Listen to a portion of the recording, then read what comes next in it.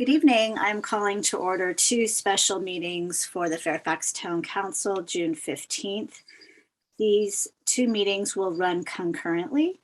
Michelle, can you take a roll call, please? Yes, Madam Mayor. Councilmember Goddard? I'm here. Councilmember Kohler? Here. Councilmember Ackerman? Here.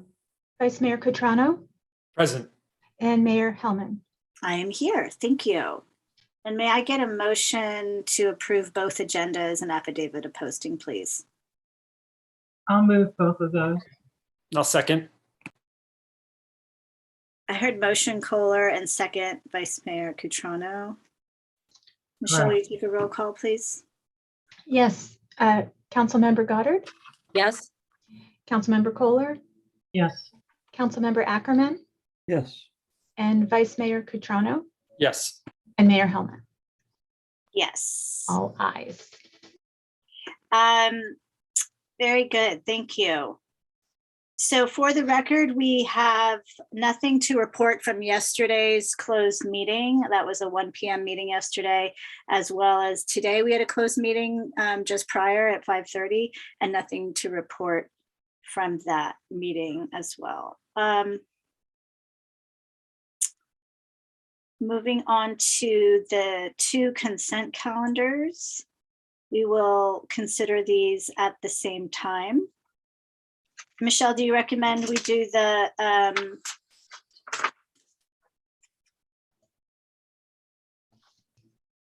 we'll consider the consent calendar all at once.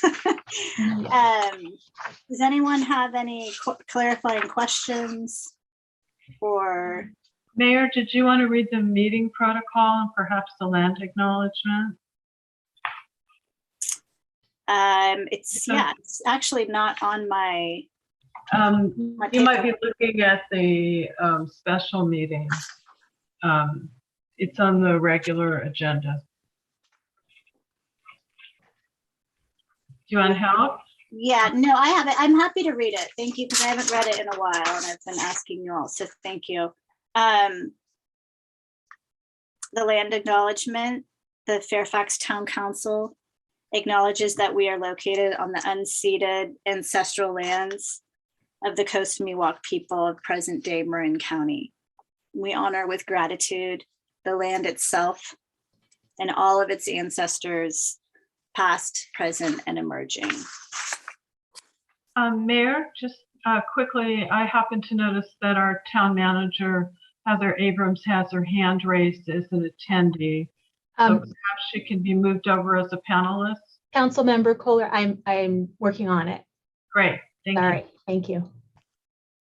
As far as meeting protocol, the mayor shall maintain order at the meetings. The council and the audience are expected to refrain from using profane language and or ridiculing the character or motives of council members, staff, or members of the public, and to maintain the standards of tolerance and civility.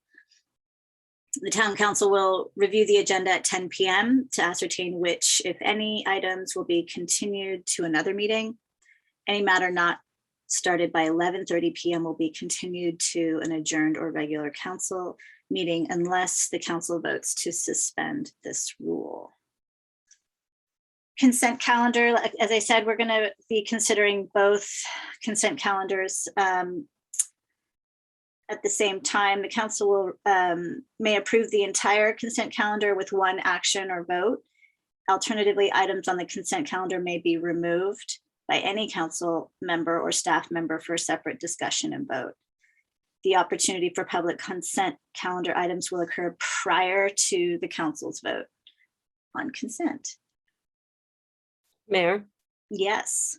I just have one, it's really actually a question, comment on the minutes from Friday, April 15th. Okay. So it says consider adopting policy on participation by council members from abroad. Was that the word that we wanted there? Is that sort of the legal way of saying remote? I thought so. It's I at can the answer. This is the town clerk speaking. I can answer that question. Thanks. First, two funny things. Well, the one funny thing is that we actually already approved these minutes at our last meeting. I inadvertently added them.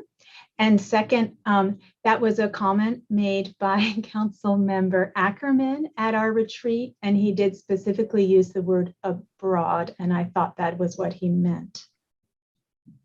Literally. Okay. If it records what someone said, then there you go. I thought he was referring to when someone was traveling abroad as opposed to in the country. That's what I thought Yeah. too. Any other members of the council have clarifying questions before we open it up to public comment? For the record, if I said that, I didn't mean out of the country only, but we've already approved those minutes, so that's just a clarification for the We future. could amend them tonight if you like. I think we've got a pretty full agenda tonight. I would ask that we do. that. Hearing no questions, I'm going to open the public comment for consent. And again, these are both consent calendars. I still see Heather. Okay. Yes, Heather's here and I'm just having a little trouble promoting her. I'm not sure why Zoom is not letting me. I'm getting an error code from Zoom. So I will work with Heather once we get the public comment in, if that's okay. Yes. Okay, so I see 3 raised hands. The first hand is Michael McIntosh, and you are unmuted now. Council, can you hear me? Yes. Good, because last time I was having difficulties on my home. I'm actually calling because I did not get an opportunity to, and I put my hand up in time, to ask about the closed sessions. And the law is very clear that upon request, the public shall be entitled to know the subject matter of the closed session if there's any expenditure of public funds, which includes direction to staff, which is an expenditure of public funds. So I would like to ask the council again for the last 2 closed sessions, especially yesterday, if the council could please elaborate. Thank you.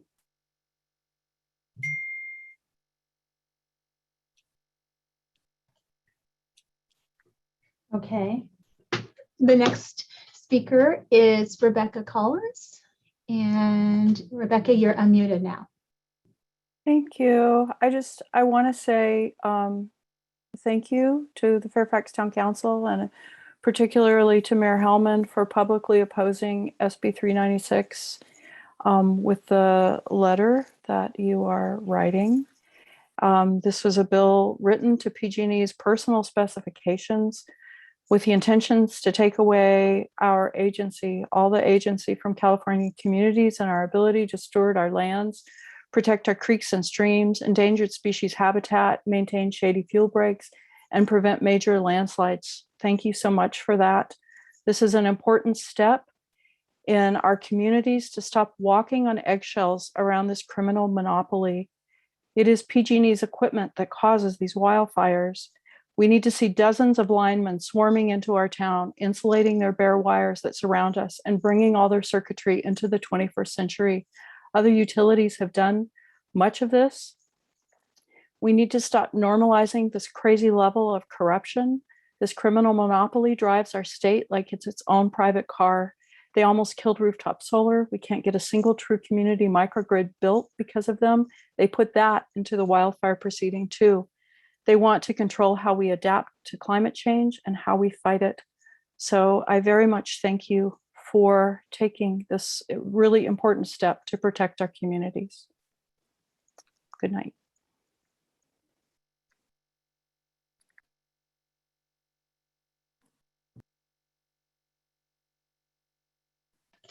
Sorry, I was muted. I see another raised hand, Val Mahoney. You are unmuted now. Hi, I'm calling in to support the parklet in Fairfax. I'm very sorry, that's not a consent item. sorry. There'll be opportunity for public comment when we get to that agenda item. Okay, I'll wait. Thank you. Okay. And the next speaker is nobody. Sorry, it's Heather. I'm trying to get her in as soon as we're done. Okay, with I'm this. closing the public comment on the consent calendar. We ready to make a motion? I'll make a motion to approve items 1 through 4 on the special meeting number 1. And also item 1 on the special meeting number 2. And I'll second. Motion Kohler, second Ackerman. Michelle, can we have a roll call, please? Please. Yes, Councilmember Goddard, Yes. Councilmember Kohler, Yes. Councilmember Ackerman, Yes. Councilmember Vice Mayor Cutrano, Yes. and Mayor Hellman. Yes. Motion passes. Wonderful. Moving on to the public hearing section. Item number 5. Introduce an ordinance adding chapter 5.58 entitled Outdoor Dining to Title 5 of the Fairfax Town Code. Excuse me, Madam Mayor, may I ask a question? Maybe I missed it. Did we have the other special meeting consent item Yes. included in that consent? Was it included? Okay, thank you. I'm Yeah, sorry. we did them concurrently. Thank you. Do I need to read this whole thing? Just Janet, or read the title of it. would that be the whole thing or the title up to the first semicolon? The agenda title would be fine. So that it's clear which item on the agenda you're talking about. You can Well, have- yeah, it's number 5, introduce an ordinance adding chapter 5.58 entitled Outdoor Dining to Title 5 of the Fairfax Town Code, and introduce ordinance amending Town Code chapter 12.32, temporary carports and other structures in the public right of way. Do I need to continue? And there's a resolution, yes, 2 ordinances and a resolution. Just to let everyone know what is. Yeah, I'm trying to get to the resolution part. I'm just going to read the whole thing. To include separate processes for granting encroachment permits for residential structures from commercial outdoor dining structures, amending section 12.32.020 to regulate only residential structures and adding section 12.32.025 to regulate commercial structures, and amending chapter 17.096, which is CH Highway Commercial Zone, section 17.096.040, principal permitted uses and structures, and chapter 17.100, CC Central Commercial Zone, section 17.100.040, principal permitted uses and structures, to allow outdoor dining as permitted use and outdoor dining enclosures with an encroachment permit issued by the Public Works Department for commercially developed properties in the CH and CC zone districts, and adopt a resolution adopting outdoor dining standards, and find it exempt from CEQA pursuant to sections 15060C2 and 15060C3 of Title 14 of the California Code of Regulations. This item was continued from June 1st. And I believe Heather, you are, or Mark, who's providing the staff Hello, report? Mayor. Can you hear me? I can. Excellent. Okay. Well, I am using 2 devices to come to you tonight, so hopefully this works. Apologies for those technical difficulties. I'm going to ask Michelle if she can share screen on the PowerPoint, and I will try to make this as brief as possible so you can have a good discussion. So you'll see, if you can go to the first slide, please, Michelle. Sorry about that. No worries. There we go. That's it. Great. So just to remind us all of this item, which was continued from June 1st. So you last met in April and discussed outdoor dining options and made some directions to staff. And then we are bringing back an ordinance and other related documents that are needed to make this vision a reality. So that's the first date you see here. And assuming that you pass this ordinance and resolutions, other documents as you read out tonight, then the next milestone is in the end of July or near the end of July. And that is when the council wanted any critical flaws, as it was said, in the existing dining structure, outdoor dining structures fixed. And I'll talk about what those characteristics of an outdoor dining structure will be next. And then by November 1st, we would have that fully in place, and any new structures would be under the new rules, as well as the old structures would be either revamped or gone and replaced with compliant structures. So Michelle, if you can go to the next slide. And I do want to mention this was the direction of the council in April, and I know there's been some feedback since then. And if the council chooses to make specific minor changes to the ordinance tonight, we can do that and continue with the first reading tonight. And another option, I suppose, would be to continue it further if you'd like. So what you see in this list, this is the first of two parts of a list, but at the April meeting, the council determined that there was issues with the roofs. I think that was especially, there was some feedback from other businesses feeling that their visibility was compromised. And so there was this sense of not having roofs, but allowing umbrellas. There was a GHG or greenhouse gas emissions concern about the gas heaters. And so there was a interest in having only electric heaters and making sure that these structures were safe and visible with lighting, not having signs on the outside of the structures, and then that there would be permit fee and rental fee for the space that would be done annually in connection with business licenses. And that this would be a ministerial permit so that it could be,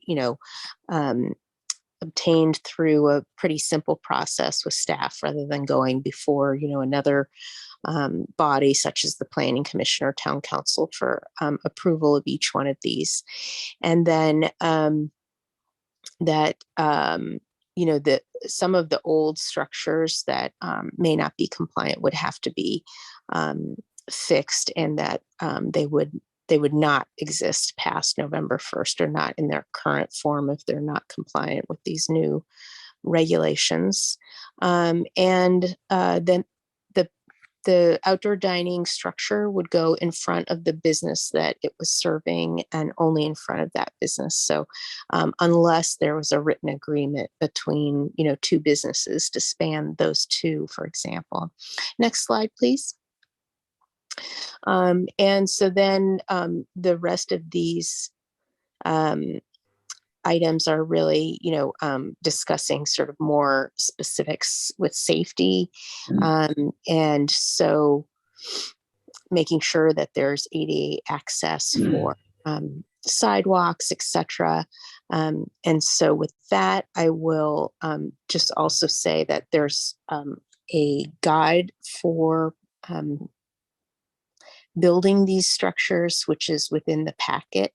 And you do have an opportunity also to, if you want more specifics, more details in that guide, we could bring that back again.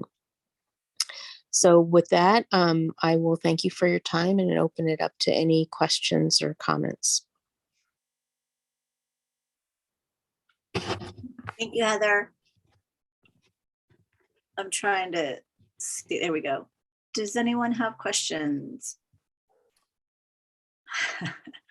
Go ahead, Councilmember Goddard. Yeah, most of my things are actually going to be in comment form, but I wanted to just point one thing out before we go to public comment.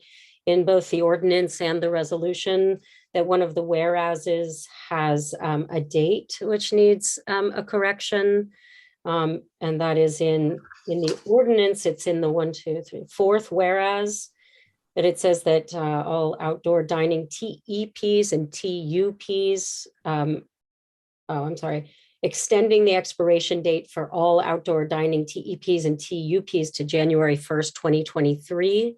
And that should read November, whatever that November date was. Was it November 1st? November 1st. Yes, thank you for that correction. All that out, and really everything else is comments.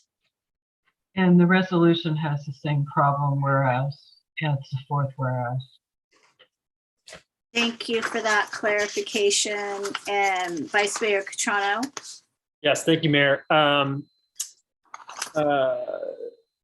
Heather, I just had a quick question, and this is probably for the public's benefit too. So after our last discussion about the timelines and the proposed guidance, the town did send a letter to all of the businesses that currently have these temporary use or temporary encroachment permits, correct? And could you share whether or not the town has received feedback from these businesses or any input about the proposed timelines or things like that? Yes, you're correct. We did send out a letter to all of the permit holders. And so that was helpful in getting their attention. And we did get some feedback. Well, I would say a good number of feedback regarding the desire to keep the roof structures, just both for shade and rain protection, and that oftentimes it can be most convenient to attach an electric heater to that roof structure. So those were some of the comments. Those are the most prominent that I saw. And just one quick follow-up, was there anything about the timeline for the most time-sensitive fixes from any of the businesses or anything like that? I just know if we move forward with this tonight, that's like pretty fast approaching. And I just want to make sure that people understand that would be the end of July, that those fixes would need to take place, but I haven't heard anything. Yeah, I would agree that that's generally, a pretty quick timeline. And I'm not sure whether it's really sort of hit the businesses that this is, really that quick. Okay, thank you. Councilmember Kohler. Yeah, Heather, I noticed you skipped over in your presentation the item about the fees. And I know the plan is to bring the fees back to us at another date. Could you tell us when you think you'll be doing that? Yeah, that's a great point. So we have to, bring back sort of a table of fees, and we could do that, I would say probably in connection with the second reading. I think that would be helpful. Okay, great. Thank you. If there's no other questions, I'm going to open it up to public comment, please.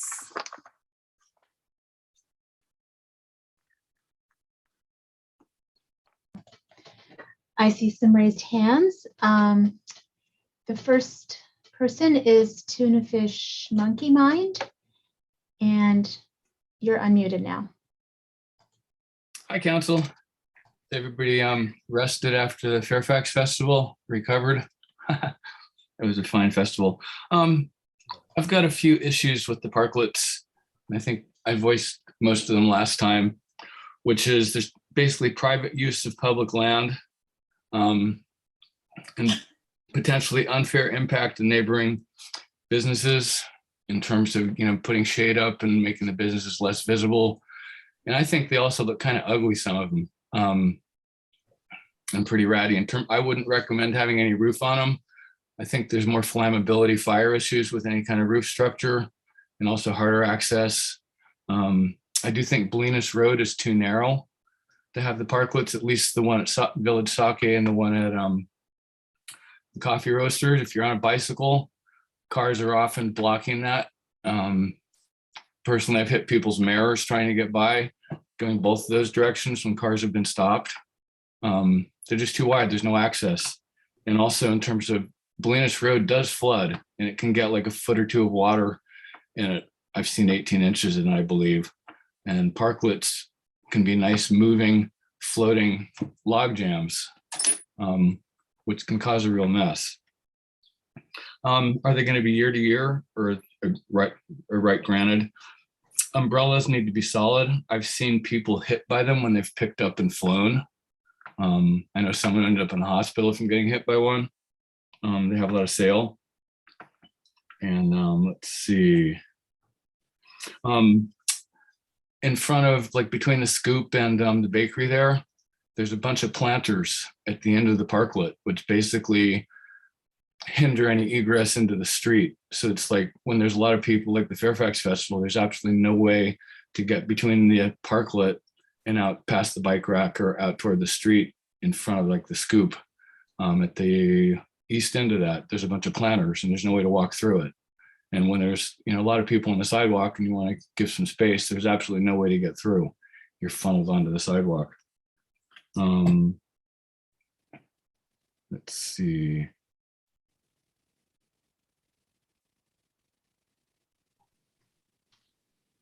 Do they have hours that they can have the umbrellas up? I mean, I've seen a lot of really ratty street things with umbrellas that are kind of shredded and other stuff. And, a lot of parklets can look pretty ratty.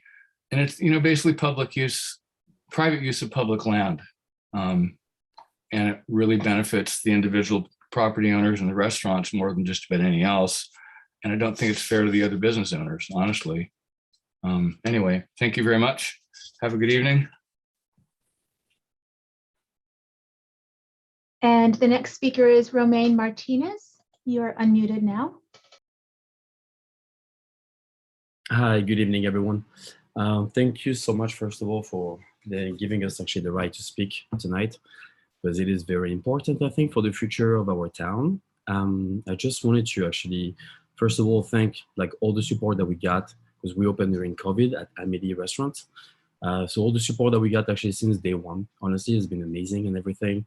And you guys, like town members, like all the generation that we have seen in 2 years, I want to just thank you all, honestly, because you had to react really fast to this pandemic that no one had seen before.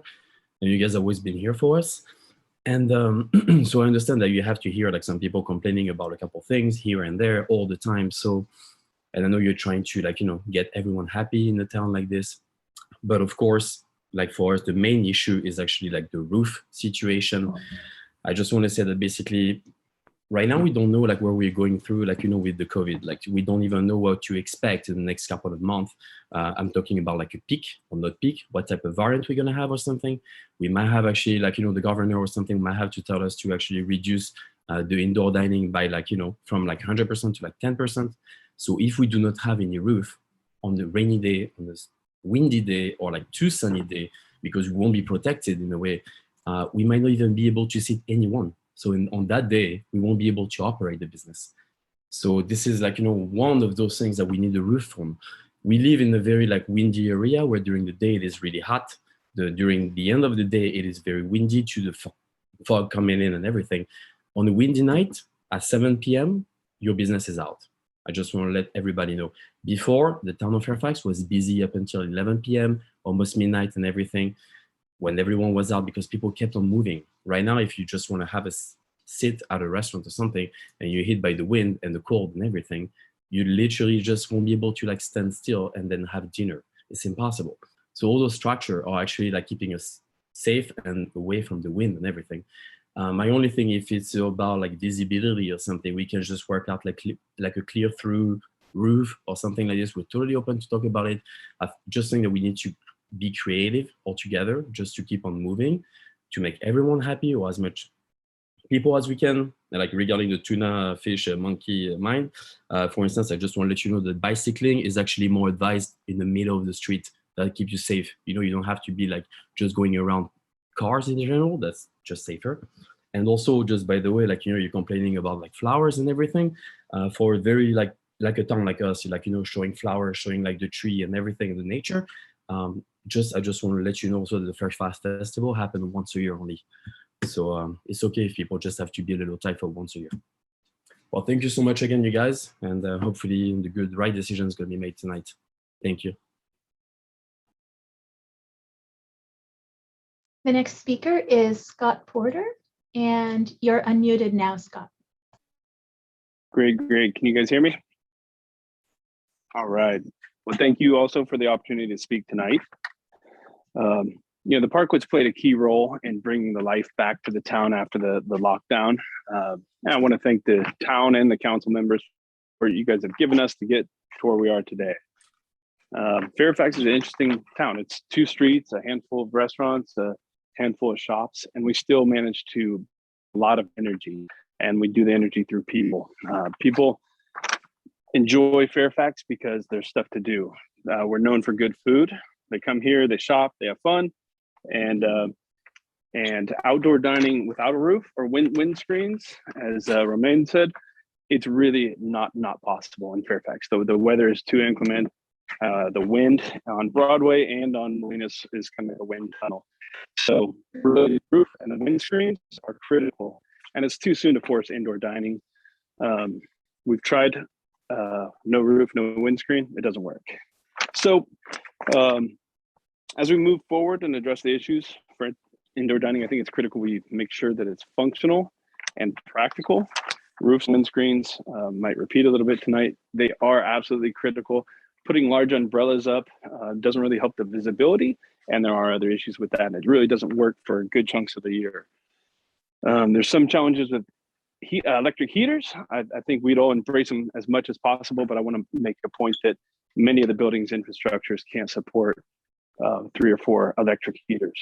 They just don't have the infrastructure. So, and I hope we are very careful as we make the decisions, because if we take the roofs off, the windscreens off, and we have a bunch of empty parklets on sunny days, windy days, rainy days, that's not a good look. The energy's gone, and it's not what we want. So, you know, many people aren't ready to go back to tight indoor spaces. Speaking from Village Sake, I know we have hundreds of people who enjoy an outdoor dining experience every year.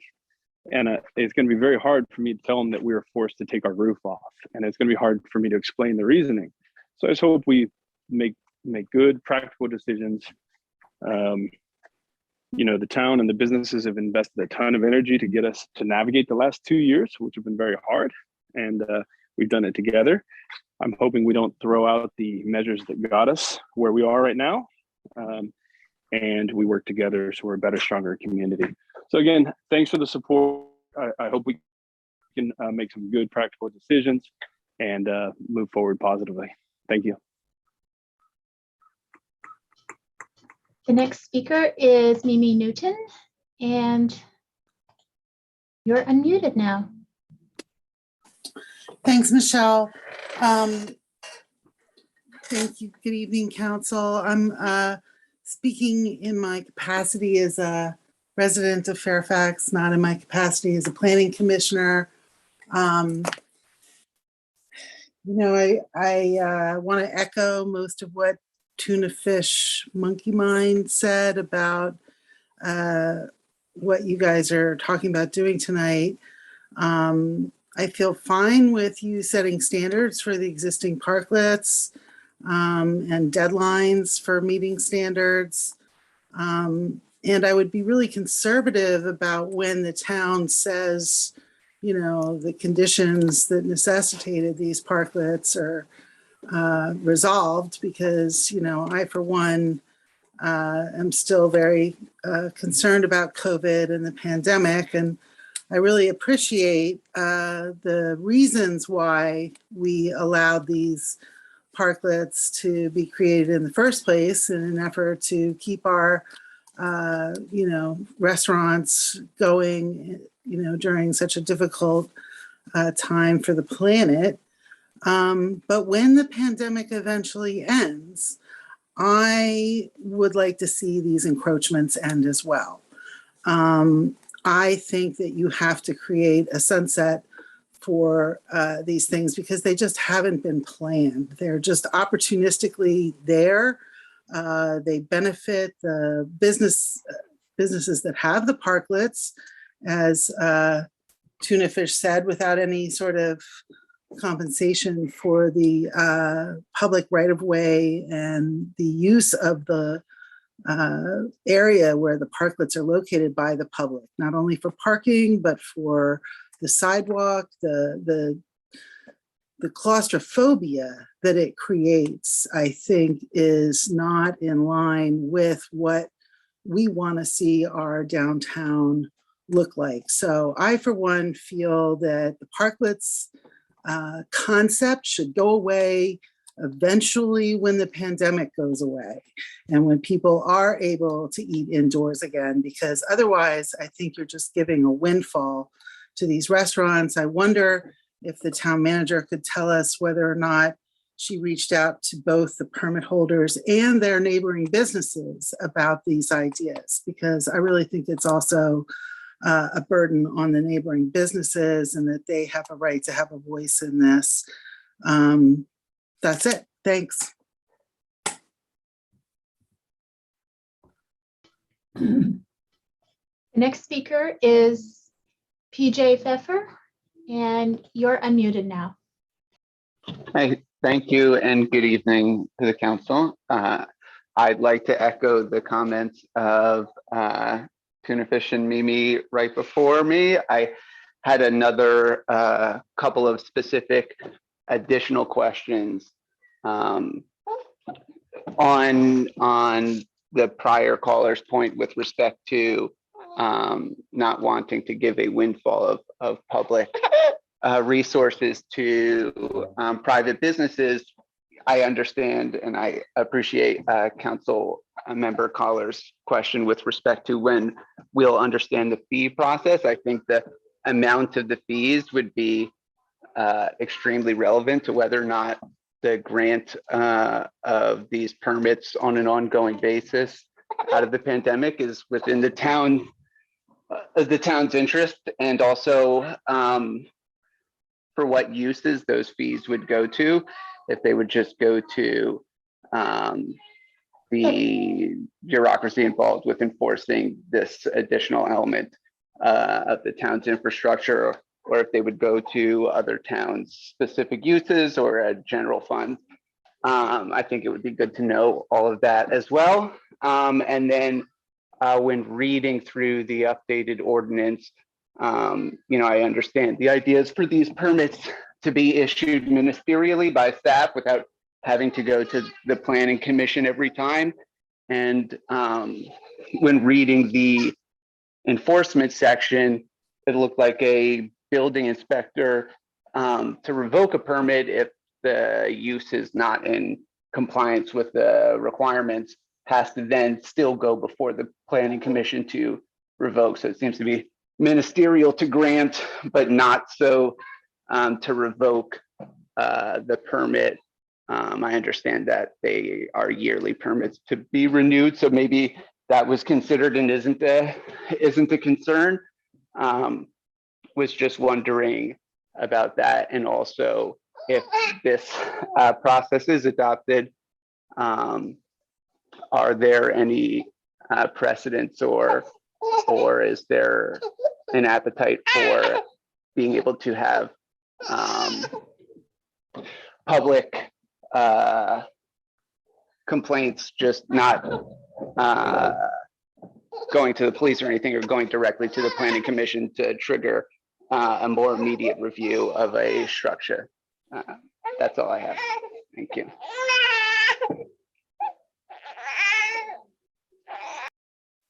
The next speaker is Deborah Benson, and you are unmuted now.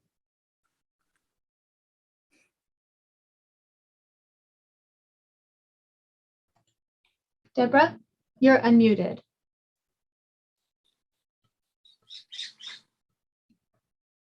Can you maybe turn up your volume? Or connect your microphone or disconnect your headset?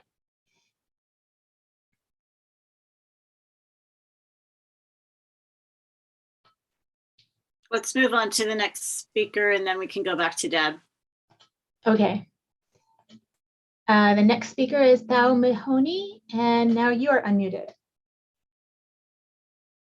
Hi, Town Council. Thank you so much for your time again. I'm calling in to support the town parklet. During COVID, the parklet has really helped myself come out and be open. I know it wasn't planned, but in like the other person said, things in life isn't planned. So things happen. And the parklet really helps us during the pandemic. They bring so much energy to the town. People are coming out, eating out, spending time together. I have a lot of friends from out of town that are willing to come in because the outdoor dining has helped a lot of businesses and helps the town in itself. People come, eat, shop. Revenues are coming in. Fairfax itself with outdoor dining has a lot of options. I hope that you can find a way to keep the parklet and keep the roof. The roofs are really important. It is a must stay because of the heat this summer, the wind that was happening, and the possible rain that's coming. And, you know, I really hope you reconsider. Thank you for your time. The next speaker is Deborah Benson again. I'll try. I've unmuted you. It actually still shows muted. I see that. You have permission to talk, but you might have to unmute yourself, Deborah. You usually are able to do this, so I'm not sure what's changed. Okay, let's keep her where she is and go back to her in a minute. Okay. The next speaker is Frank Egger, and you're unmuted now. Thank you, Michelle. Frank Egger, Medaway and Fairfax. Good evening, council members. The Fairfax-Bolinas Road is the emergency fire evacuation route for over 3,000 Fairfax residents from the Cascades, Deer Park, the Monte Cristo tract, and southeast Manor Hill. My concern here is Bolinas Road, and the blocking of Bolinas Road creates a huge liability for Fairfax. Once engines can't get in and residents can't get out, the liability is going to fall on Fairfax. Fairfax has not yet at this date installed solar lighted fire emergency evacuation signs in town, especially on the south side. Should a wildland fire blow off Mount Tam from the coast towards Sir Francis Drake, Bolinas Road is our emergency fire evacuation route out. Recent Northern California fire evacuations have been occurring in the middle of the night. The Fairfax-Bolinas Road is also the only north-south road from Sir Francis Drake Boulevard to Highway 1. and it is in the federal secondary roadway system. I was here during the 1945 wildland fire that burned from Mill Valley to Drake Boulevard. Marin County had started to prepare to evacuate the entire town of Fairfax when the wind changed and a fire headed to Lagunitas. It burned to Sir Francis Drake Boulevard in Lagunitas and Lagunitas Creek, where I and my family witnessed that conflagration in Lagunitas. Bolinas Road is in the 100-year floodplain. 18 inches of water flows to the shops, and the detention basin being built at the Sunnyside growing grounds west of Fairfax will only reduce flooding 4 inches in downtown Fairfax. Over the years, I have fought major wildland fires in Sonoma County. Cal Fire and private excavation contractors bring in Caterpillar earth movers on lowboys. I doubt that a 60 to 70 foot big rig can make the turn from Broadway to Bolinas Road. I've seen Marin County Fire bring their cat in from Woodacre. They make the right turn in from Drake to the outbound lane on Pacheco to be able to turn onto Broadway, and then down Broadway and make the turn on Bolinas Road. If there's cars parked there, they can barely make that turn. I urge you to eliminate Bolinas Road as a street for parklets. Please don't create a situation in Fairfax that will block vehicles from evacuating from the south of Fairfax. That could create a firestorm similar to what Paradise ran into, where 85 residents died, many in their cars trying to evacuate. Please at least request a demonstration from Marin County Fire, bringing their lowboy in with a Caterpillar, driving it from Sir Francis Drake to and out onto Bolinas Road towards Fairfax Town Hall. Thank you very much.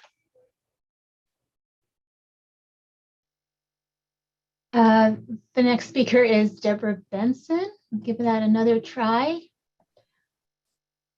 I've unmuted you, Deborah. You might have to unmute yourself. It seems that you've muted your mic now. Before your mic wasn't muted, but we couldn't hear you.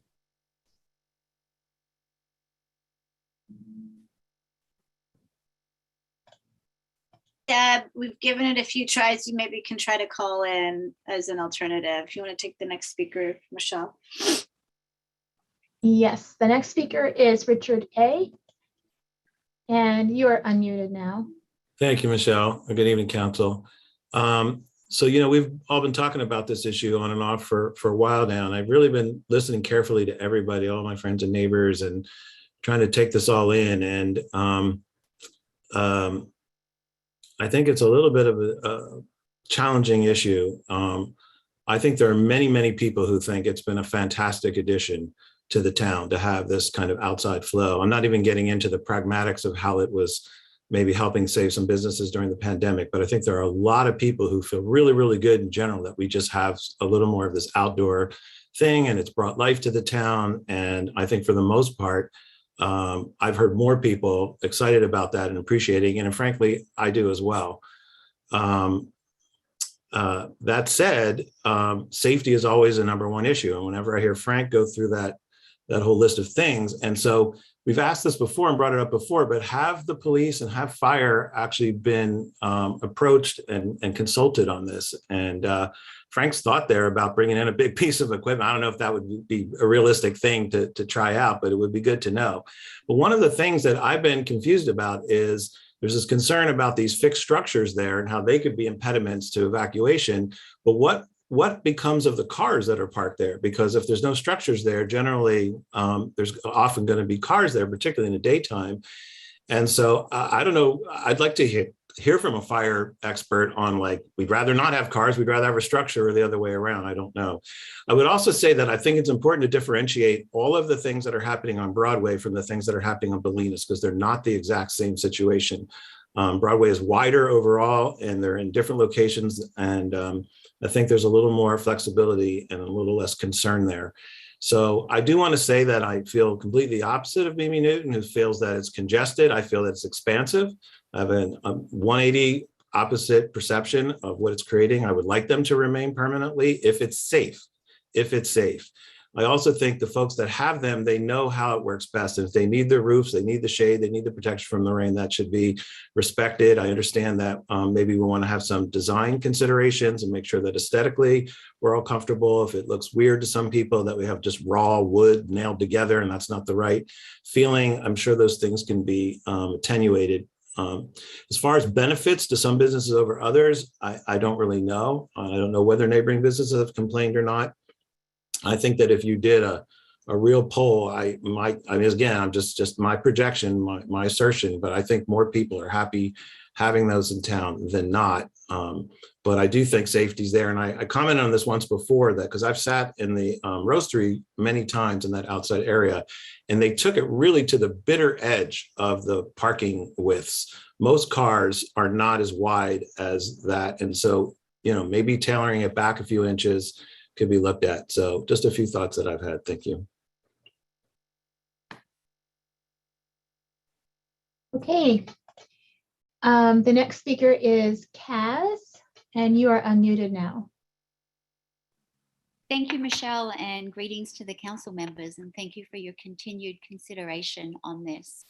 I'd like to introduce myself formally as a member of the Chamber of Commerce, the Fairfax Chamber of Commerce, for 10 years and nearly 5 years as Madam President of the Chamber until recently. So I was definitely involved with a lot of the COVID uptick of what was happening in town, and have worked closely and had a lot of communication with people, business owners and residents and clients of my own. With regard to this issue, I also benefited greatly for the temporary use permit that allowed me to work outdoors when that's all I was allowed to do for a period of 2020. So I'd like to speak to a couple of issues that I've taken notes on.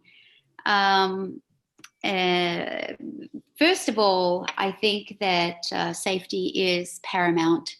And I've also been involved in some conversations where it has been suggested that if there is a safety issue, that those outdoor dining areas would be bulldozed down to create an easement that allowed us to move through. So I don't know if that's incorporated in the agreement or the contract that a business would be signing or agreeing upon, but certainly what happens in case there is flood or fire might be helpful for the understanding in the agreement. I've also heard that if there are cars on Bolinas or Broadway, they will be moved out of the way with a big bumper on the front of an emergency vehicle. So I think getting things cleared away will be an issue, but I've not heard that it will be something that stops us from being able to break through or get through.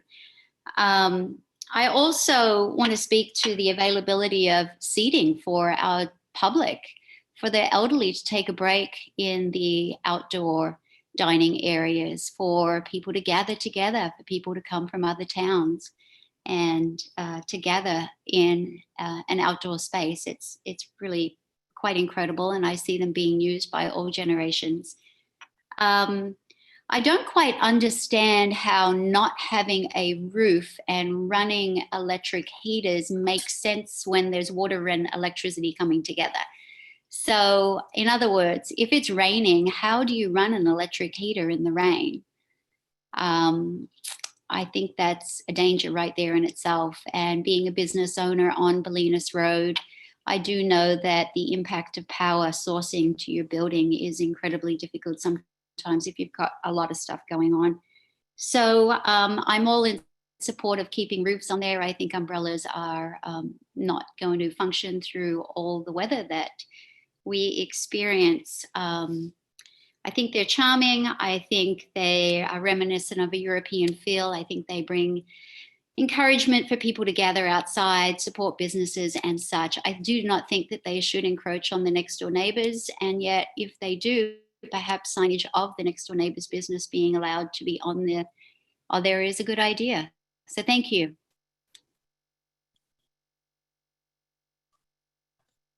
The next speaker is Mark Bell, and you're unmuted now. Thanks, Michelle. LinkedIn also wants to speak, but I'll go first.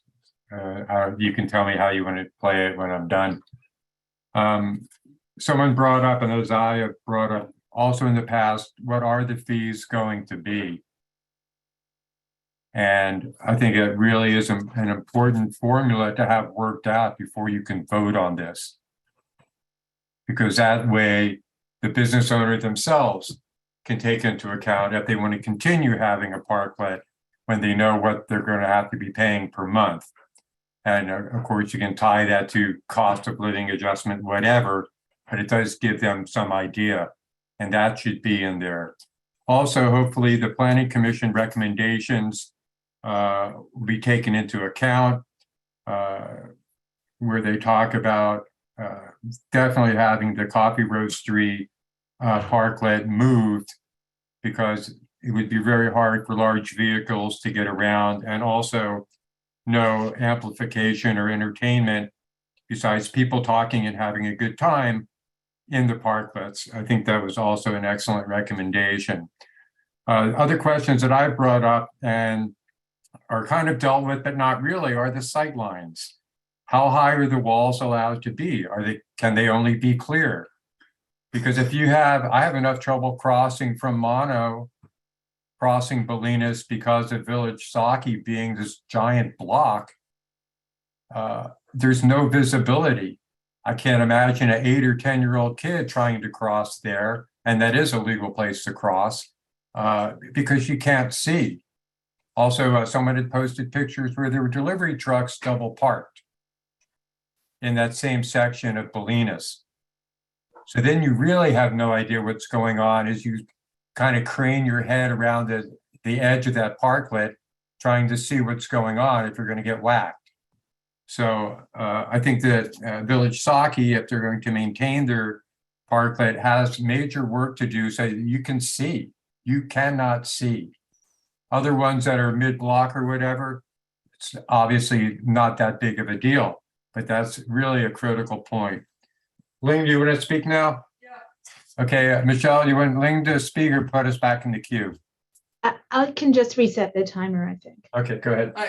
So yeah, Ling-Shen, I wanted to echo what Frank Egger was saying about the safety for evacuation on Bolinas, that it seems it's a pretty crucial and that really needs to be looked at seriously. And it's true that Bolinas is a different situation than Broadway. And also I wanted to say that it does make sense to me also that there should be roofs on those parklets. That seems to make sense. But you should be able to see through it. They shouldn't be opaque so that they block the view. I agree that on that point that's not a good idea. It just makes it really claustrophobic and you can't see, and then it defeats the purpose of having people out and it's more jovial and more that you connect with the other people. That's all really good, I think. But if it's opaque like this, then you can't see and it's not a good plan at all. So yeah, I think that's it. And of course the safety really needs to be looked at very seriously. Thank you. That's it. Bye. Okay, the next speaker is a call-in user, and it's the only person on the phone, so whoever you are, that's you. And you might have to press *6 on your phone to unmute yourself. Unless you have a mute button. There you go. Hello. I see you're unmuted. Can you hear me? Yes. Yay. Hi, this is Deborah Benson, finally. My microphone wasn't working. First of all, because of all this technology, I fully support going back to in-person meetings. I wasn't able to get on to make that comment on the consent calendar, so I'm making it now. But I fully agree with Mimi Newton and Tuna Fish's views on these parklets regarding roofs. Novato has umbrellas only. They don't have roofs. San Francisco does not have roofs because of the fire department being concerned that they can't get their ladders up against the buildings with roofs. That's why they don't have roofs. So I am against roofs. We have to remember this is private use of public space. And y'all are talking about safety. Bolinas Road is our evacuation route. It's the evacuation route pretty much for half of the town. I am against the coffee roastery and the Village Sake parklets being there. In your report, you're saying that the California Vehicle Code, it's California Traffic and Safety says that you need to be parking needs to be first 20 back from the first 20 feet of the curb before and after any intersection to give sight line and safe turning radius. I've been coming down Bolinas Road where a fire truck making the turn from the Bank of America side onto Bolinas took over almost half of the other lane in order to be able to make that turn. These parklets benefit the restaurants. They don't benefit me because when I go downtown, I can't find a place to park. I am in possession of a memorandum from the State of California Department of Transportation, subject evacuation route design guidance. And I believe the 20 feet back from the intersection, the solution to that was to do a bulb out so that the pedestrians had visual clearance. And in this memorandum, it says the presence of raised medians and wide unpaved medians may impede contra flow opportunities. It says not to build raised or pork chop islands at intersections, create potential traffic handling situations. They should be removed where possible and replaced with painted islands. It also talks about big vehicles, making sure that there is that evacuation is the primary concern, and that an assessment should be made on the project's potential to impact the route. It talks about earth movers. It talks about campers, pets, and livestock. And I think that having these parklets on Bolinas Road creates a dire danger in case of evacuation. And people have talked about cars parked on Bolinas Road. Well, most of the cars parked downtown were driven there by people who are enjoying our downtown, probably in the restaurants and the shops. And believe me, if there's a fire and people know that there's a need to evacuate, those cars are going to be the first things that go. People are going to be jumping into those cars and getting out of town as fast as they can. So I implore you to remove those parklets on Bolinas Road at the end of this COVID business. Get rid of them completely. We're not Nevada. We're not San Anselmo. We're not San Francisco. We're a really tiny downtown. And although the tourists bring money, we live here. So take care of us. Thank you. The next speaker is Mallory, and you're unmuted now. Okay, can you hear me? Yeah, okay. I agree so much with Deb and Mark and Frank. And so by the way, Michelle, can you do a little 3 people instead of 1 person? Because I was busy eating. I was afraid you'd call me with my mouth full. But so number 1 is safety. And definitely the well, it's not the house. I mean, it's not a parkade. It's a little hut. And that is really dangerous on that corner, as well as down the block, the sake restaurant. It's, I think Ling Shan said this, and I was going to say it. It's this big, dark, big square, like almost a railroad car of, and they keep the shades down and there's no light, and it's hard to walk on the street because there's usually a line of people and you can't get through. And the definition of a parklet, from what I've read, is that it doesn't have a roof and it shouldn't have walls. Fratelliccio, I think, does it right.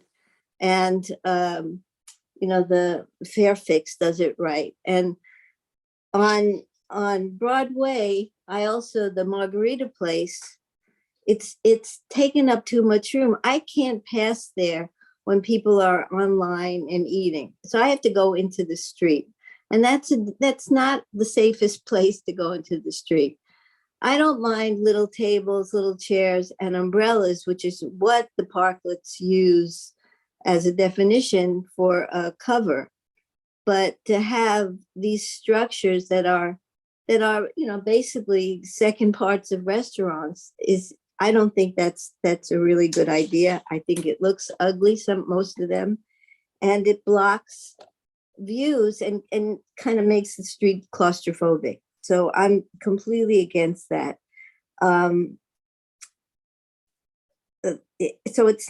for me, it's not just Bolinas, it's also Broadway.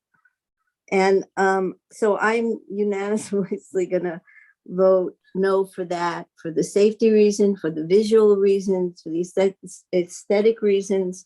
And I don't have a problem with little parklets, but we're not talking about parklets. We're talking about huts. And, I don't think that that's relevant for our town, and I don't think it's safe for our town. Thank you. The next speaker is Scott Porter, but he's already spoken, Madam Mayor.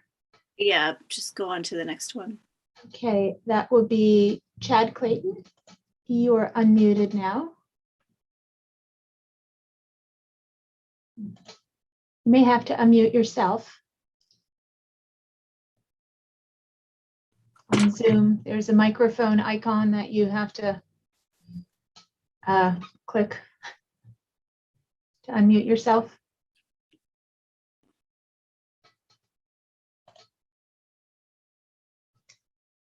Chad, it's time for you to speak. Oh, he's gone now. Oh, no. Okay, you want to move on to the next speaker? Sure, I'll come back to him.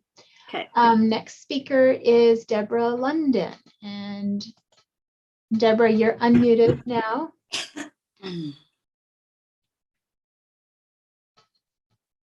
There.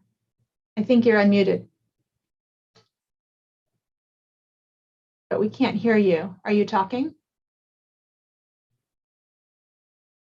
Might want to check that your mic is connected. I'm on now, yeah? Yes. Okay. Hi, I'm Debra London. My husband Kelly and I own the coffee roastery on the corner. The people have spoken over and over again. These parklets have been overwhelmingly supported by something like 85–90% of the people. It's change is going to come. We actually spoke with the fire department over and over again regarding turning ratios, and they have no issues with the turning ratios. And in terms of building our parklet out to the bitter edge, we did exactly what we were told to do. We did our due diligence in quite detail to make sure we didn't have to deconstruct this when they became permanent structures. So we totally support the ordinance being added to the Fairfax code. I do not believe in terms of bulldozing our parklets, I don't know about anybody else who has these parklets, but a lot of time, effort, blood, sweat, tears went into them. And we've got at least $50,000 into ours. We've spent $10,000 on shades specifically designed to be seen through so as not to block sight lines. So we've done a lot of due diligence with ours. I don't believe there's a dire danger. I believe that there's a dire need for these places, these outdoor seating. I think just to get off of that, because it's sort of, we've gone over and over this, and the people want it. The people have spoken. In terms of the notification for the people who have the parklets, I feel like we got this notice in the mail and we're not sure what it exactly means. It feels a little arbitrary. We feel like we would have been like to be involved more in the process of deciding what the conditions might be. A lot of these old buildings, they don't have the infrastructure for electric to run. We don't have electric heaters or gas, but to demand only electric could be difficult because these buildings are 100-year-old. And the roofs, we feel very strongly that these places need roofs and windbreaks. Otherwise, these parklets will become tumbleweed blowing through them. They may as well, to remove the roofs and the windscreens, make them unusable. And so we vote to keep those. That's what got us through COVID. And it doesn't work without the roof or windscreen. They're just going to be empty parklets. I actually am not in favor of the parklets with the umbrellas. I've been doing this for 42 years. Had been in the cafe business, had a million different outdoor cafes, and the umbrellas are a horrible solution for many, many reasons. I wrote them in a letter. Thank you, Deb. Your time is up.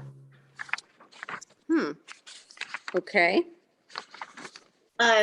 Michelle, I understand that Scott might still have his hand up as he wants to speak as a member of the Ross Valley Fire Department. That wasn't 3 minutes. Okay. I'm gonna put my hand up. Scott, you're unmuted now.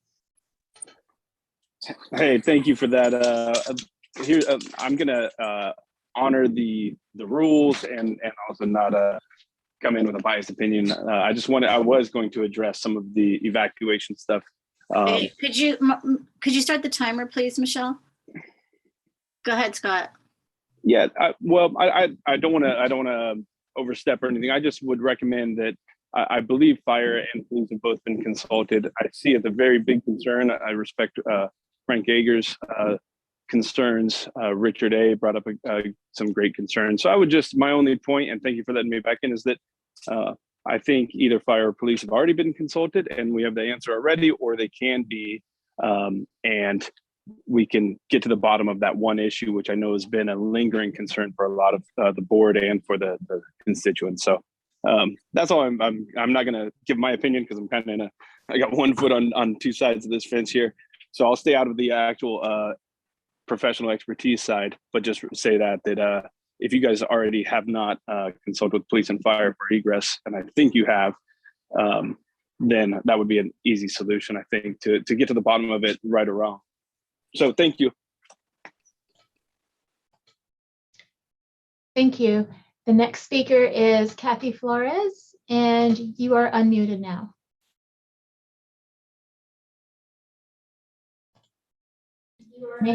There you go. Good evening, Michelle. Do you hear me? Nah. You do hear me. Okay, good.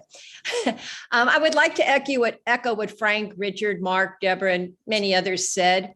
Safety is the #1 issue. And I think maybe having the fire department do a dry run with their larger equipment is a good idea, so they can make the turns. I don't know, but that might be a good idea to relieve some issues. Personally, I feel that some of the parklets they have the sides, you can't see my hands, but with the sides and the roof, they feel claustrophobic to me. I don't even eat at restaurants, but just walking by there, maybe the sake place seems very, I don't know what the word is. It's very claustrophobic. Many times when I'm walking down the sidewalks, And there's people outside with their dogs, eating, and there's not enough space, so you end up walking on the street. I think Mallory may have mentioned that, which is also not safe. My one question, what did I write here? My one question is, like, if you say yes to one business, I mean, you have to say yes to one business and no to another business because it isn't safe. How is that going to feel in our community? Maybe that's just about it. So I think safety is the number one issue. I don't really know about the parklets. We're not Europe. It's really feels a little claustrophobic. We don't have wide sidewalks. I think it's a good idea, but I don't know if we have the space. And then there's the parking issue for cars, for people coming down to go shopping there. I live close by. I don't have to worry, but I know other people do. All right, that's it. Thank you, guys. Thank you. The next speaker is Kai. You're unmuted now. Okay, thank you. So I haven't heard many students speak. I'm going to be a junior at Archie Williams, and I ride my bike down Bolinas Road every morning, and I've seen the big delivery trucks go down. I can pass by the cars. If I'm just paying attention, I'm not gonna clip any cars as I go down that road. I turn into mono a lot because that's on the way to school, and it's pretty easy because I just look for cars and I just make the turn. Or if I'm walking, you can hear it pretty easily, especially in the morning. But in the afternoon, the cars always turn into that area very slowly because they have a tendency to scratch a little bit because that's a pretty hard turn. So they always hit that very slowly. The shops and the restaurants having parklets out and in the street, and the shops having little stands out in the street, or mainly on the sidewalk, actually gives Fairfax a very nice view, I think. I've got friends from Nevada and stuff who always talk about how cool Fairfax is, how you can just walk down the street, see people dining, see shops, go shopping. I think that keeps Fairfax very interesting, keeps it happy. Let's see.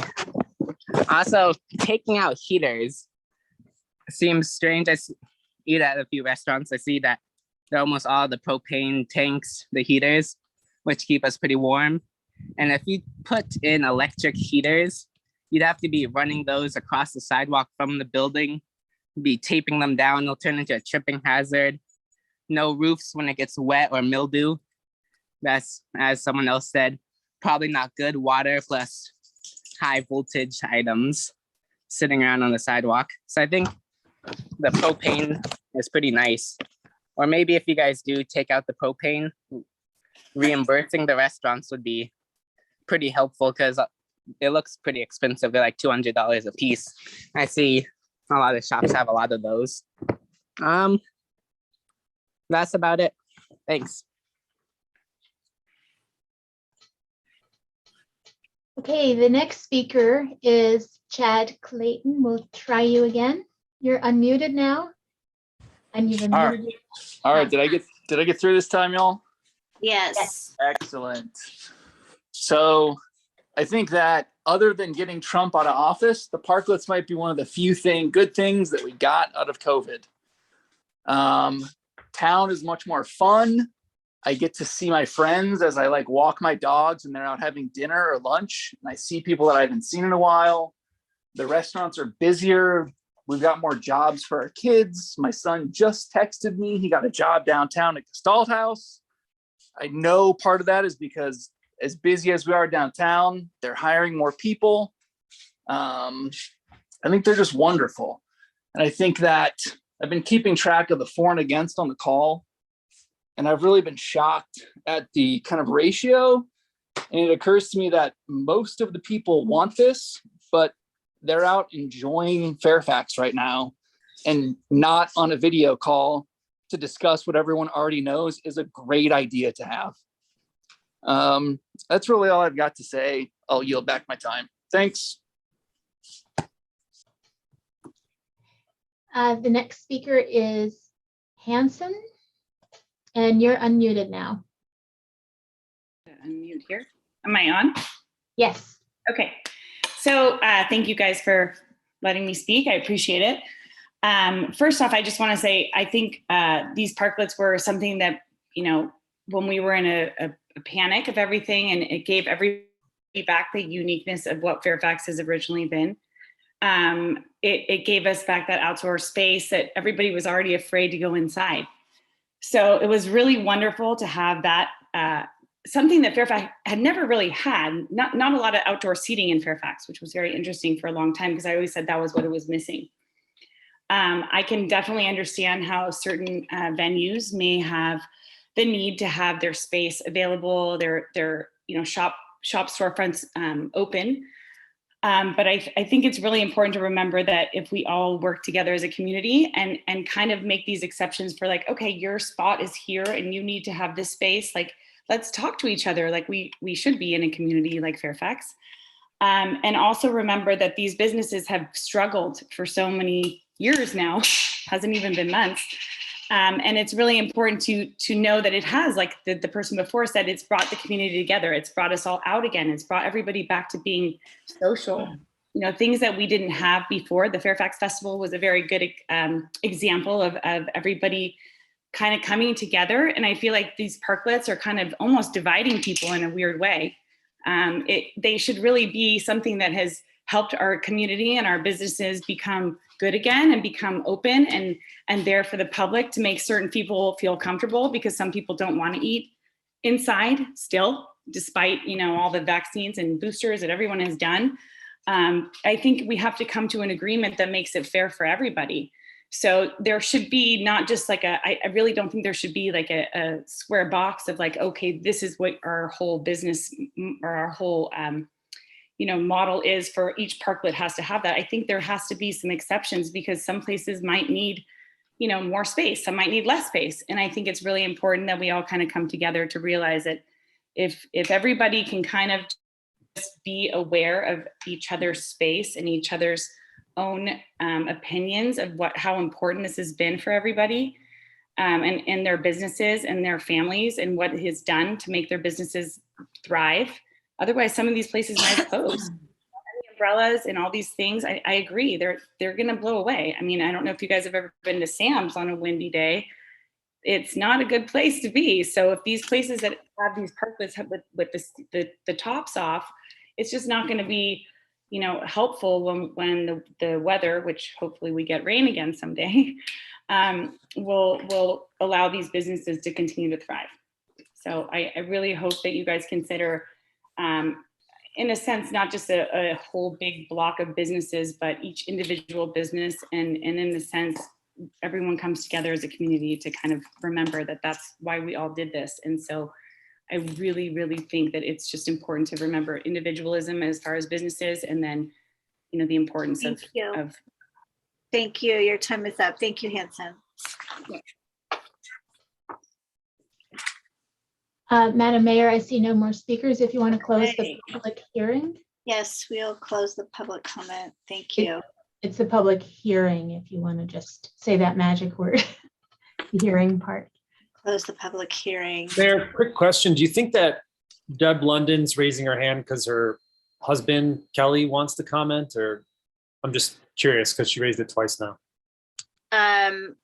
We could ask. Okay. Deborah, you're unmuted. And we can't hear you. Go ahead, Deb. Hello. Kelly. Hi, this is Kelly London with the Coffee Roastery. Go ahead. Hi.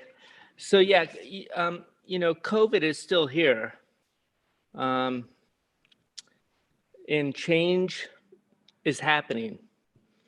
You know, Europe has been out in the streets for hundreds of years, and it's positive. The people have spoken in Fairfax. 83%. It's inevitable. It has to happen, and people come together. It's a beautiful thing. So let's make this happen. Thank you very much. Thank you. Thank you. Okay, we're closing the public hearing on this topic, bringing it back to council. Anybody have any comments? I do. I know I do. Go ahead, Councilmember Kohler. Okay, well, I had sent a bunch of comments on things that I think we need to add to the guidance, but before I do that, and I'll try to do it as quickly as possible because I sent them to staff a couple of times. I want to remind folks that when this was started, we thought it was going to be 3 months. And so people who went into this with the idea that they would be permanent and maybe committed a lot of financial resources to that, and also felt that at the time the guidance they were given, which I believe we agreed to these in about a week, we don't necessarily need to stay with what was done at that time. And I think we've tried to really accommodate people. A couple of things I heard tonight that I think we should talk about are the roofs, and I think there was some discussion about clear roofs rather than opaque roofs. You know, maybe some plastic sheeting that's clear or something that is not tasteless looking. And I also would argue that I don't think we need heaters at all. What? Oh, heaters. You know, we're not in Wisconsin. And I'm sorry that people get chilly, but even on a chilly night, you can put a down jacket on or a sweater on. So I was against the propane heaters for the GHG issue, but I also was really against even electric heaters for the idea that we'll be taping stuff down. You know, eventually it'll be laying there in the way, people will be tripping over it. And I think people raised tonight the idea that if it rains, might also be sort of a safety issue. One thing I want to say that I did talk to the president and vice president of Ross Valley Fire Union and asked them, you know, really what they thought about their ability to maneuver. And they didn't think it was a problem. And these are guys that are driving the big engines. But one person we haven't asked, and he's here tonight, before I give my comments, maybe I'd like to ask that we, you know, one of the things we have to remember is the police do the evacuation. Fire doesn't. Fire is fighting the fires. And so I'm wondering if, before I give my comments, we could ask Chief Tabaranza. I know one of the police officers said something to me that the sight lines are really critical, and these windscreens that you can't see through are a problem. But Chief Tabaranza, I don't want to put you on the spot, but I'm wondering what your feeling is, because I don't think we've heard from you about, you know, in the event of an emergency, is there going to be more difficulty, or are these things you can work around? If I may, point of order here, just to quickly just preface, and I'm sorry to interrupt, and I hope to hear from Eureka, but Chief Tabaranza, but just for the record, so everyone hears this all at once, there were no temporary encroachment permits or use permits allocated to anyone without first full clearance from police and fire. That happened before we allowed for the very first one. That was in the beginning of June of 2020. So they were consulted first and foremost before anything was erected in the public right of way. And that's just for the record, and sorry to interrupt. Okay. Yeah, that's been clarified. I remember asking former town manager Toy personally 2 or 3 times during these topic sessions. So that meets with my understanding as well, Councilmember So would you rather that I don't ask Chief Tabaronza that question? No, I would love to hear from the chief. I just wanted to preface that the former chief had been very much part of the process of our issuing these temporary permits. So Chief Tabaronza, maybe you could speak briefly on your thoughts. Yes, as far as we're concerned, we just need to maintain 12 feet of clearance, and that's everywhere in town. So when cars are parked there or parklets are out there, it all depends at that very moment of what's happening for us, because we drive standard sized vehicles. I defer my decision or my opinion on turning radiuses to the fire department because they do operate the larger vehicles. We don't have any of those. So if you're gonna ask me about whether or not cars can get through or not during an emergency, or what we're concerned about, it's just about maintaining that 12 foot of clearance and having the cars able to turn in and out of Bolinas Road and Broadway. But I defer the other questions about turning radiuses of larger vehicles to the fire department. Thank you very much. Thank you, Chief. So with that, I'll just go briefly through the things that I think we need to add to the guidance that I think would make it more robust. And the guidance is what I'm not sure if we call it the guidance, the pictorial. You're talking about the standards.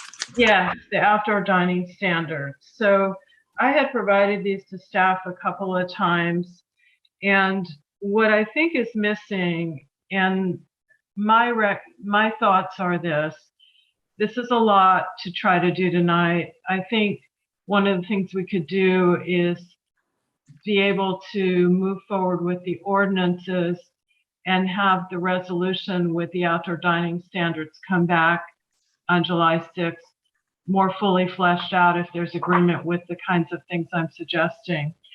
So I'll go through this briefly. I'm not going to go through every line item, but from our staff report on pages 2 and 3, items 1 through 10, have quite a list of things that we want to have in the outdoor dining standards, and I believe quite a few of those are not included.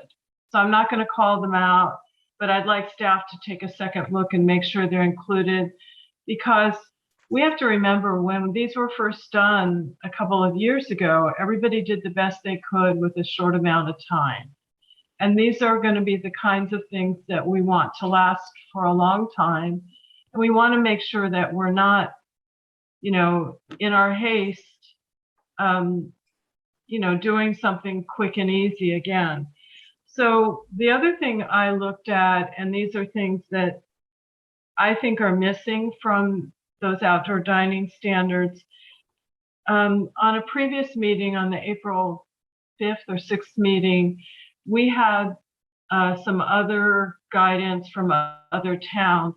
And the one that I thought had some really good stuff that I didn't see really addressed in ours, most of what I saw in ours were what came from parts of Novato, is page 3 of the San Anselmo Parklet guidance.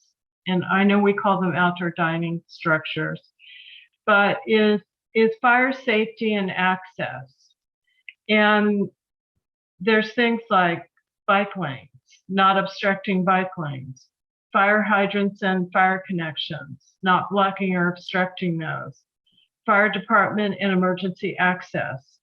And there they talk about a 5-foot wide opening from the street maintained and no more than 75 feet apart. I'd like our staff to look at that and maybe talk to fire a little bit about that. The utilities, the parklets cannot obstruct public utility and service connections. And fire safety, which means they have to satisfy all applicable provisions of the California Fire Code, etc. And so that's in page 3 of the San Anselmo Parklet guidance under fire safety and access. And I'd like staff to really look at that and see what's missing in ours, what we can augment ours with to make it better.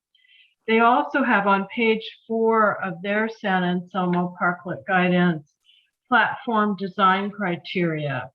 And we have just a one line on platform design. They have things like the materials, what the materials are, the platform threshold, there can't be specific gaps, maintenance access, drainage, which I think makes a heck of a lot of sense, flood safety. So they want them to be anchored to prevent flotation. And I think our staff have some concerns about bolting or anchoring. So I'll leave that up to them. They do have bolting required in San Anselmo, but again, our staff have some concerns about that. They talk about substructure, but then they have quite a list of ADA accessibility. And they have things like wheelchair turning space, wheelchair landing, accessible entry, and they're specific, accessible platform surface, and accessible path of travel. So I think for us, you know, we have a line in ours about meeting ADA accessibility. What I like about San Anselmo's is they're more prescriptive.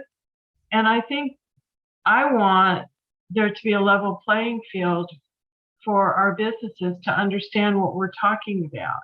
I don't think we should have somebody coming up later saying you're not meeting ADA accessibility. So I'd like our staff to take a look at San Anselmo's listing on that page.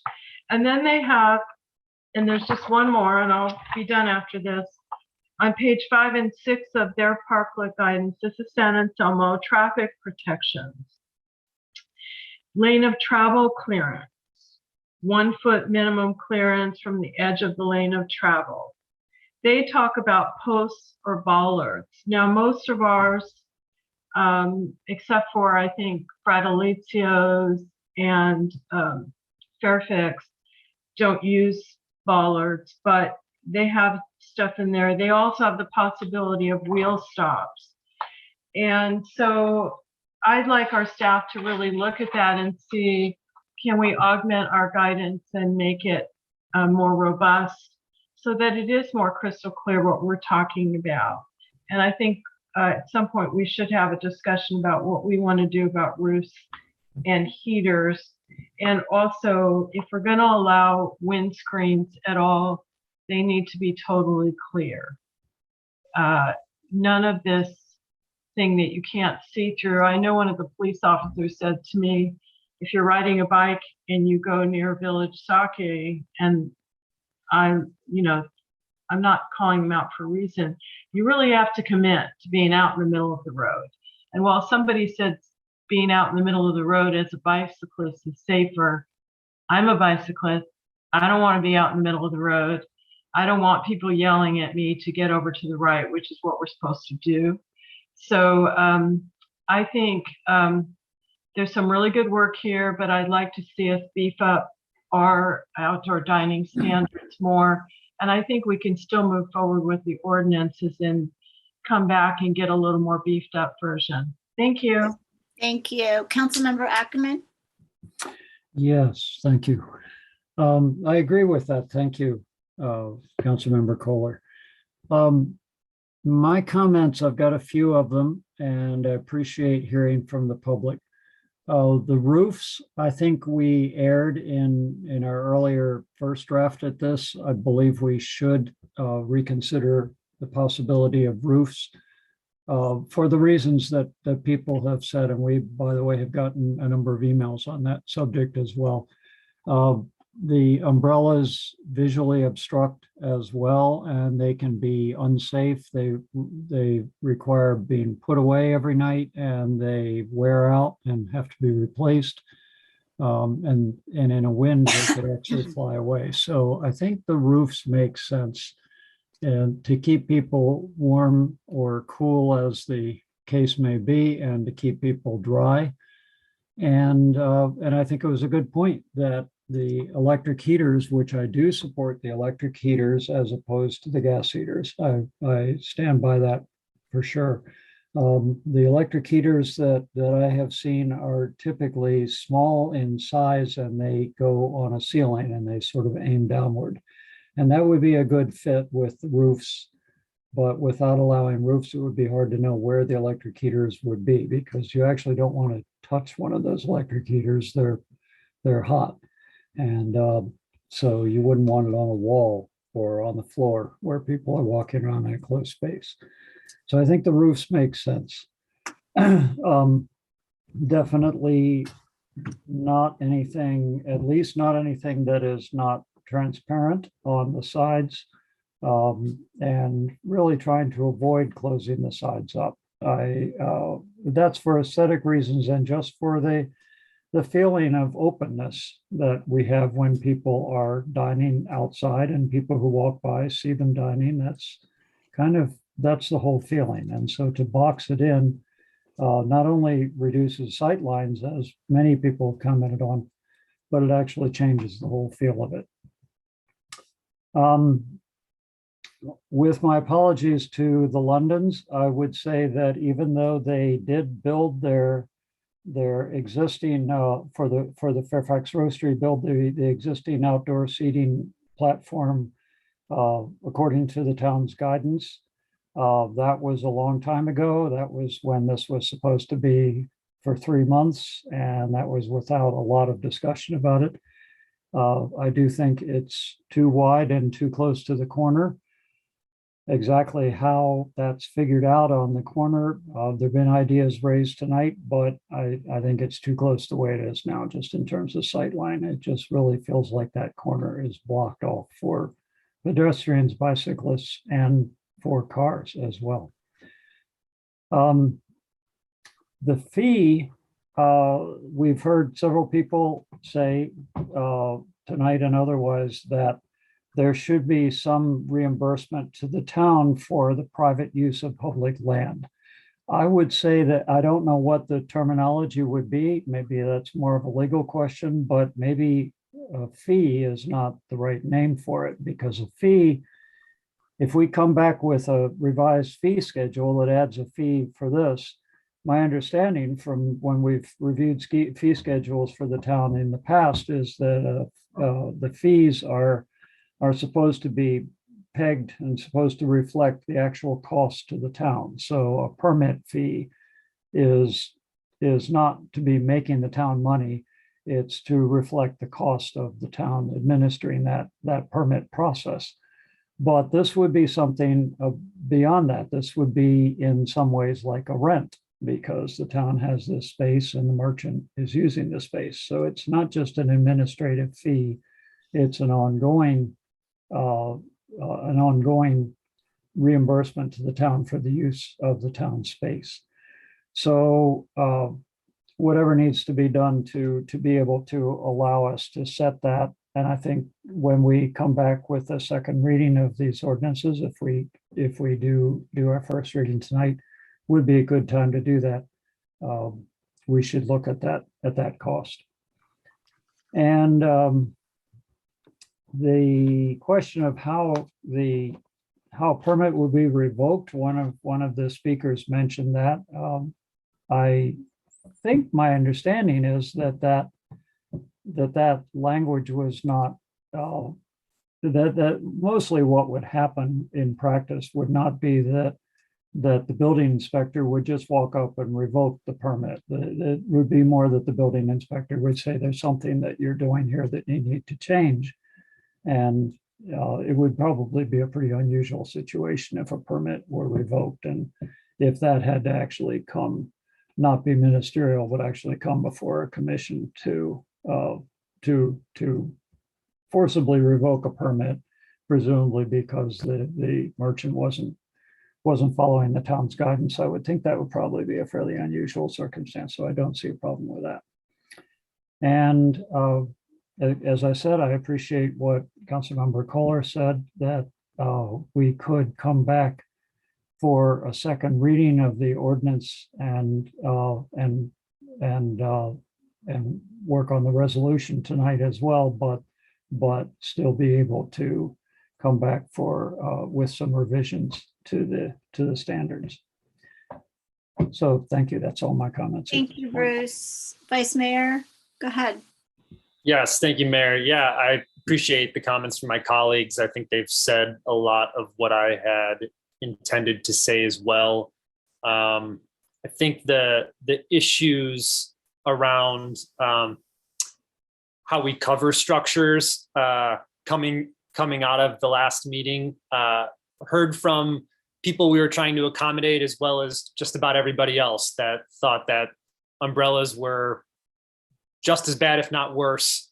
So, you know, and also Councilmember Goddard and I had spent plenty of time with that mono lot, you know, outdoor seating area, hauling around umbrellas, and those things get trashed pretty darn quick and fly all over the place. It ended up being, yeah, just kind of an intense experience with those umbrellas there. So I hear people's concerns about that, and I'm definitely supportive of the idea of roofs, the concept of roofs. I think there's less of a concern about the roof itself, but it seems like there's been issues around opacity, both for roofs and for walls. And I think that's maybe it's a materials question, or maybe it's just the sort of guidance we give about that there can't be any opacity. I think, especially for the places on Bolinas, both structures, I mean, for one reason, the setback from the crosswalk at the roastery, like that needs to come back just for visibility. I think they've done a great job in terms of keeping that space open and making it feel like it actually communicates with the rest of the downtown area.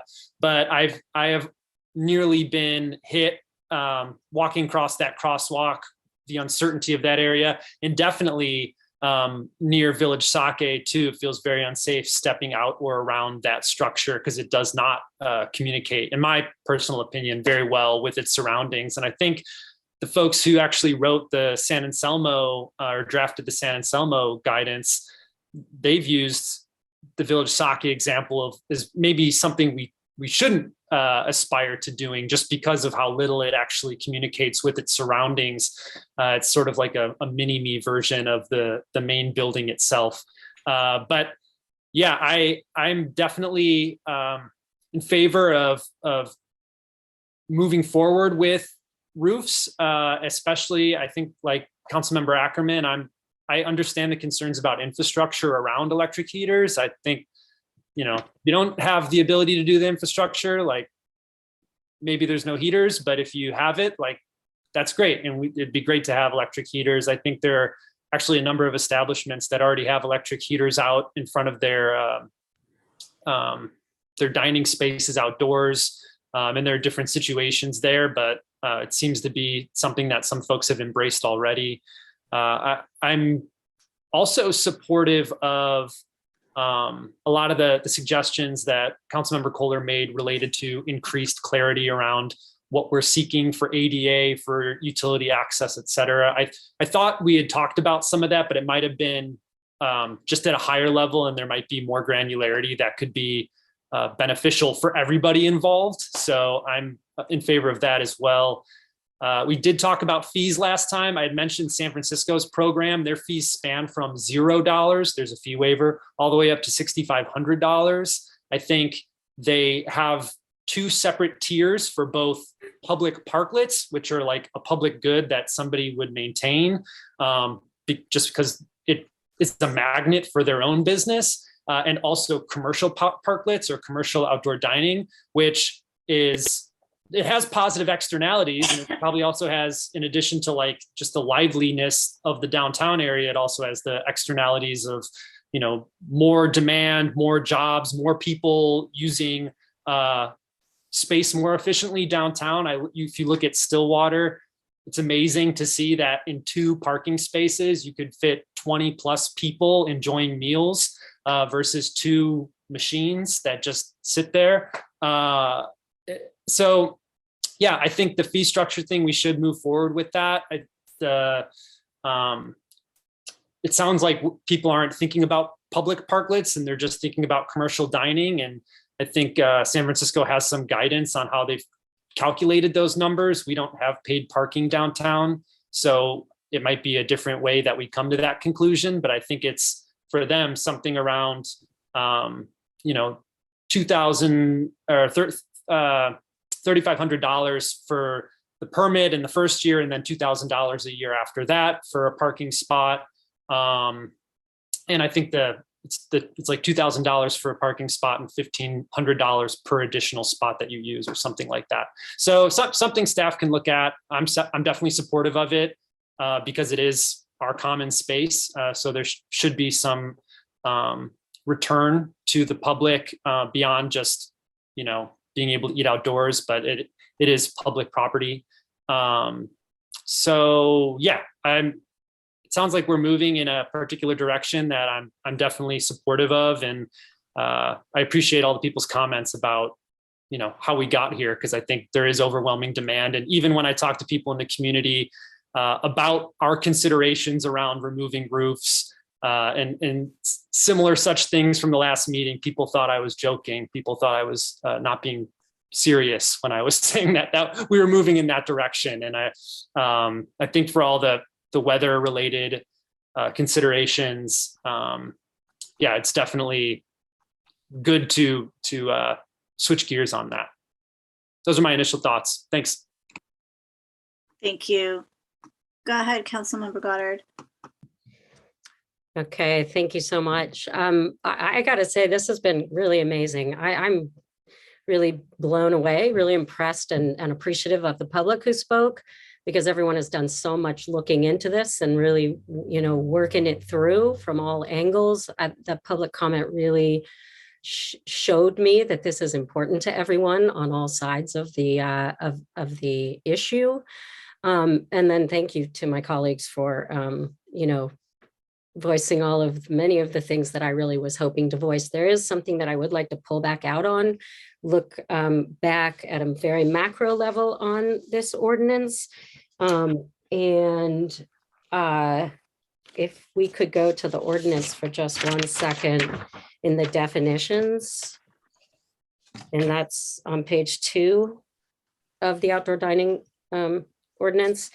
And in definitions, it defines dining establishment as a restaurant, bar, or other commercial establishment operating an outdoor dining area.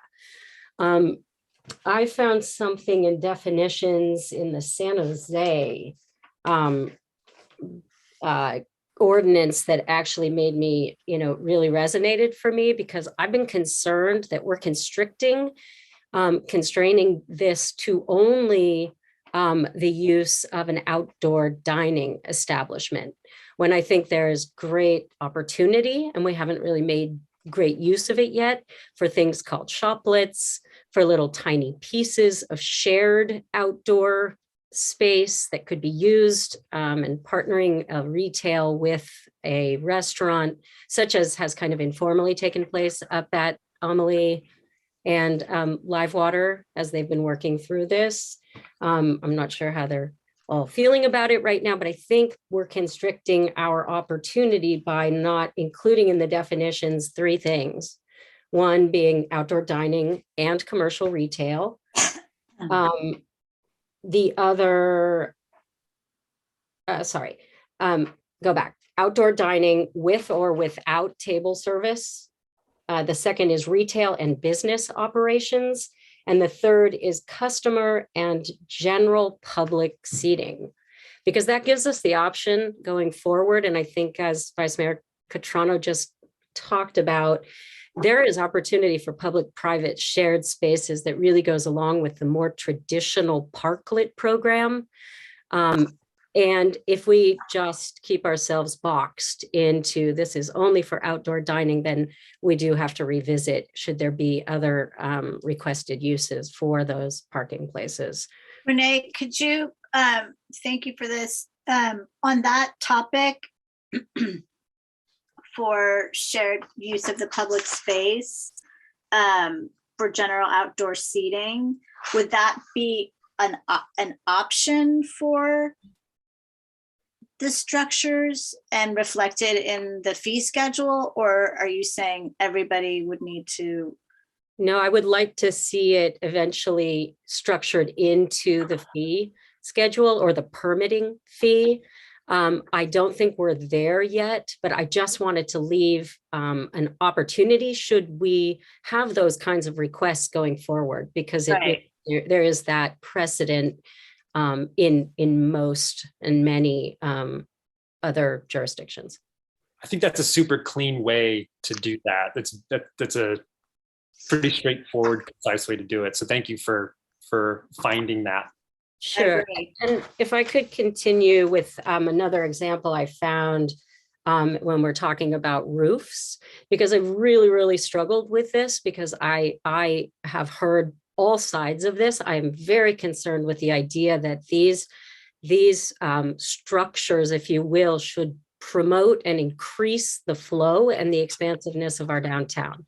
Anything that creates an obstruction, and I understand Mimi's talking about claustrophobia and that things feel constricted instead of expansive.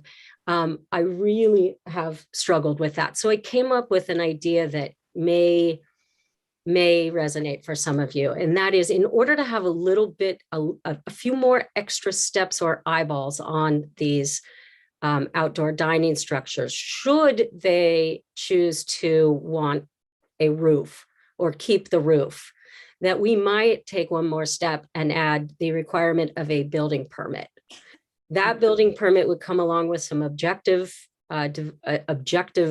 standards and guidelines, and it would give a checklist in order to look at sight lines, if there's obstruction to neighboring businesses. And I don't know how to develop those objective guidelines, but I do think that might help should people feel as though they're just having a roof imposed upon them. I've spoken with both Heather and our attorney, Janet Colson, briefly about this, but I wanted to put that out there. It's one more opportunity for eyeballs on safety issues that may be created by some roofs.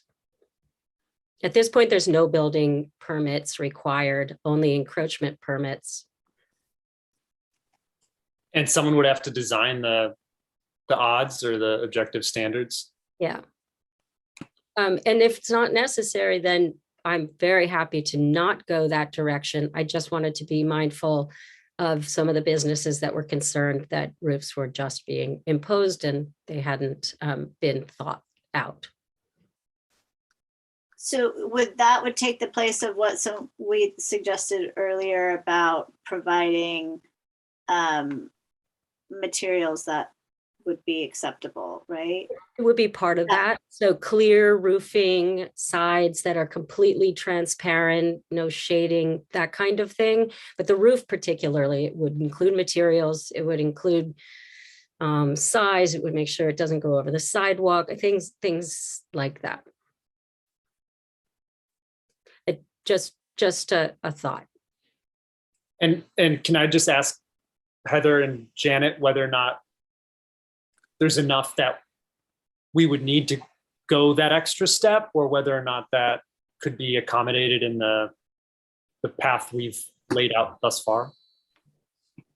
I'm not sure I understand that question. Like if we have a couple of these standards, transparent sides, transparent roof, no overhang over the sidewalk, do we need to go through the building permit step, or could we just call those things out in this document? We can call those out in this document. Can I ask a question of just kind of a point of order? And it's not that I'm objecting to what you're saying, Renee, as far as expanding this beyond outdoor dining for the purposes you discussed, but this item was noticed for outdoor dining. And I think that while those are great ideas, I don't think we've noticed this for an expansion beyond that. And I'm not saying those aren't good ideas, but I would suggest that we stick to outdoor dining as a first step to move through this. And we could certainly make minor modifications in the future along the lines of what you earlier suggested, but the item was noticed as outdoor dining. And so I think it's not parklets, it's not, so I just think we ought to consider the first step, going through this as outdoor dining, and then we can certainly come back with changes that would accommodate what you were just suggesting earlier. I mean, I absolutely respect what you're saying. I think I just didn't want to close the door because we know that revisiting ordinances can take some doing given the amount that we are working on. So we may not be able to do it tonight. Janet, please weigh in, only because this wasn't particularly agendized, but I do think as an equity matter, because I did when I'm we not disagreeing with you, excuse me for interrupting, but this was a public hearing and it was noticed as a public hearing and it's specific to outdoor dining.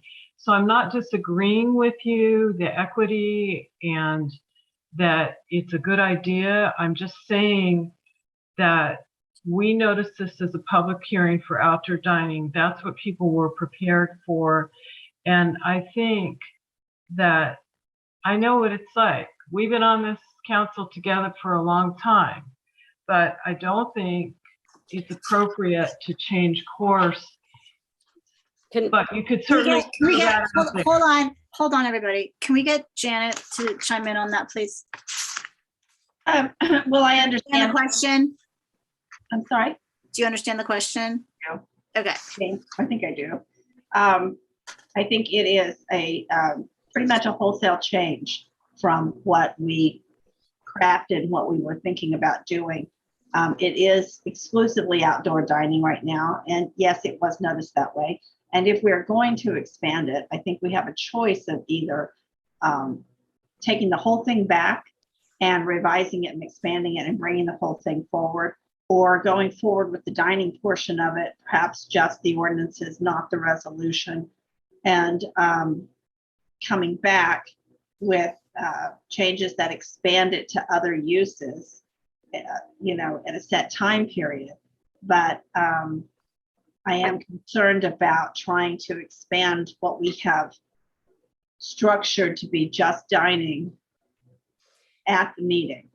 I think that we're asking for mistakes to be made or something to be overlooked it makes me concerned. And I'm also, I'm a little concerned about the noticing. It's when you do notice something, the general topic is what is noticed, and you can generally change or expand, contract, do different things to some degree. But what you are trying to do is give notice to people that this is the topic at hand, this is what's going to be discussed. And so to expand it in this way probably is a little bit more than we should do without adding that into a notice. So if I may just to go back and forth for a moment with you on this, I completely respect what you're saying and I get it. What I'm concerned about is that, I see Brenna's here, but I'm going to pick on the Amelie Live Water partnership that exists today. There's retail and a restaurant, outdoor dining business existing on one platform. So I see it as an amazing opportunity. It hasn't all been worked out detail wise, but I could see other retail businesses saying, hey, can I share 10 feet of your outdoor dining space? Because I see that having people here brings people to see, to shop. Something like that. And at this point, if we don't sort of open to allowing that, and I get it, we would have to bring it back to allow it and, notice it properly, then we are precluding that from taking place unless we just don't do anything about it. So I'm asking your advice actually as to how we might do this, because closing that door just feels like, we'll never reopen it. I mean, it can be done either way. It can either be taken and brought back and as a whole be adopted in that manner, or you can do it piecemeal. I mean, I think saying that if we start down the path with one particular thing and we will never come back, I don't think that's the case. I think if you do set timelines for coming back. Certainly we will, but it's entirely up to the council. There's not really a right way to do this. It's just always easier to bring it back because we have the ability to modify it, change it, look at it, talk about it, change it some more, and really craft something. Doing it on the fly at a meeting is always harder. I'm not saying it's not something you can't do, but as far as tonight, we can make some minor changes, and then if you want to expand it to other uses, I do think that's something that we can either bring back as a whole or in a piece as a modification later. And I don't think there's any one right answer to that. Okay, I will respect that, and I understand what you're sharing. I do see Heather's hand up that I just want to honor that she may have something to say about this right now. Heather, did you want to say something? Yes, thank you. So I'll just agree and say that I think it would be easy for us to come back with this if the full council wants to see this expansion, then we would come back very quickly and be able to do that, and then it would be really clear.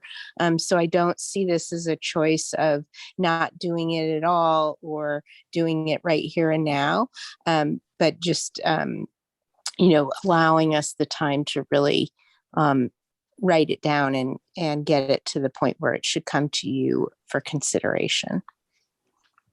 Thank you. Thank you. I think the question I have is just, Heather, are you saying we do outdoor dining tonight and because we've taken a lot of comment, we fix that part of it, and then you come back with a date certain with making the modifications along the lines that Councilmember Goddard are talking about, or you talk about taking the whole thing back and expanding it and renoticing for the broader thing? I'm not clear on what you just described.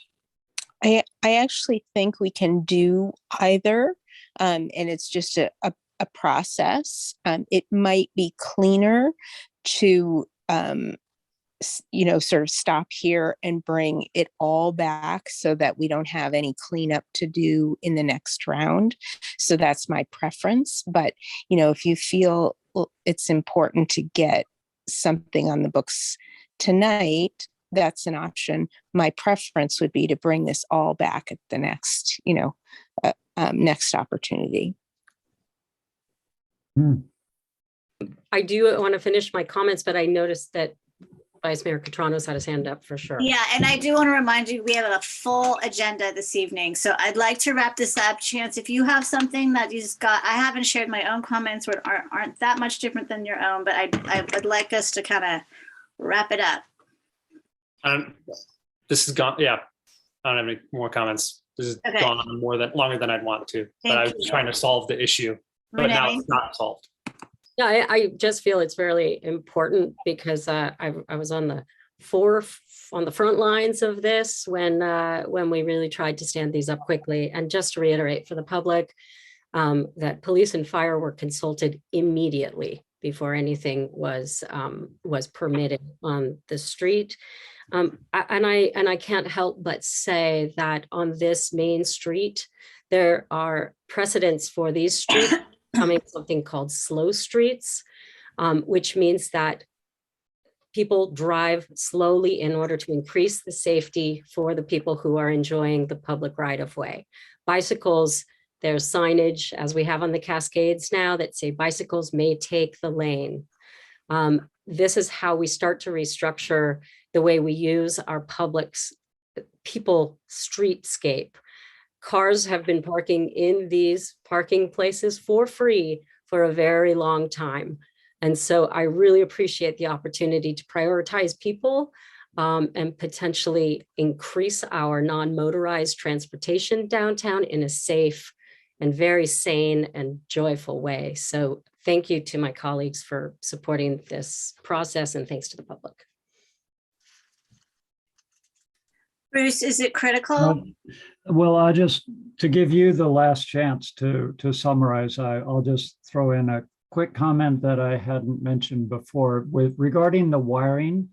I heard people say that there might be some issues with the buildings themselves not having the amperage capacity, and that's a problem within the buildings that is going to have to be solved eventually as we electrify all of our appliances. But for bringing the wiring from the building across the sidewalk to the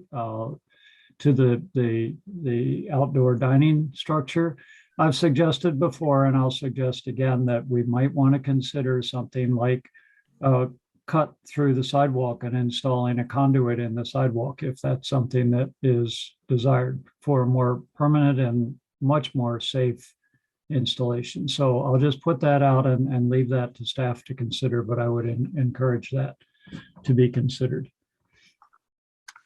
Okay, thank you. I appreciate that.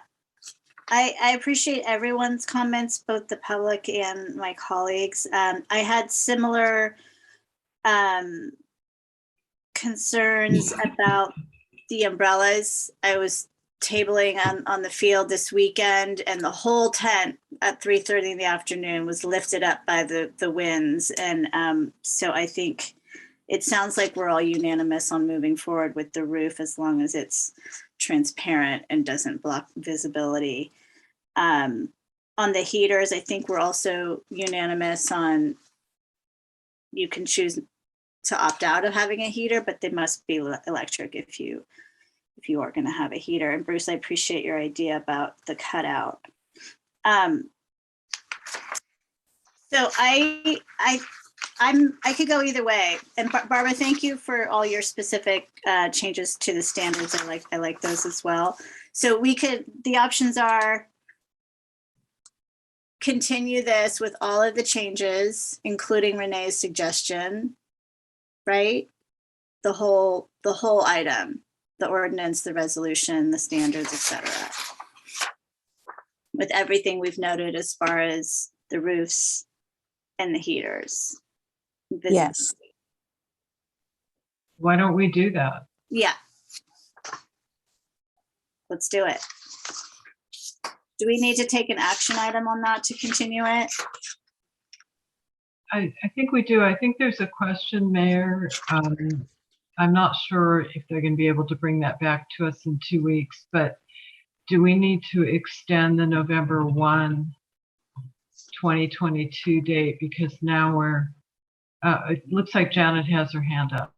Yeah, and Bruce, do you want your hand up, or are you? No. Okay, go ahead, Janet. So we'll need to bring back the temporary permits for extension to extend them. We don't want to do that tonight, but we'll bring them back. And you can continue this to a date certain, but there's really no point in it because we're going to renotice it anyway with the expanded use. So we'll just renotice. Okay. And for clarity, we'll have the fee recommendation as well. And so that's a separate resolution. And what I'm hearing, and I don't know if I heard consensus on this, is that there's a fee, and Councilmember Ackerman is exactly correct in what he said. There's a fee for recouping staff time for processing the program, the permits, et cetera, for running the program. But that's just recouping the staff time and the expense that the town goes to run the program. Rental of the public space is a different issue. And that is something that would be called out separately and would not be called a fee. It's not a fee. When you say called out separately, what do you mean? A separate fee. There would be a fee that's just recovery. Right. There would be a rental amount. Yeah. And so two things are different and they would be separate. And am I hearing that that's something that you would like for us to explore and bring back? Yeah, we've talked about that. I thought that was the plan, that we were going to have the fee for the staff time as well as using the public space. Okay. I thought that was the plan. So I would say also one more thing about bringing this back for the temporary extension. I think you've got to give at least another month. And I think we have to probably extend that 7/29 date another month as well. just when you bring that back? Because I think we're running out of time here. And I think, would the manager like to have any input as to when this might be able to come back? Should we talk about when? Yeah, we would definitely want to bring it back as soon as possible. I think, this is an important issue in the town. I have to circle back with my staff on whether we can bring this back. The next meeting is only 2 weeks away, really. So if I could get back to you rather than have a date certain, that would help. Okay. I think it's important to keep moving on it because this is the construction time of the year. So Right. we need to have a chance to implement this.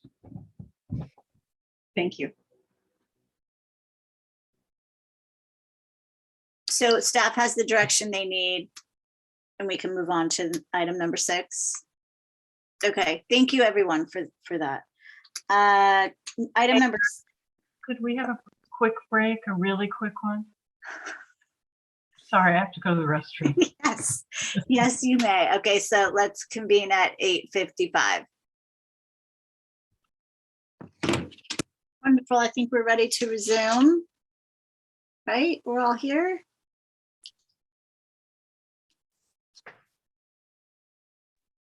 Okay, moving on to item 6, conduct a public hearing for fiscal year 2022-23, proposed operating and capital improvement budget. We continued this from June 1st meeting. Presenting will be our town manager, Heather Abrams, and finance director, Michael Vivret. Thank you, Mayor and council members. Appreciate your time this evening. And Michelle, if you can share screen on the slides, that would be great. Thank you. And next slide, please. I'll jump right in here. We wanted to give you an overview of the entire budget and point out some important items. And then Michael is also here to answer questions if you have them as well. So what this slide is showing you is really all of the town's revenues. Important points to note on this is that the town's revenues are thankfully quite diverse. So we have a good diversity where we don't have, for example, 75% of our revenues coming from occupancy tax, which, can go up and down based on one industry. And you see that largest section, property taxes, is relatively stable. And I want to point out that in this year's budget, we are using about 10% of the incoming money that we'll be using is from the fund balance. So that is drawing down on the fund balance, but as you'll see in later slides, still maintaining quite a healthy reserve balance. And then I wanted to also point out that only 1.9% of these revenues are from any type of fees and licenses. And fees and licenses include the full gamut for the town. So that's everything from building permit fees to traffic fines and fees for other infractions. So a very small portion, which is always nice. We don't want to be making money off of fines and license fees as much as just paying for expenses there. Next slide, please. So just a little more information about the revenues, and I'm happy to report that we are projecting increases in most of the revenues, and that keeps the town's finances healthy. I will note that there was that decrease of about $200,000 from an anticipated planning grant that in fact did not materialize. We do have access to the equivalent of funds, if you will, in that the county has gotten some planning grants that they will use on our behalf, but that actual revenue does not come in and through our bank accounts, if you will. Next slide, please. So, of course, the next question is, where does the money go? And as is typical with most cities and towns, public safety is the largest portion, police and the fire services, and then public works. And if you can go on to the next slide from there, I will just give you a little more information. These are the factors that guide our budget decisions. And this year it's important to think about inflation. We're also in the middle of negotiating our two MOUs with our two labor unions. We are recruiting for two department heads, the Public Works Department Director and also the Planning Director. And then, of course, we know that, as is the case throughout California and probably the world, that we really need to focus on succession planning as we have people who are eligible for retirement or will become eligible for retirement in pretty important numbers. And then we have staff who are, kind of in makeshift work areas. So we want to address that.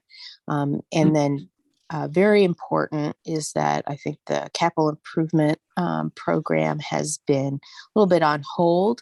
And we want to address that. We want to do some street repairs, and there's a number of bridge projects, for example, a lot of projects that are just about ready to go and that we hope to accomplish this next year. Next slide, please. So that really talks about, the services that we want to provide for the community. The community, I think, really wants. This is just a drill down on what is in contract services. Oftentimes people think that, contractors are sort of extra, but they're really integral to providing the service that the town needs. And the biggest part of that is the fire contract with the Ross Valley Fire Department, of which Fairfax is a JPA member, Joint Powers Authority member. Next slide, please. So just some particular highlights.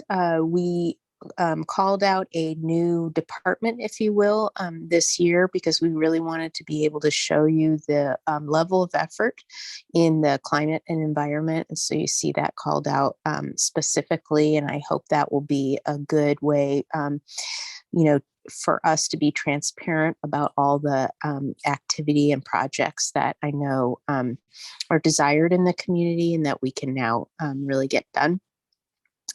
We are also, as I mentioned before, planning on increasing the public works project completion. And you'll see in the budget, there is a total of about $5.8 million in capital improvement projects that we think we can finish this next year. And then there's modest improvements in staff and consultant help really to get that work done. So we can't do this work without people, and local government is definitely a service industry. So we need that help going forward. Next slide, please. So what you're seeing here in terms of general funds that I really want to point out is that we are projecting in this budget a reserve of 30%. You can see in this chart all of the different components of that 30%. And some of this funding will go to things like improving town hall and the community center to make it more workable, provide better service to to residents. There is a project that will get started with the updating the fire station so that it can do what it needs to do and accommodate 3 people on an engine, hopefully in the future. And then also we have some vehicle replacement, and we've talked about that before with the hybrids and the EVs coming. And it's my sense that the council has a commitment to doing to purchasing EVs whenever we're purchasing vehicles, whenever we can, which I for the most part is always, we need to make sure that if there are specialized vehicles that they fit the criteria. And so our plan is to bring you back a vehicle policy so that you can fully articulate that. But that's the direction that we've heard loud and clear. Next slide, please. And so here you see special revenue funds, and it's just important to point out as you're looking at the budget that Fairfax tends to transfer monies from these special funds into the general fund and then utilize them. And so, an example of that is Measure F. We take monies in where the residents have agreed to tax themselves, and then we use those monies to provide matching funds for CIP projects where there's grant funds or other matching funds are needed. And then we also do, rec programs with that. And we provide 24/7 availability in the police lobby downtown, which is, something that has been important to the community and is quite rare these days. Next slide, please. So here's the debt service and fiduciary funds. And I just want to point out here, Measure K, the debt service, that will be finished in 4 years. So that's you've made good progress there. And then also that there has been and continues to be funding available for open space. Next slide, please. So here you see capital improvements, and I want to just point out that we are projecting that there will be a fund balance as of the 30th of this month of $1 million in the capital improvement program. And so for next year, we would be spending down $800,000 of that for those CIP projects. So instead of transferring that, using that directly there. And then there in the middle column, if you will, you see that $5.8 million in total projects that are projected. Next slide, please. We skipped over one. Well, there's, I think that slide is actually hidden, but I can talk about some of the specific projects for CIP, and then we do have some other ideas that would come back to you separately under separate approval if you do approve of those, and that would be, in the nature of personnel projects and programs. And next slide, please.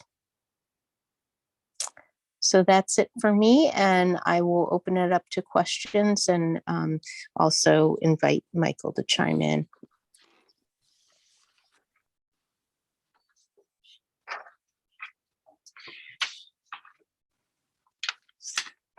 Councilmember Kohler, I see your hand up. Yeah, just a question that first of all, thank you, Heather. That was an excellent presentation. Since we're projecting property taxes will be increased up, I was wondering why Measure F, which is a property tax, is showing pretty much what we estimated a few years ago before property taxes were up. Maybe that's a question for Michael Bigrat. I'd be happy to answer that one.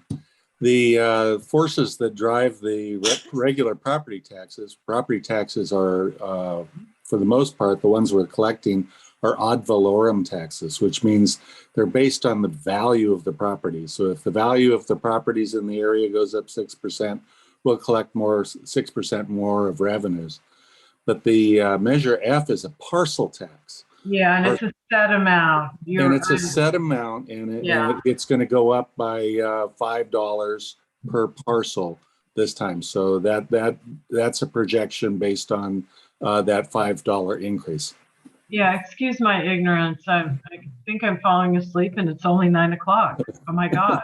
Anyway. You asked that question for all the people in the audience who want to know about that. So that's a great question. Thank you, Michael. You're very kind. Go ahead, Councilmember Goddard. Yeah, and again, thank you so much, Heather. Super clear.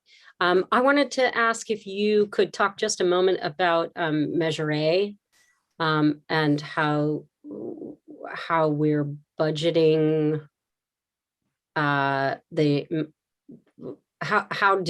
if we could look at it actually. Could that slide come back? There was a slide. Or perhaps just speak generally to it in terms of the allocation of those funds. I think people are interested in what that funding is. What's if you don't mind, I'll start first and then turn it over to Michael. Okay. So I'll admit that the Measure A committee has not met yet, and that's on me. That is, I was just on the cusp of planning it, and then I got sick. So we will get that done, and then I want to turn it over to Michael, and he can walk you through those numbers. Great, thank you. So this year we have been told that we're going to get $26,000 of revenue. So we have $26,655 of revenue that we're expecting. We have 2 capital projects which are qualified uses for those funds. Basically, we have continued renovation of the Women's Club. Yeah, that's a project number 51820. So that's actually detailed back in the capital improvement project if people want to see detail on it. And then we also have allocated $20,000 towards our trail repair and improvement project, which is 51841. It's also detailed in the capital improvement section. We're starting the year with an approximate balance of about 190,000, and we'll end it with a balance of about 175,000. So there's additional opportunities to schedule additional appropriations if the Measure A committee should decide, or if the council should decide that they want to appropriate more money towards different funds. But we designed the capital project fund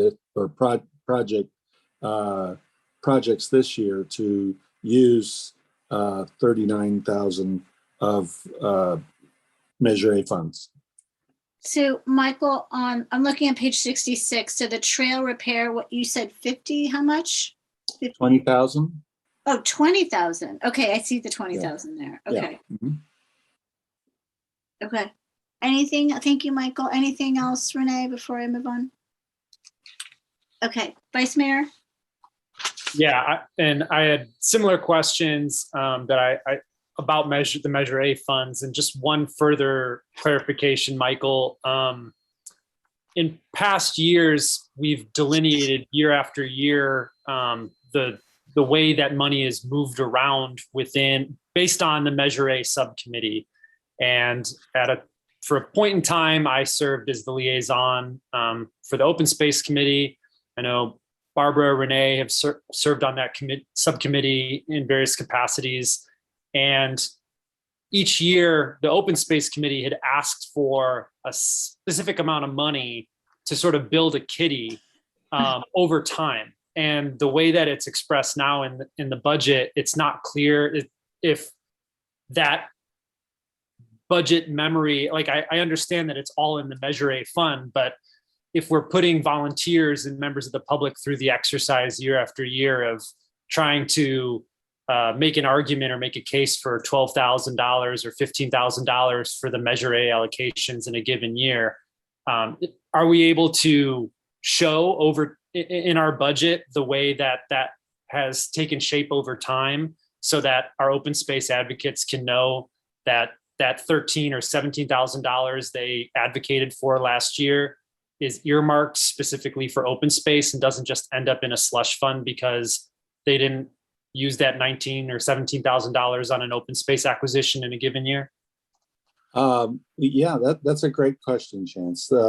One of the things we try to do in the budget is try to do consistent presentations of the information. And so that's why you see when you go from one page to another in the special revenue funds or in the other funds, that you see a consistent way that information is presented. And the information that we present at the bottom there of the park measure funds is what we've actually are planning or have spent that money on, not what we've advocated for or are planning to spend it for in the future periods. This is supposed to tie back or intended to tie back to what we're actually showing as expenditures of the monies. And that helps us to prepare reports to be able to say, well, how did we actually spend it? You know, we want to spend some money on open space, but how have we actually spent prior funds? So we have an exhibit in the appendix for Measure A funds, and that appendix is our work plan and does contain the information about all of the projects that we've talked about, including the open space allocation, including other projects that we haven't actually put into, haven't expended on or planned when we're actually spending it. There is a document then that shows what we've actually spent. That's this page for in the budget up front in page 66, and a page which shows what the work plan is and what our future, what the Measure A committee has come up with as far as a work plan. So both are presented in the budget.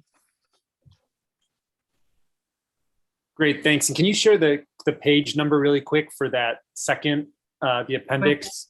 It's page A7. Okay.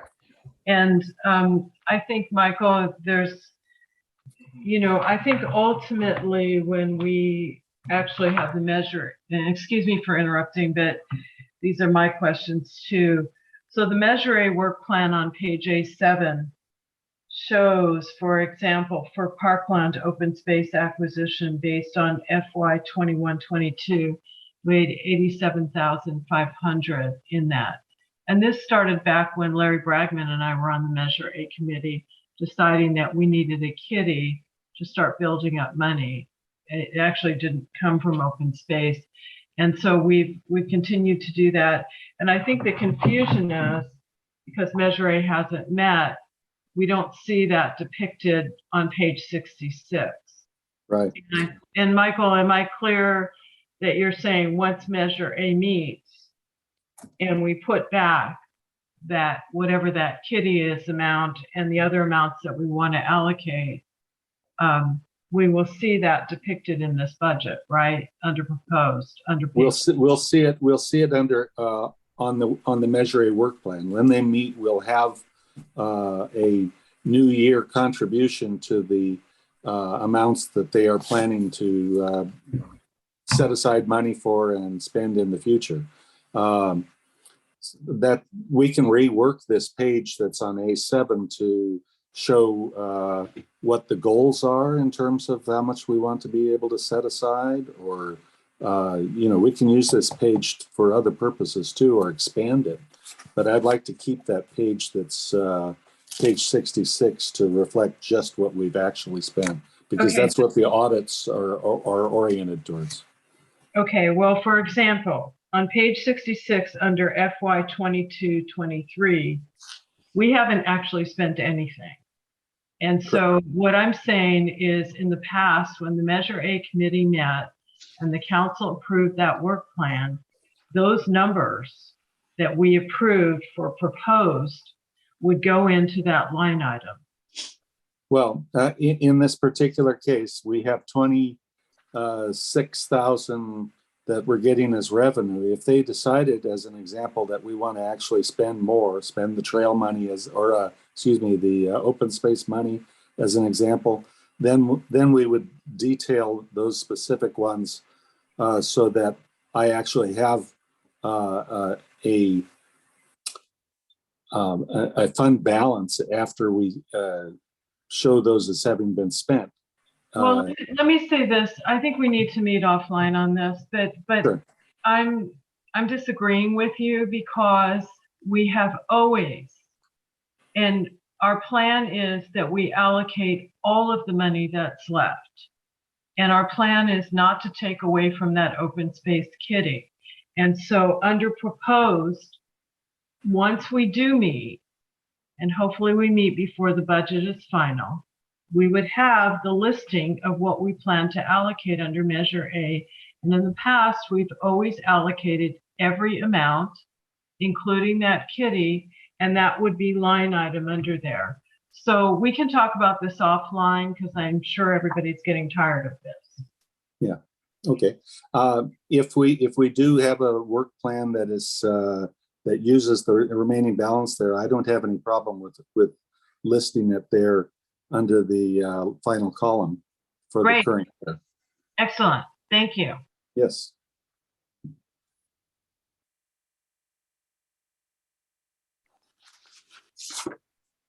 Okay, I'm going to open public comment. If there's no other questions, I have comments, but I'm going to hold them till after public comment.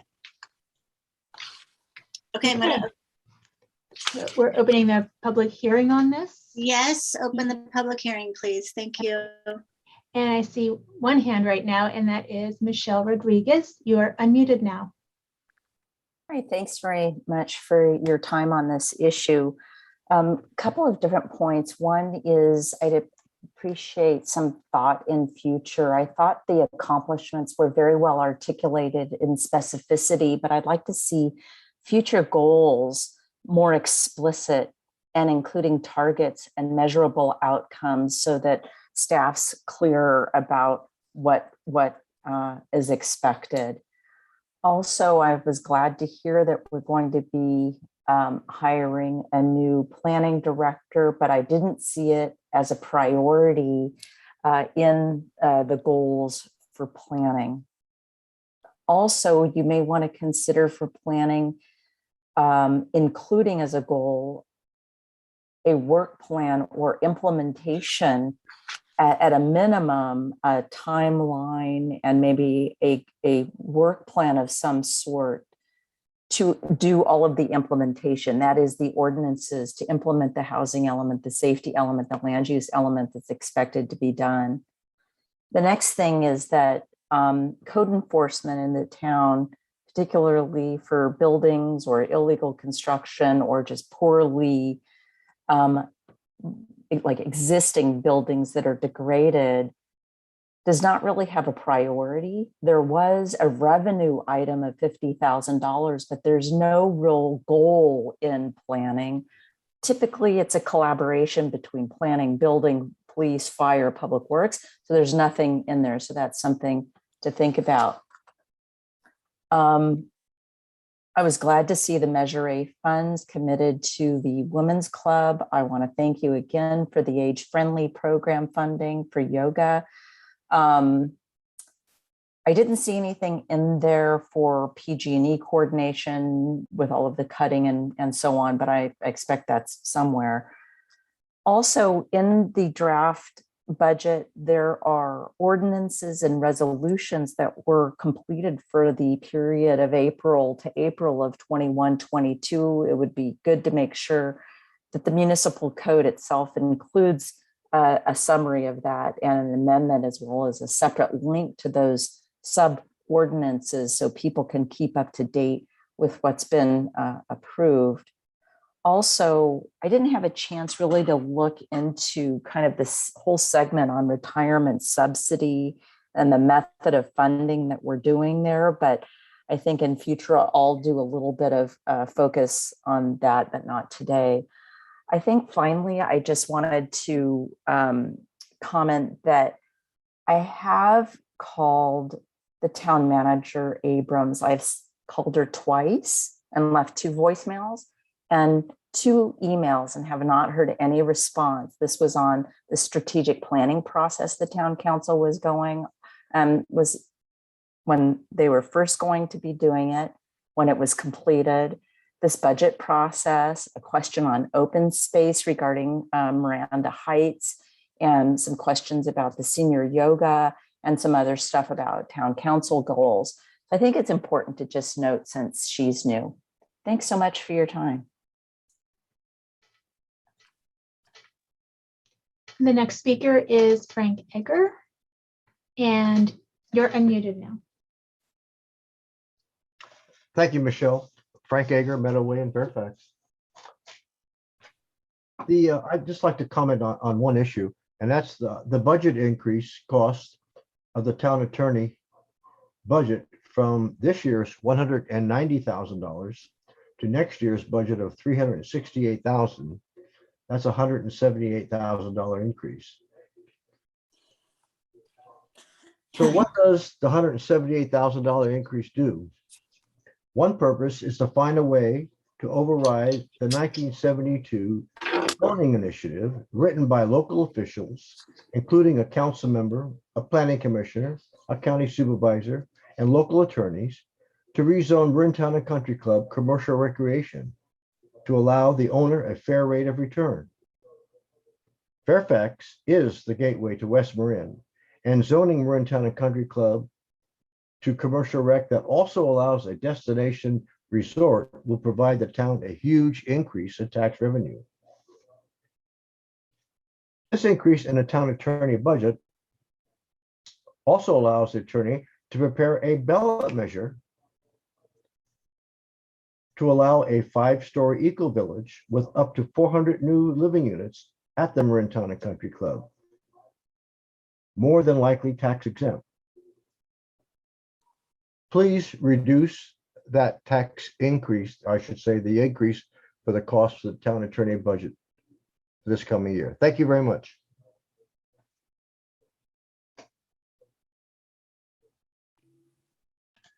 The next speaker is Michael McIntosh, and you're unmuted now. Thank you, Council. Really, thank you, Michelle. Couple comments. I hope you will consider the way that the council has obfuscated how they're allocating funds to try to rezone my property, which is generally an offensive term in Fairfax of eminent domain or inverse condemnation. Yet here you guys all hide behind that mask. How sad how you represent yourself. Specifically though, tonight on this subject, I want to again bring up the subject of the theft, that offensive word, by the town of Fairfax. I have sent my checks in advance and paid for the last 3 years for my user's utility tax. By taking by the chart that Michael just provided at a 0.029, that comes out of your $385,000 you collected from the general town for the UUT. As the town knows, because you were sued and I got a settlement check from that 10 years, 15 years ago, you have to cap all those utilities at $360 on an annual basis. Excuse me. Speaking to PG&E, they tell me that most towns go ahead and put that exemption in so that they know which properties to exempt if they pay in advance, which I have, as well as to cap those fees. Fairfax demands that money to be given back to them on a monthly basis. Most towns are actually at a quarterly. So again, the town of Fairfax, when I brought this up, finally, Heather, our town manager, sent me a paltry check of $1,000. There is still a balance outstanding for the last 3 years of about $7,600 minus that 1,000, so about $6,600. And so I would like to hear from the town when I'm getting that money back. Are you really going to push me to sue you in small claims court? And I hope, Bruce, that middle finger sticking up was an accident. But I would like to have my funds back. If you guys don't, you're going to force me to sue the town. And this will be a small claims court action. Since it resides with the town manager to deny my claim, and I've spoken to Michael Verbrett about this to confirm that, the claim would be against Heather, in the small claims court. You will embarrass yourself and embarrass me that after 20 years for such a paltry amount, you would force me to sue you. But you're stealing in total $385,000 from all the people in Fairfax. Look in the mirror. That's really poor from the town that says they're so progressive to be openly stealing our money. Using offensive words, I apologize, but I want the public to hear it before I post it on Nextdoor. Thank you.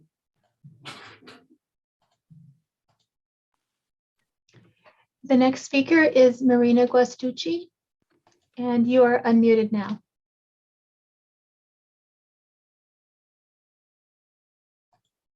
You may have to unmute your own microphone.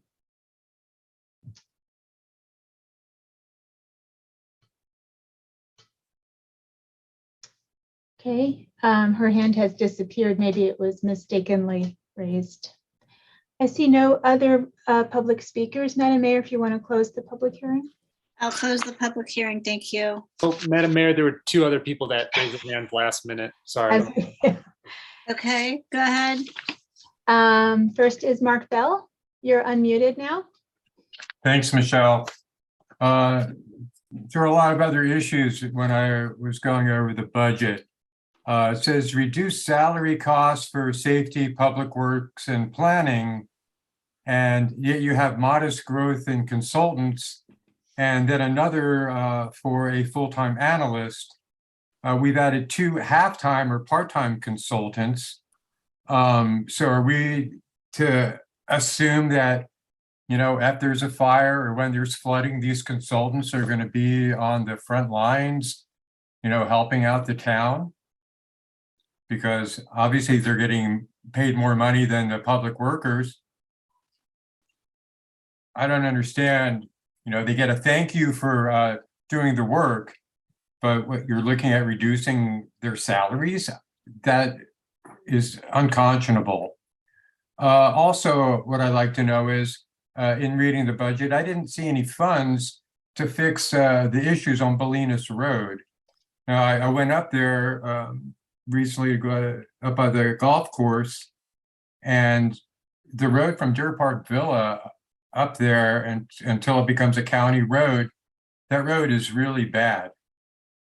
And, you know, I've talked to some other people and they've seen sparks coming off of heavily laden trailers or trucks. So you can have all the funds that you want in this, you know, fire safe Marin or whatever, but the car fire, which burned over 229,000 acres, was caused by sparks from a trailer. And I don't know if you have to go to highway, state, federal, whatever, but you need to fix that road. The other thing I noticed on page 13, there's a hotel users tax, $12,000. Seemed pretty low to me, if that's what we got with like, what, 100 something Airbnbs in town. Next, we go to the town attorney with this 93.7% raise. I've heard some, you know, various reasons as to why. I don't buy them. I mean, you're hiring a consultant who's supposed to help out with Brown Act issues. Isn't that why you have an attorney? Then why are we spending money there? We're looking at town council getting a 56% increase in their budget, general administration 18%, climate and environment 148,000. I thought we already have a consultant for that who's part-time. And then there's item 715, which is a non-departmental heading, and there's over $1 million in that. It's up 25%, and there's no line items. What are we spending over $1 million on? And yeah, I'll leave it with. Thank you, Mark.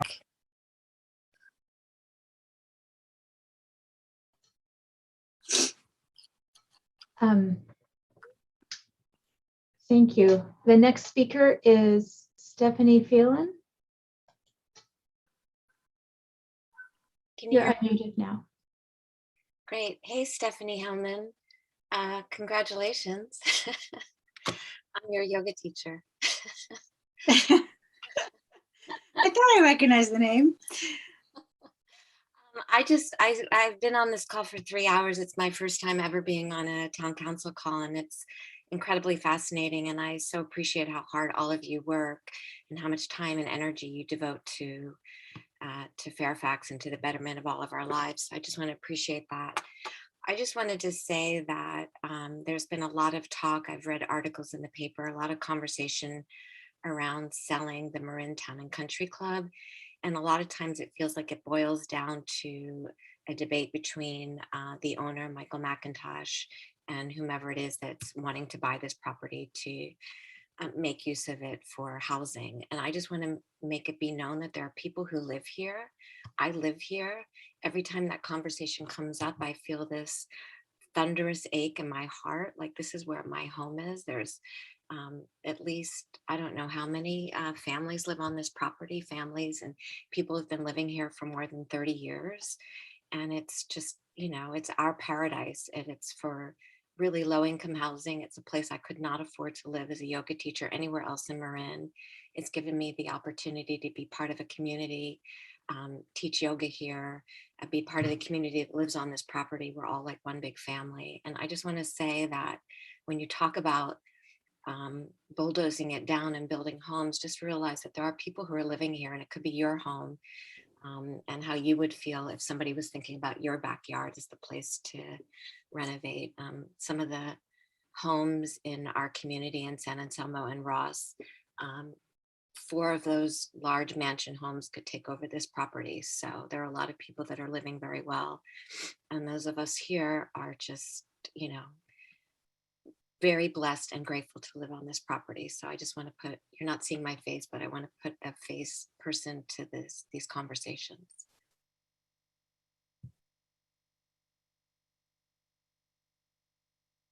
Thank you.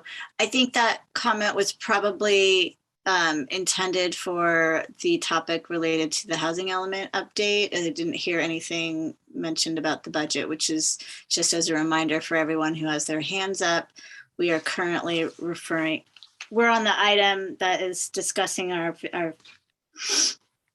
budget, item number 6, the proposed operating and capital improvement budget.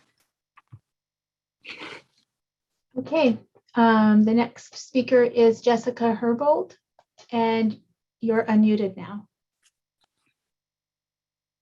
Hi, thank you for welcoming me to the meeting. And I agree with Stephanie, all of you work hard and it's a hard job, and there are people who notice, even though it might seem otherwise sometimes. I do want to speak up and support what Frank Egger said. I think that the increase in pay for the town attorney is exorbitant, and there's not a basis for it. I don't think there's public support for that degree of raise. I don't think there's public support for the idea of essentially bypassing the law, the ordinance that was passed in 1972. And I know the state is coming down heavy-handed and saying there's this housing element mandate and we have to look at options. And I think we can look at options, but I don't think that the thinking behind this so far is creative enough. And I don't think that throwing money at trying to change the laws and overturn the will of the people and the regulations that are already on the books is the solution. And I'm very concerned about the kinds of projects that are being proposed. Extremely concerned from an environmental standpoint, from a wildlife standpoint. The Town and Country Club is right on the creek. There's a seasonal wetland there. Jessica, is your comment about the budget or about the housing element update? They're clearly linked. Because okay. The increase in raise for the town attorney has to do with exploring ways to circumvent laws and regulations that have been through the courts and that, as Frank said, have been drafted by people who are responsible, who are public servants. And I don't agree with the idea that the town attorney is going to look into options to basically look for loopholes and ways to circumvent laws that are here to protect our town, our wildlife, our ecology, and our quality of life. I don't agree that that should be what the town attorney's job is, nor that there should be funds spent that way. Huge exorbitant increases to suddenly change the town attorney's job into something that it really isn't. That's my position. There are trees and animals and creeks that don't speak. But they need to be protected. Okay, for future generations, not just for us. And that, why isn't that in the town attorney's job? Why isn't she doing that?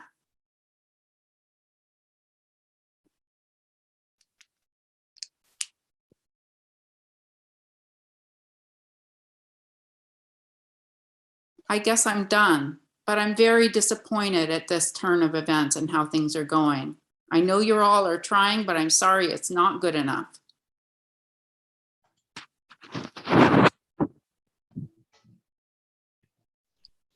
Thank you. Are there any other speakers on the budget? Close the public hearing, please. Thank you.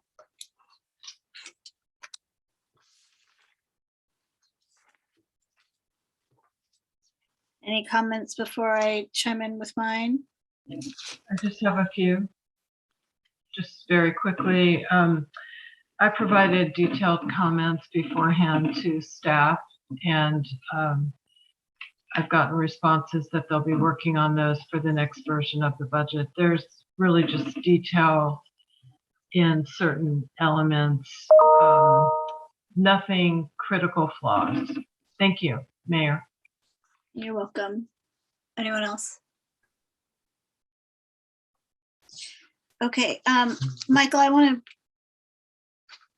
recognize you for a really good staff report, and part of my comments, as you know, from the last draft was, you know, when you have a variance of 5% or more, my training, having worked in financial services for 22 years, is that you really want to call that out, because otherwise it creates a perception, whether you're underspending or overspending, and you don't call it out, others will call it out for you and create a narrative about how the funds are being used. And I do feel like that's what's happening as far as the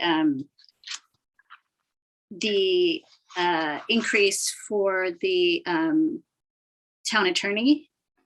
So this past year has been anything but business as usual, right? So we have no planning director for, I don't know how long it's been.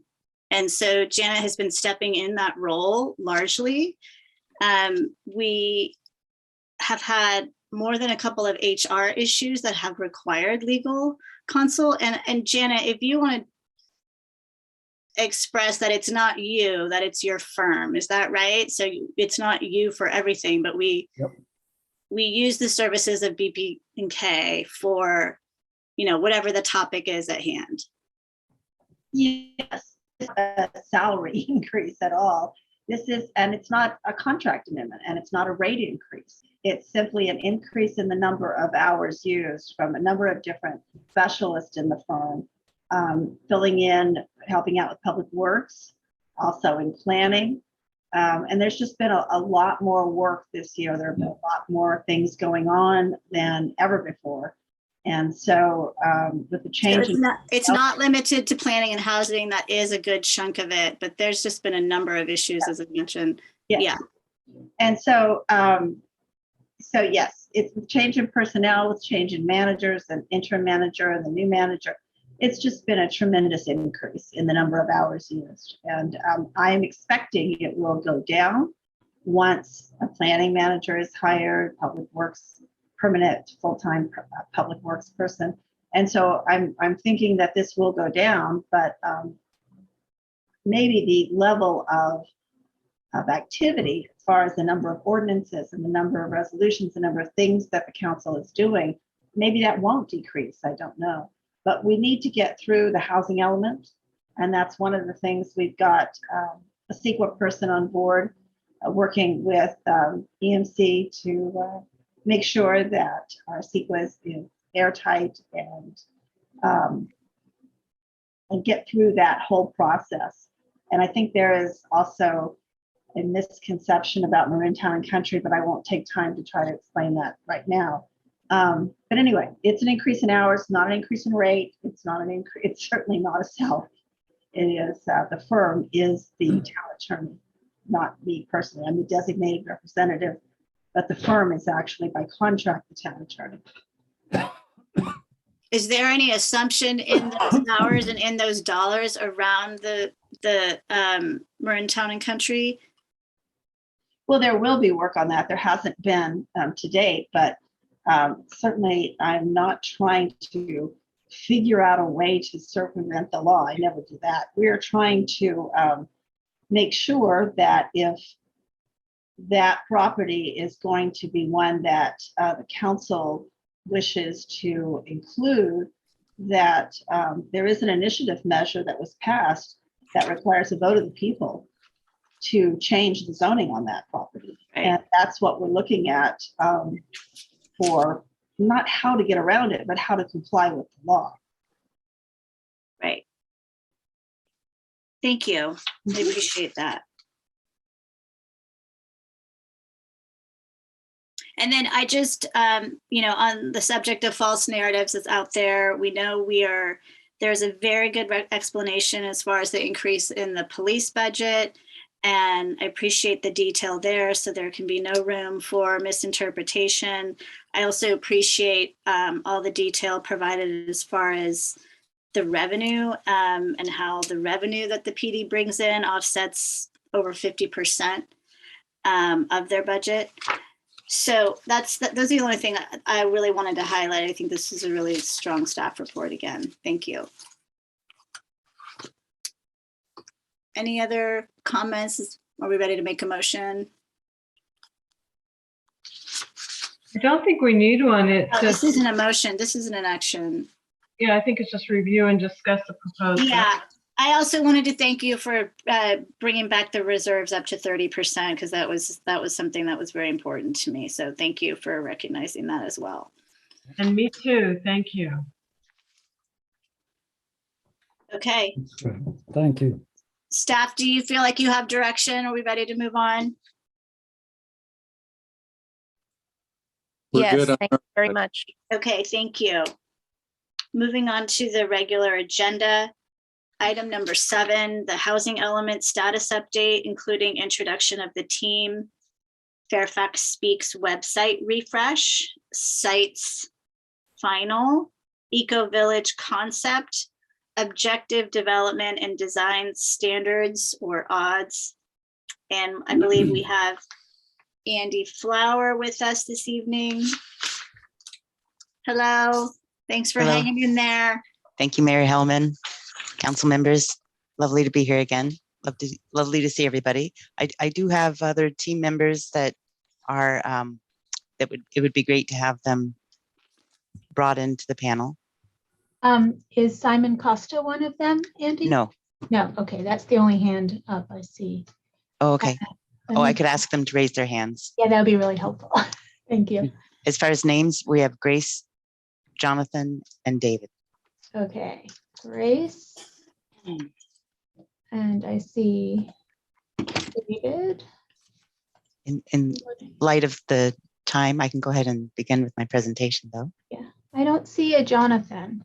Okay, it may just be Grace and David tonight. Okay. Sure, I can.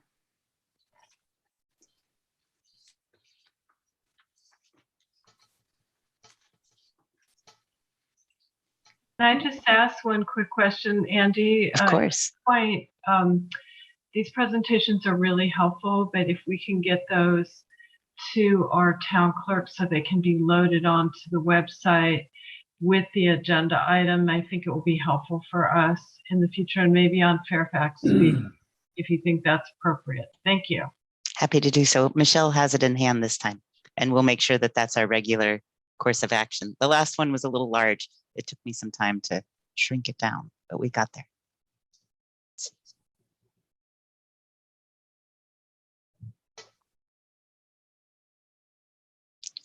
I'm not sure why is it showing as a, Showing in like presentation mode. There we go. Presentation. Okay, Perfect. there we go. 2 screens, they usually have 1. So here we are. So tonight we're just going to talk about next steps for the housing element update. We met last month and we had our contract amendment approved. And so tonight you'll meet a couple of the team members that are on board with us as we're executing all subcontracts and get everything in gear. We've had a kickoff meeting. And so we're also going to talk a little bit about the multi-layered approach. We'll have several different threads of our activity going on at once. So the website is going to be very active, and we want to welcome as many people as possible to jump onto the website and participate, share your ideas and opinions. There's no more powerful time to get involved with local government than when we're looking at our general plan update, and that's what the housing element is part of. So tonight we'll also be reviewing the site's final one more time before the CEQA gets kicked off, and talk briefly about the website refresh and project timeline. I'll try to go quickly through the slides, but I'm always happy to come back and revisit them if you'd like more information on any particular topic. In the staff report, we have some quick bios of the schematic workshop. We have Grace, and we have Grace tonight, and she's going to talk a little bit more about the specifics for Eco-Village and that concept and how that will work together with the odds. And the odds are what Grace is going to be working on along with David. And David is from ELS Architecture and Urban Design. We also have More Sky, Less Ceiling, though you'll probably rarely, if ever, meet Rachel. She's doing a lot of behind the scenes work on the website. And if you attended our earlier workshop, you probably met or were introduced to Kristen Masters from Nonviolent Communication Santa Cruz. So they'll help us with our next round of workshops to make sure everybody feels included. And now we'll talk a little bit about the multi-layered approach. All at once, we'll be completing some of our draft housing element sections and uploading them to the website. Right now we have the safety element. I think if we haven't yet also uploaded our appendices, that's our next step. And we have them in an interactive application so that people can go into the PDF and you can sort of geolocate what you want to comment on. And that helps us out a lot to be able to bring your voice directly to the decision makers throughout the process, because we can export all of those comments and they'll be referenced to the location that you wanted to make your comment. So we encourage everybody to exercise your muscles with that, because that's going to be our best approach in going forward with the full housing element. We're also going to find ways to interactively ask your opinions with our move forward with the objective design and development standards, also referred to as odds. It's necessary for nearly every one of our sites that we've considered to involve some amount of zoning change. So we don't want that discussion to be in a vacuum. This is going to be holistic conversations that we bring through these meetings that you'll see in the project schedule. And when we talk about zoning changes, we just felt it was very important for us to also bring forward the odds conversation so that it can be graphically represented, so that we can have a clear understanding of, okay, when the zoning changes, what will that look like for the town of Fairfax? And Eco-Village is a little different because we're going to be talking more about the way things work. And I won't get into the dynamics of that too much. We're also going to be talking about the inclusionary ordinance. We want to make sure that that gets involved in our discussions and that we get our draft together and completed hopefully by the end of this year, but no later than a year from now, because we have grant deadlines. We'll also be kicking off our CEQA process. We're hoping to start that here in July, and we'll be keeping our updates on the website. So the objective development design standards, I believe we brought this slide to you last time. We're going to go through each of these threads just briefly. So the odds will help the town because it helps you understand how the development will look, where it can be located on the site, and what housing types are permitted. This is also an efficient approach to site review and zoning, and it saves time and money with focused discussion. Our zoning analysis and review, we're going to be looking at the 5th cycle rezoning considerations that took place. That's necessary through the HCD process. But then we're going to bring forward our 6th cycle recommendations. And this is also going to help for better predictability for the odds process and integration with all of the layers of changes. As I mentioned before, though, we're going to have this graphic demonstration of options, and that's what's going to come through with the odds discussions. The Eco-Village Ordinance for large sites. We know that this is, the intent for this is that it's going to improve conservation for water and energy and open space. If Fairfax needs to open up and make room for, create capacity for more housing units, we've listened closely and we've heard how important it is that there be a reduction in traffic, if possible, a reduction in water usage, also a preference to pay heed to evacuation routes. So we're taking all of that into consideration with our site choices and then through all of these zoning and ordinance changes. So the inclusionary ordinance is going to increase the likelihood of affordable housing coming into Fairfax. And we've heard loud and clear that that's something that many, many Fairfaxians hold dear. It also increases the likeliness of HCD certification. And that has a ripple effect because, as has been reported in the past, HCD has a much stronger compliance arm of both staff and resources. This is also essential that we utilize the grant funds that have been made available through the county by bringing this ordinance all the way through. And we will be providing that support for this ordinance to be brought all the way through. So the CEQA review, these are all of what gets reviewed for CEQA on any project. And this is the list of items that will be researched thoroughly for the entirety of the housing plan that we're coming up with. And again, we just want to make sure you know that we've heard you, that high fire, while it's not maybe what HCD sees as the very high fire risk area, we still acknowledge that the high fire risk area is still something that we want to be mindful of when we consider which sites are chosen and what kinds of designs are recommended. We're paying attention to evacuation routes. That's also been integrated in with our safety element and will be considered with our CEQA research, along with traffic concerns and water availability. So sites final. The total number of sites that we need to accommodate for is 490, and that's before the recommended buffer of 15 to 30%. And I believe right now we're recommending something in the middle, which is 20%. So the total would be 588. I put this dashed line in here specifically to reference the full number of affordable units that are included with this number. When we add up the very low, and moderate income, we come up with 306. So out of the 490 required, 306 are required to be affordable. This is our current site status. This is our list that we'd like to move forward and begin reviewing for the environmental review.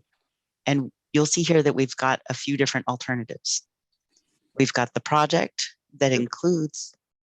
I'm sorry, Andy. Yes, of course. And Michelle, this is the revised that we have in our packet. The revised was sent out as a separate item. It's an addendum. Yes, And I That's what sent we're it out. looking at That was here. Renee's question. Yeah. oh yes, that's the same one. Yes, I went you. ahead and I included it in the, yes. And so we have to underline and strike through the difference between the initial staff report and this one. So the Town and Country site, we show as 0 for the project as we move forward with the CEQA review, and that there would be two additional alternatives, number 3 and number 4. One would be to enable up to 200 units at the Town and Country, and alternative 4 would be to enable up to 400 housing units. I'm sorry, it says alternative 2 and 3, not 4. Right. That is a place that I did correct, and that has to do with alternative 1 technically.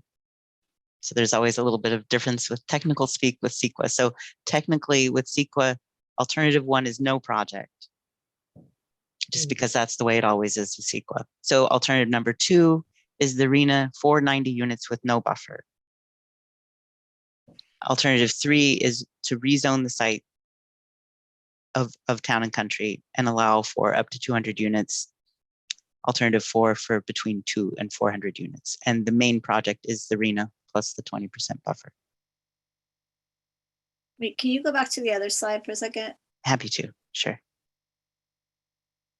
Okay, so the first column, the project, that's not alternative 2 without buffer. So 2 isn't being shown right here.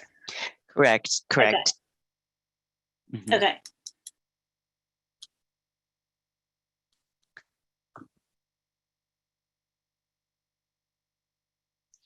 So in effect, at the end of the CEQA process, any of these 3 alternatives would be possible because all 3 alternatives would have been studied.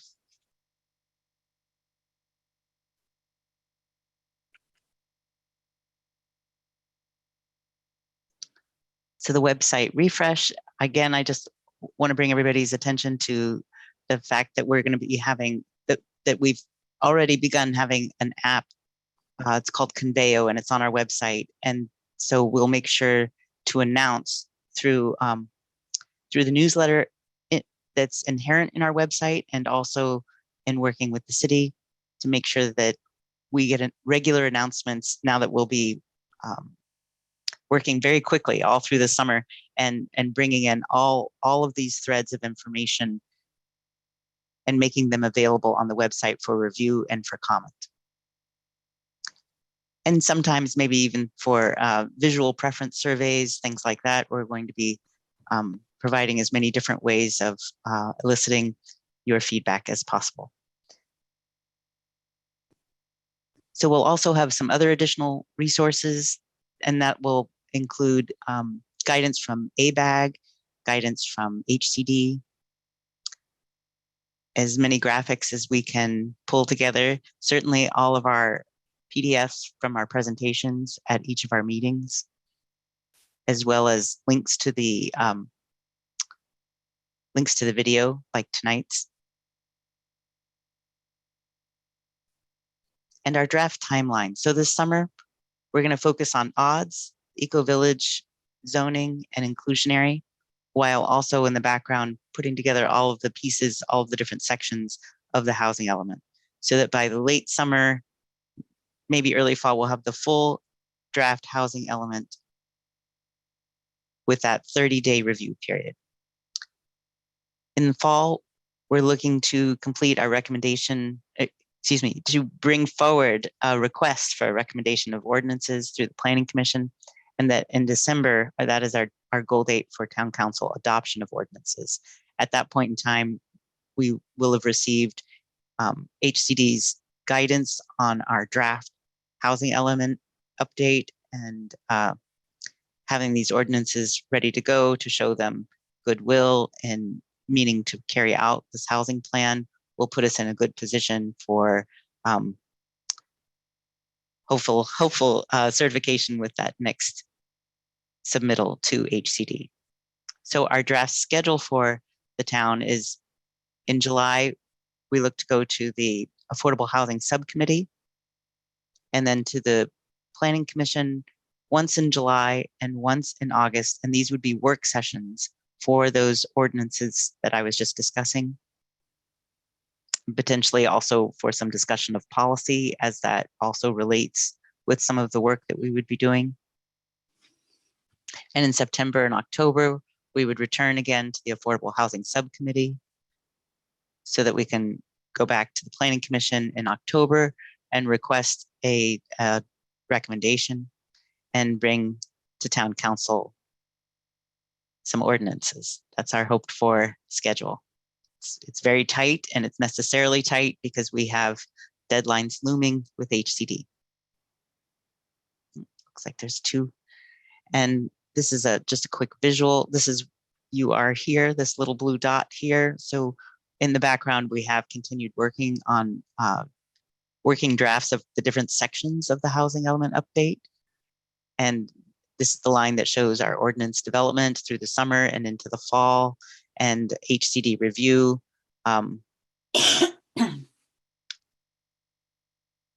We have a 30-day public review period prior to the HCD review. We don't know if they'll take that full 90 days or not.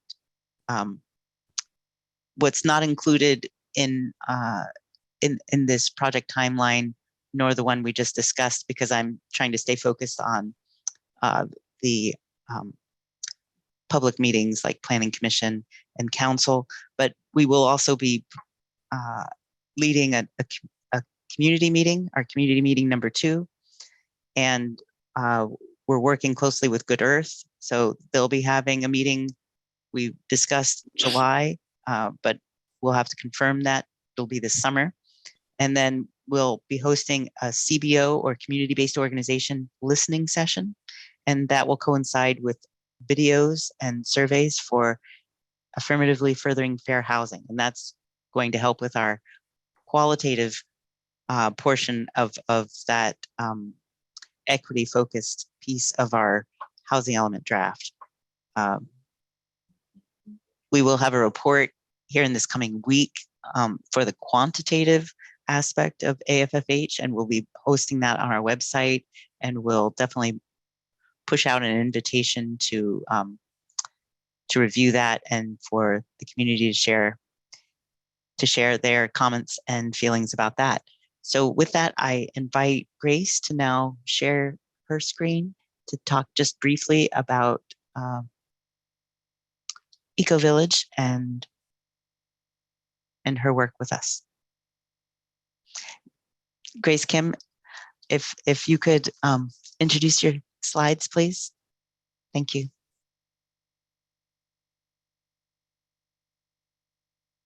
Thanks for having me. I'm Grace Kim. I'm an architect and planner in Seattle, Washington.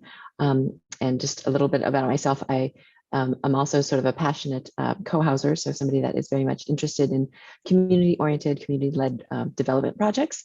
I've served on the Planning Commission for Seattle for 8 years.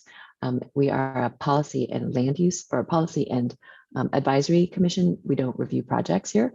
So very much involved with the conversations around displacement and density and growth in urban centers. And I've also been a long time affordable housing advocate. A large part of my work or my portfolio with the firm is in the affordable housing sector. Andy asked me to talk a little bit about Eco Village as a way to sort of introduce the topic. This is not a very well understood type of typology in housing development. And so just to share a little bit about that. An Eco Village is a traditional or intentional neighborhood with the goal of becoming more socially, culturally, economically, and ecologically sustainable. So it's very much an intentional act of the people that are living there. And in this case, maybe the city that is planning for it. There are some examples that I just wanted to share very quickly. There's no physical form that defines an eco-village. I'm showing you mostly examples in sort of semi-suburban settings, but they can be urban settings. I didn't go that far because I didn't think it would be a relevant example, but this is an example of an eco-village in Australia. This is an eco-village in Scotland. And some additional images from that project or that community. This is an eco-village. Oh, I'm sorry about this, the blurry slide. An eco-village in the UK. So you can see, again, a very different architectural form. And then this is an eco-village here in the US at Ithaca. And there's lots of eco-villages in the US. It was difficult to find overall pictures that shared kind of the architectural elements. A lot of the eco-villages really focus on people. And the social resilience of having networks and systems and processes in place within the community. So a lot of the photos that I was finding online were really about people and activities more so than the physical structures. So I'm trying to share what the architecture could look like. Some of the characteristics about eco-villages are that housing tends to be clustered so that there's a proximity to one another. So people have there's a previous speaker who talked about the community that's at Town and Country. So there is a strong sense of community in eco-villages because there is a lot of collaboration that happens. So the houses are clustered close together so that there is the opportunity to run into your neighbors to collaborate in this way. There's a strong focus on sustainability, as I mentioned earlier. And generally there's a pedestrian focus. So trying to prevent or try to design the physical plan so that rather than having cars sort of permeate and take over the landscape, it's really more about the people and about using the land in a sustainable way. And sort of, you can see in this slide in a very much of a growing way. The eco-villages often have very robust gardens and food growing programs. Eco-villages also seek to include affordability and they're inclusive, not exclusive. And they really focus on open space. So really thinking about the environmental impacts and creating habitat for both small and large animals and insects and things like that. I'm going to just do a little segue into co-housing because there is an overlap and that's kind of where my passions are. But co-housing is a little bit it's a little bit similar and different. So I would define co-housing as an intentional neighborhood where people know each other and look after one another. There's definitely a focus on community and also a deep respect for individual privacy. So everybody has their own home, but there are shared facilities where you might have, like the example in the photo on the bottom, that you might have shared meals together or shared work parties and lots of shared things. And these are not requirements. They're more social contracts and things that people agree upon because it just makes people's lives easier. And these are some examples of those built communities here in the US. And there are hundreds of these communities around the US, especially in California and on the West Coast. But this is an example of one in Berlin, Massachusetts. This one here in my neck of the woods in Vashon Island in just outside of Seattle. And then an example of one that is embedded in a much larger redevelopment neighborhood in Boulder, Colorado. So very, very different in appearance. And then this is a good example of one that is a retrofit community. So one of the first co-housing communities in the US was actually not purpose-built. I don't remember which houses started this, but the red dashed lines indicate sort of typical suburban lot lines. And a few of these homes were built or were purchased by neighbors that said, what if we just took down our fences? And what if we started to collaborate? And slowly, one by one, the houses were bought up, or when they were sold, they recruited new neighbors and people that were like-minded and wanted to share these resources. All of the fences were taken down. And as each family moved in, there was a request to provide some sort of community amenity in the backyard. And so there's, people provided tool sheds or a trampoline or parts of the garden. And the last home that was sold or what's purchased, they purchased in common as a common house. So a central facility where people could collaborate and have meals together, do social events and other things like that.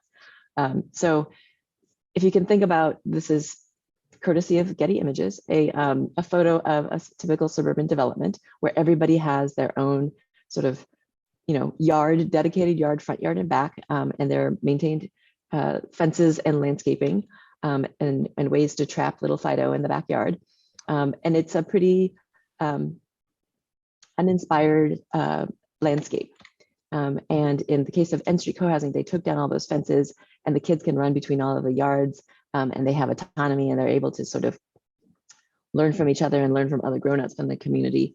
And they have this instead. So there's really great examples of co-housing. I included these slides to share that co-housing can be an eco-village, so that they don't necessarily have to be two separate ideas, but that eco-villages are not always co-housing.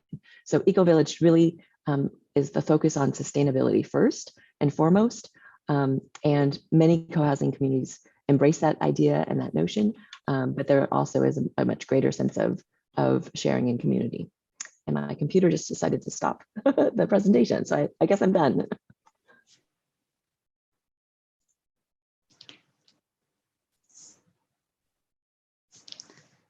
Thank you, Grace.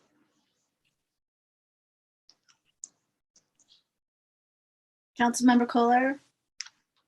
Yeah, I just wanted to ask a question, maybe of Andy and Grace. I mean, I have some friends that live in something that's a co-housing eco village up in Sebastopol.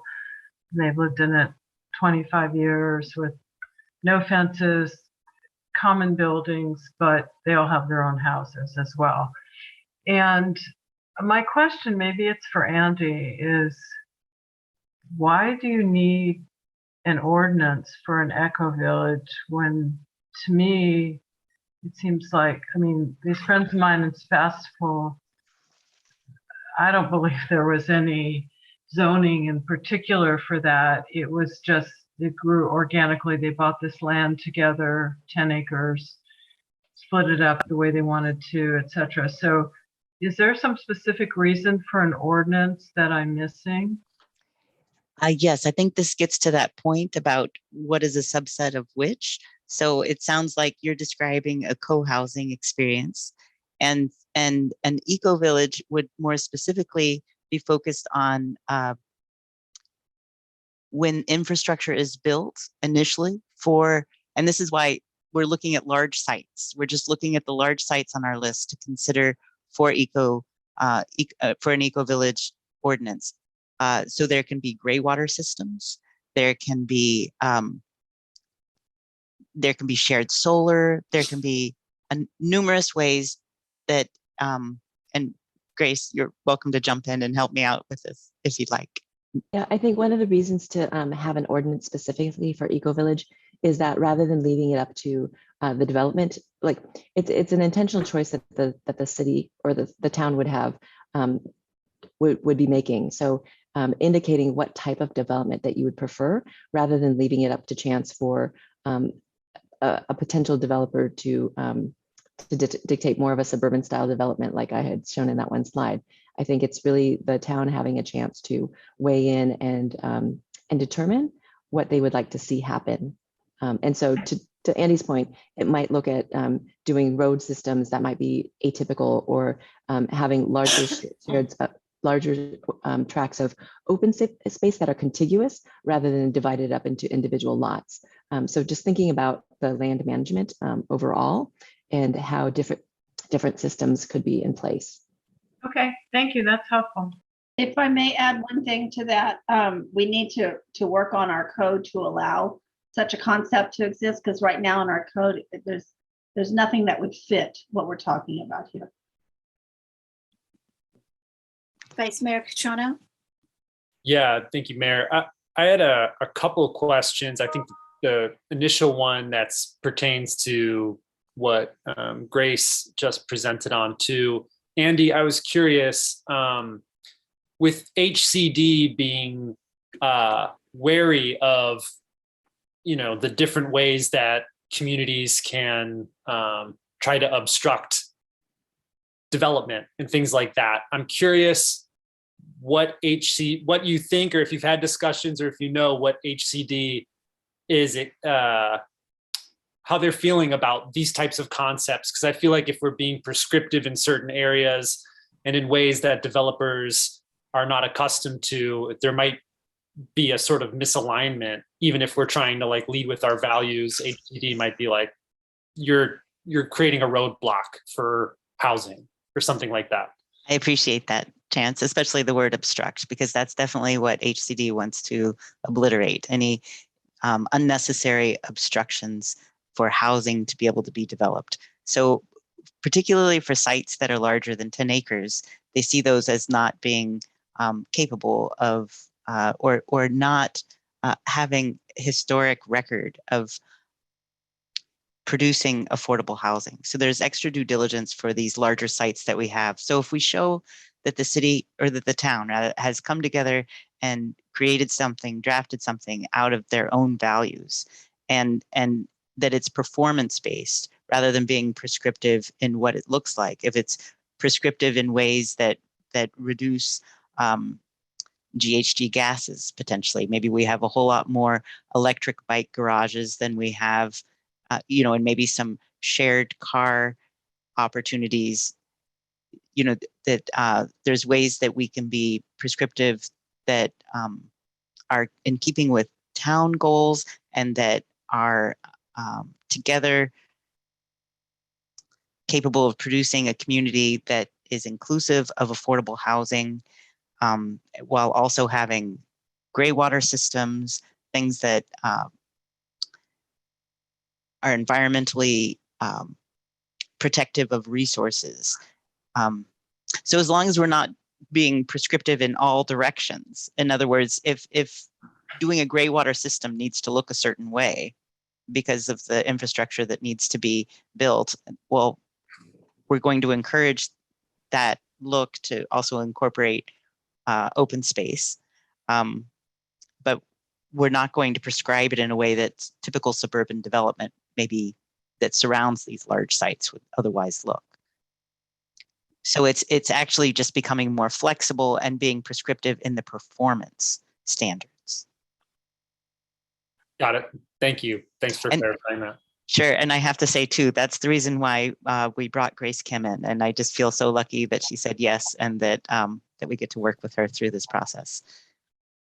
I'm also realizing that the slides that got cut off, or that when my computer decided to stop sharing or jump out of the PowerPoint, a couple of considerations to think about with eco-villages is the affordability aspects, the ratio of open spaces, the trails and connectivity, and also in my mind, especially for the sites that we're looking at in Fairfax, really thinking about displacement and how to avoid displacement, and how to provide a housing typology that allows people of all generations and all incomes to be able to live in a really harmonious way on the land, and to really highlight individual neighborhoods rather than treating them all the same. So I know that there's at least 3 sites that we'll be thinking about, and those are very different sites in terms of the characteristics of those sites. So not wanting to sort of like, spread a land use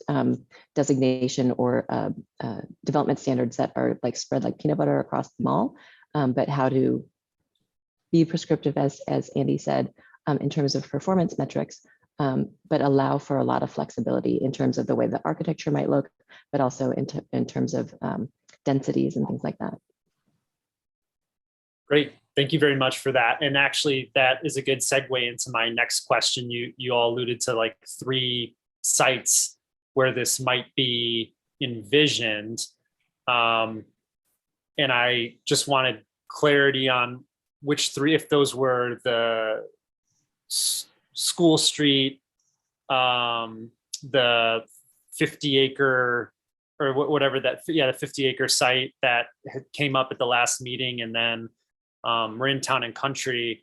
And Andy, if in asking that question, there are 2 like sub questions. One, the owner of School Street had reached out to us about their particular number and wondering why it's at 100 versus, I think they're interested in understanding the constraints through CEQA if it could be higher potentially, but just had that question. And then the other thing, obviously, I think a couple of us will probably ask about this too. If at some point you can also share a little bit about how Marin Town and Country fits into this because people are hearing a lot about it right now.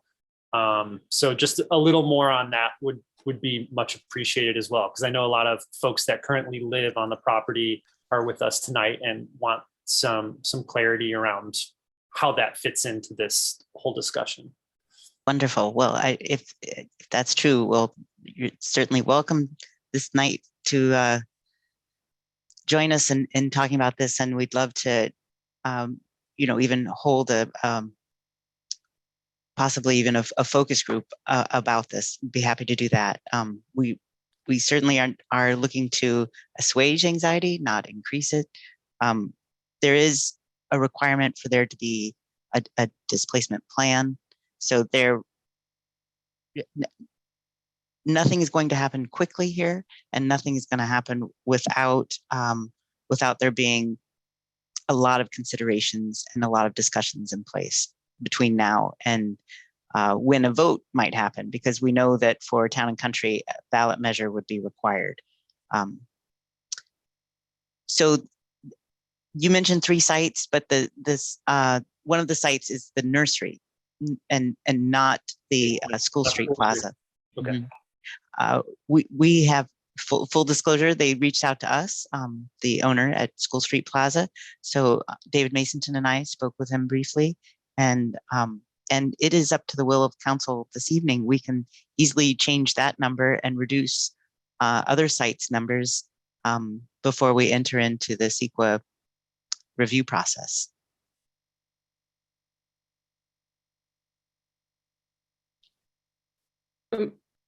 May I go ahead and ask a question? Chance, were you finished?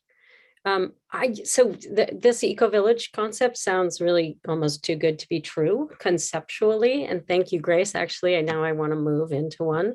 But I wanted to actually try to understand a little bit about what it really means. So if we establish an ordinance, what does that do in terms of who becomes interested in that property? Because we'd be needing to attract a developer who would, I just don't understand what happens from here that's going to incentivize that type of a developer's interest versus someone else who might come in and do something entirely different and contrary to the vision that you've just painted for us. I just don't quite get how it launches into something practical and real. Well, this could be an overlay. So it could be a requirement for some of these sites, particularly for a site that doesn't now have residential allowed. So for the Town and Country site, for residential to be allowed at that site, this could be the requirement for that development to occur.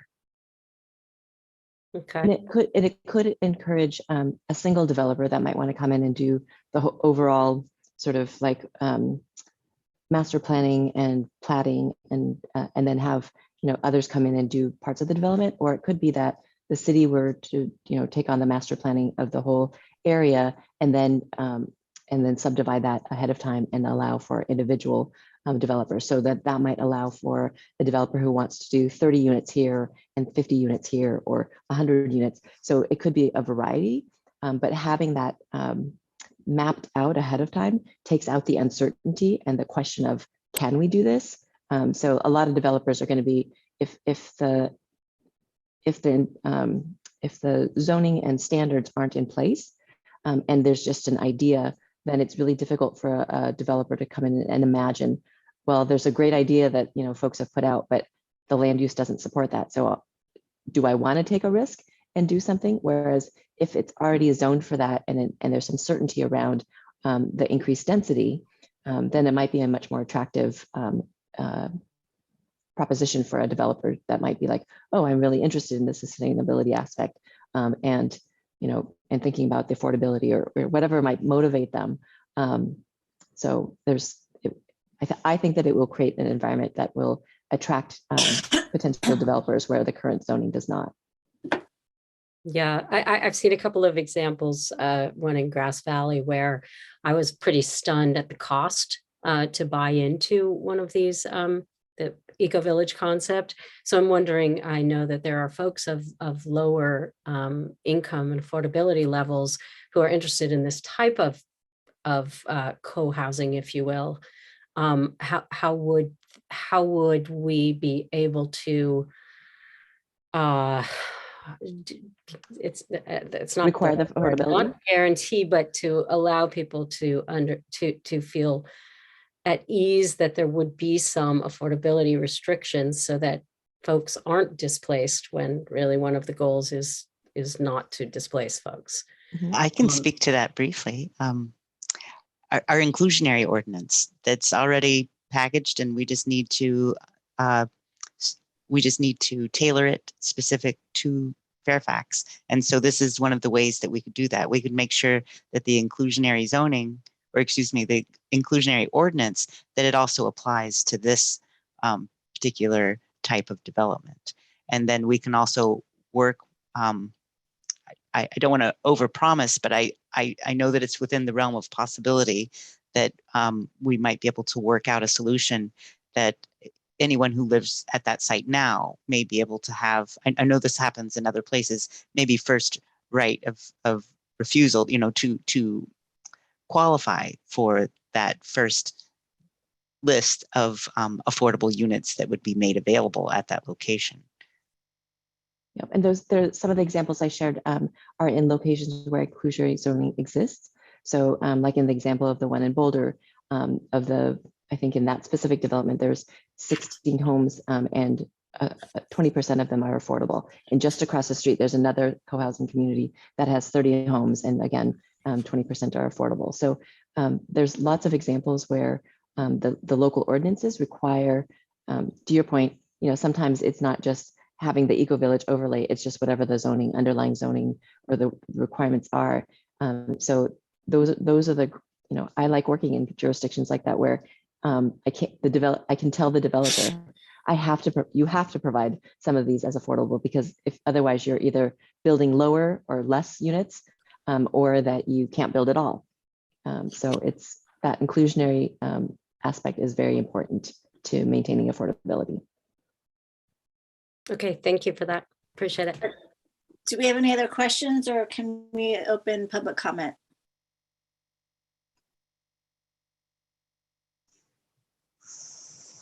Bruce, are you trying to talk? No. No? Okay. Michelle, can we open the public comment, please? Yes, Madam Mayor.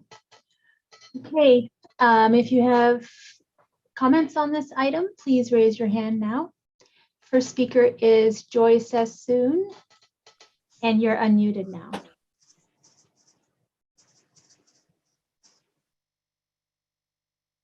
Can you hear me? Yes. Okay, great. I live in the Marin Town and Country Club, and I've lived here for almost 30 years. And I have a lot of concerns, and it's frightening to a lot of us living here. Aside from the personal fear of losing my home and everyone in it that we love dearly as a community, how can you fit 400 or even 200 units when that doubles the cars going in and out of these intersections? Are we going to build more water storage tanks? Are we going to have a way to get out of here if the whole town is evacuating fire up in the hills above us? What about the natural habitat that's beautiful and not developed because it's been just protected for so long? The traffic nightmare and a high rise does not sound eco to me. Where are we going to live? And what's affordable? What is considered affordable to someone who's retired like myself, who doesn't think investing in buying a house is the right idea right now? So, I feel like this is a big money thing. I think that it's trying to get too many beans into the small jar. This is a tiny town that really isn't sustainable. We don't have the infrastructure or the water, and it sounds like a pipe dream to me. But that's just my personal opinion, and I think there's a lot of people who feel the same way as I do. So I don't think there's much more to say about that. I'm blown away that the town would even consider doubling. Well, 400 units would make 800 cars. Think about it. 200 units, 400 cars. It's just the way it is with people. So anyways, that's all I really have to say. It's something to think about. People who live here and really do love the town more than making profit on it will understand where I'm coming from. Thank you. Next speaker is Simon Costa. You're unmuted now.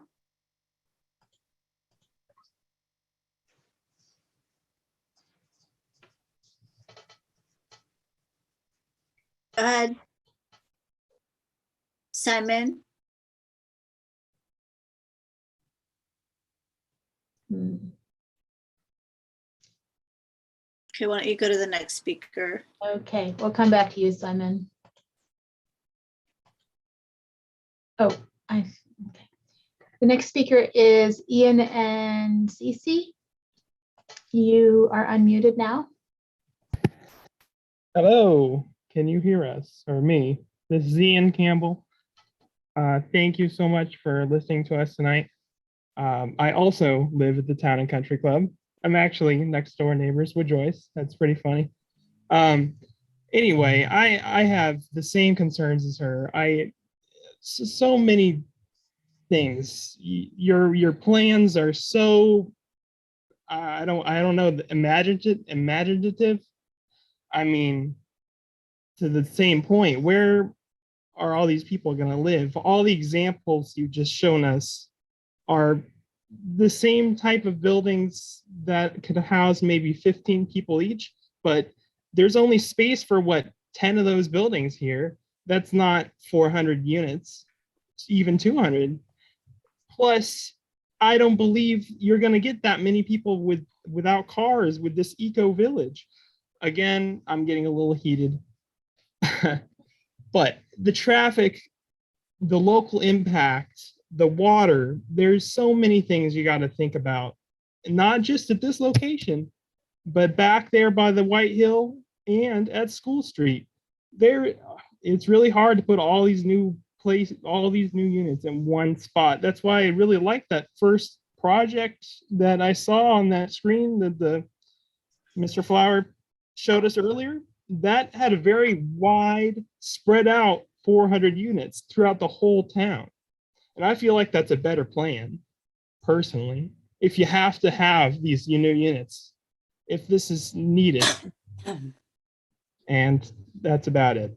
Thank you, guys. I'm going to try Simon Costa again.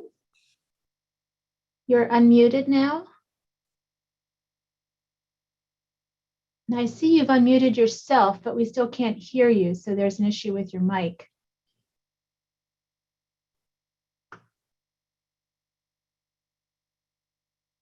Okay.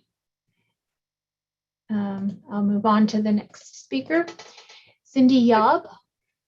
Gotta reset the timer. I will try to remember. Cindy, you're unmuted. Oh, okay. Can you hear me okay now? Yes. Okay. Hi, good evening. I don't live in the Marin Town and Country Club, but I do live right outside of the Marin Town and Country Club. My house is right at the corner of Pastore Avenue. And frankly, I'm a little bit shocked. I don't even know what word to use for it. That, yeah, this sounds so warm and fluffy and fuzzy and happy and all this wonderful feel-good stuff about an eco-village and sustainability and all this stuff. And nobody has considered that there are other people that live in the neighborhood, that the street, there's one tiny little bridge that, to let people in and out. And sometimes even now, it's impossible for delivery trucks to turn around. Last year, an ambulance, fortunately, I wasn't home at the time, but apparently an ambulance responded to an emergency in the Marin Town Country Club and ended up knocking down my fence because there was no place for a vehicle to turn around, and that you wouldn't even consider the impact that this is going to have on the neighborhood in terms of years of construction, in terms of bringing in hundreds of people, potentially hundreds more vehicles, in terms of what happens if there's some kind of an emergency. Yeah, it sounds great, and you're paying, hundreds of thousands of dollars to consultants for, feel-good workshops and let's talk about it. But there's nothing to talk about. You're not considering the real people that are living here and how you're going to displace people that have been living in the Marin Town Country Club for years and the rest of the neighborhood. So you really, I mean, if you want to find a place where like-minded people can actually affordably live together and not lining consultants' pockets or trying to fulfill, these dreams or, these things that really don't make common sense for real life people, find someplace else to do it. But don't ruin our neighborhood and make it more difficult and unsafe for people that are already living here, just to give the appearance. This isn't about affordable here. You're getting me all worked up about this, and that's not my intention, but this is not about affordable housing. And I really, really resent that you even consider moving forward with this. Thank you. The next speaker is Faraz Azazi. You're unmuted now. Hi, can you hear me? Yes. Hi, my name is Faraz. My family's owned School Street Plaza for close to 30 years. I recently sent the council members along with the mayor a short email kind of outlining our initial thoughts and ideas for School Street Plaza. Well, we're very excited that the town is actually working to address the housing shortage. And we are strongly in favor of our property being used in the housing element and intend to redevelop it, hopefully as soon as possible. I want to discuss a couple of items. First off, we are requesting for approval for the maximum proposed units. I believe that's currently around 100 to 140. We would like to see that number kind of increase closer to 175 units. The reason being is our initial talks with developers and consultants, we were able to gather data from recent completed projects such as Victory Village, and we realized to make this project financially make sense, we would need the maximum number of units. With rising interest rates, extremely high construction costs in Fairfax, if we're not able to get the density needed, there's most likely not going to be any development in the area. So that's why I'm here, I'm talking. I truly believe School Street Plaza could revitalize downtown Fairfax. The front of our property allows for lower density, minimizing the street visibility. And there's actually an opportunity for greater density in the rear of the property. I'm not sure how many of you are familiar with our site, but towards the back of the property near the creek, it slopes down. And over there, we realized we could build anywhere from a 3 to 5 story building structure that from the street would only look like it's 2 stories. And this would maximize the density. I've also heard, I also don't want people to think we're going to build a large box. We would utilize architectural lines that would blend in with the natural setting. So we'll definitely do everything we can to make it a eco-friendly project. That would be gray water, solar, whatever might require. Some other issues we've seen is people are worried about traffic. Since our project is properties centrally located, it allows for minimal parking requirements and walking accessibility, along with amenities we could put such as electrical bike storage and community and even car sharing. So lastly, I just want to end with, we truly care about our tenants. We've had the property for quite some time. So we're willing to put a plan in place to partner with them to ensure that there's a smooth transition. So thank you for your time. Please reach out with any questions, and I look forward to working with you. Thank you.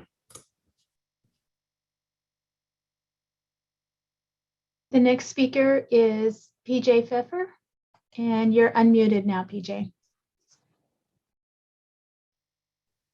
Hey, thank you. I am a resident and obviously am concerned about this issue. I think it is an extremely important issue for the town. And so I want to make sure that everybody is focusing on what we can actually do in this situation. It's my understanding that the requirement to add a housing element to add 490 additional units is a state requirement that Fairfax, along with other towns, has already appealed and lost. And personally, you know, we just had the budget discussion. I understand the concerns of the other people who live in this town, but I just feel like continuing to fight that assessment with town resources is throwing good money after bad. And what we really should be focusing on is the best place to allocate the amount of units that we are required to show in our general plan are available for development. I personally, granted, I don't live in the town and country property, think, you know, mostly currently undeveloped spaces that we could have the type of density. Also, the caller just before now, his project, that sort of project seems like the most efficient way to allocate the number of housing units that, again, as required by the state, the town is required to show is available for development. Although I certainly would want to make sure that there are safeguards and requirements in place to make sure that any new developments are both affordable and accommodating of current residents so that they don't lose their housing at their current cost. I do think that should be a very strong priority. Finally, with respect to the concern on cars and water, it's my understanding from the latest census estimate, Fairfax has 7,500 residents, adding 500 units. I think Fairfax's average household size is 2.2, is about another 1,000. So that's a fairly significant increase in population size for car density. So again, probably important to consider, but with respect to water usage, I think the average household in Marin County uses somewhere on the measure of 1,000, you know, in the low thousands of gallons of water on a bi-monthly basis. And Marin Municipal Water District overall just delivers like 22 million gallons of water per day. I don't think that 500 Thank you, additional PJ. units Your will time is affect our up. water. Thank you. Thank you. The next speaker is Stephanie Phelan, and you are unmuted now. Again, I'm now speaking at the appropriate time. Obviously, this is a topic that we are all very passionate about, those of us that live in the Marin Town and Country Club. And it's not years, it's decades. People have lived here for decades, and we are an eco village. We are already living that dream. And for us to be displaced or to live in that fantasy of what's being created, I mean, I'm super impressed. I think it's really beautiful what Grace has created, and Andy, it's like incredibly impressive, but it doesn't make sense to displace the people that are already living here in a very organic, beautiful way in order to create something that, as you know, the other people on the call have expressed, will disrupt all of our lives in a really significant way, and it will create traffic. And to the other caller, Perez, who was talking about it, I imagine that he would profit greatly from using his property to create units for 200 people. And this idea of electric bikes, I mean, we're not going to be able to ride electric bikes to our jobs in Corte Madera and Larkspur. You know, it's fine and a lovely fantasy that we would live in a world where we don't need cars and that we can all live in community, but it's not realistic. It doesn't, like, our lives don't unfold like those beautiful pictures. So I appreciate that Andy and Grace want to keep this as an open conversation. I'm really grateful to hear my Marin County Country Club family, and we are family here.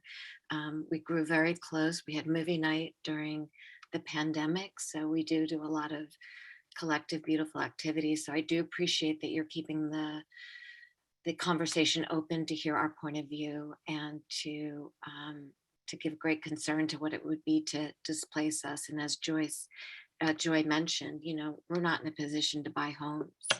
That's why we're so grateful to live here and have a huge backyard and have a huge area that welcomes wildlife and a way of living that we normally would not be able to have access to. So we're living your dream, Grace. It's just not as pretty. So thank you for the time, and thank you for all that you're doing. I have tremendous respect for everything that's been presented tonight. Thank you. The next speaker is Frank Egger.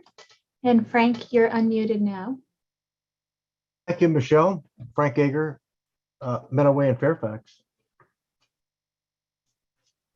This has been quite an interesting evening. You know, the cost to prepare this housing element has now increased to $844,000.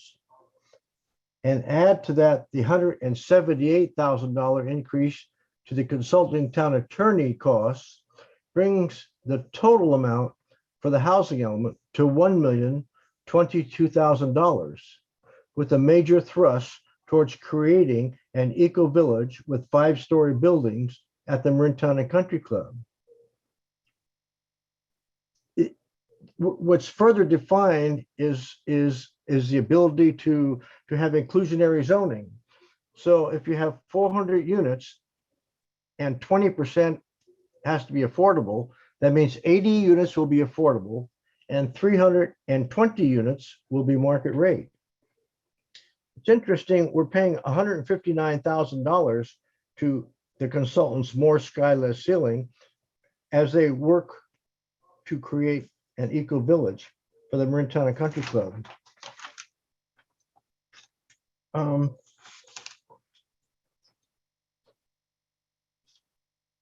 So the question, I guess, is, can one of the 60 residents at the Marin Town and Country Club afford to buy one of the future units there?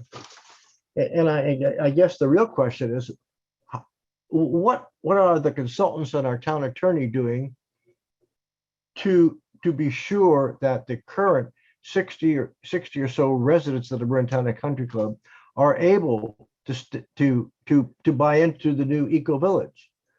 You know, they've talked about affordability, but also they've talked about purchasing units. So I guess my last question is, you know, why is Fairfax determining what's affordable in Fairfax for Fairfax residents by averaging the Fairfax incomes in with Belvedere, Tiburon, Ross, Mill Valley, and Sausalito to determine what's affordable for a Fairfax resident? That seems crazy to me. You know, what may be affordable to a Ross resident surely is not affordable to a Fairfax resident. I'm worried you're going down the wrong track. Thank you very much.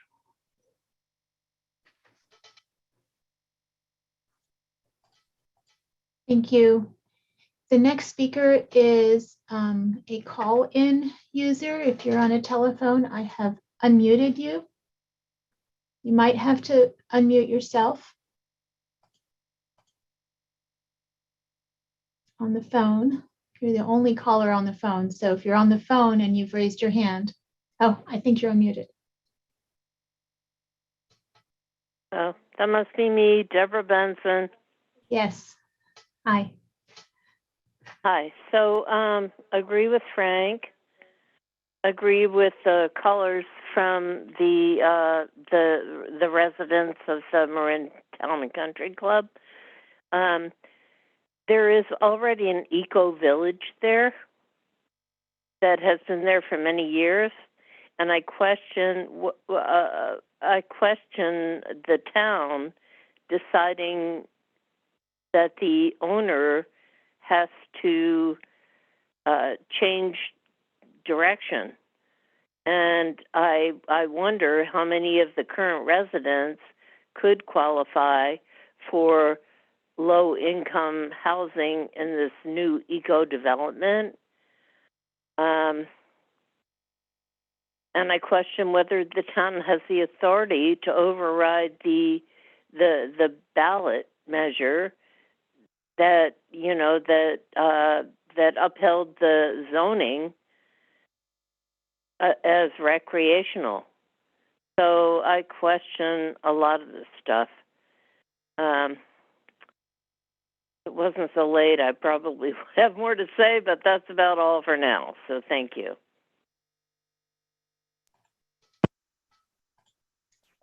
The next speaker is Mark Bell, and you're unmuted now. Thanks, Michelle. Just to clarify, the town has never, ever attempted to challenge the state legislature on this law in court. Therefore, it's really not a law until it's been adjudicated. And I don't understand why we haven't put out the efforts to bond with other municipalities throughout California who've been ordered to have even worse increase in population than this. As for the eco village, using terms such as net zero water usage, net zero energy is impossible. I've talked to top urban planners. They say it's not possible. Doesn't exist. It's basically just greenwashing. Are we going to require the residents to wear still suits in these houses? Are they going to be distilling water from their dead like on Dune? No, there's no such thing as net zero water use. How come again? Another sub-consultant, $160,000 on top of the what, $580,000 for, who's that, EMC? Why do you have to spend another $160,000 plus another 3 consultants that we're having tonight? Is the original consultant incompetent? I've talked to urban planners, they say $600,000 for a village-like aesthetic the size of Fairfax should be more than enough to cover what we need to do if we really need to do it, which is yet to be determined by law. Putting 200 to 400 units at Marin Town and Country Club, and we're not even counting the density bonus, which can be an additional 200 to 400 units. We're looking at an additional 800 cars. Okay, so then evacuation. We now have another 800 cars in front of you as you're trying to get out of Cascade. And that's unless there is a density bonus, and then we're looking at maybe 1,200 or 1,600. They're not going to be affordable units. It's non-binding. Andy Flowers himself said that affordable housing, it's up to the developer. It's non-binding. That means they can do whatever they want there. And you think someone's going to go in there, you want to put 800 units on what, actually 8 acres that can be built on because the rest is underwater if it rains. What are we looking at as far as density? 30, 40, 50 units per acre? It's insane. The facts don't support this. People are leaving California. San Francisco alone has 43,000 unoccupied housing units in the county. That would be 160,000.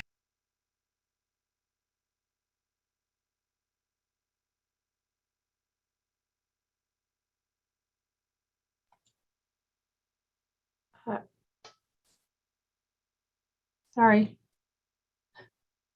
Not sure what just happened. The next speaker is Rick Hamer.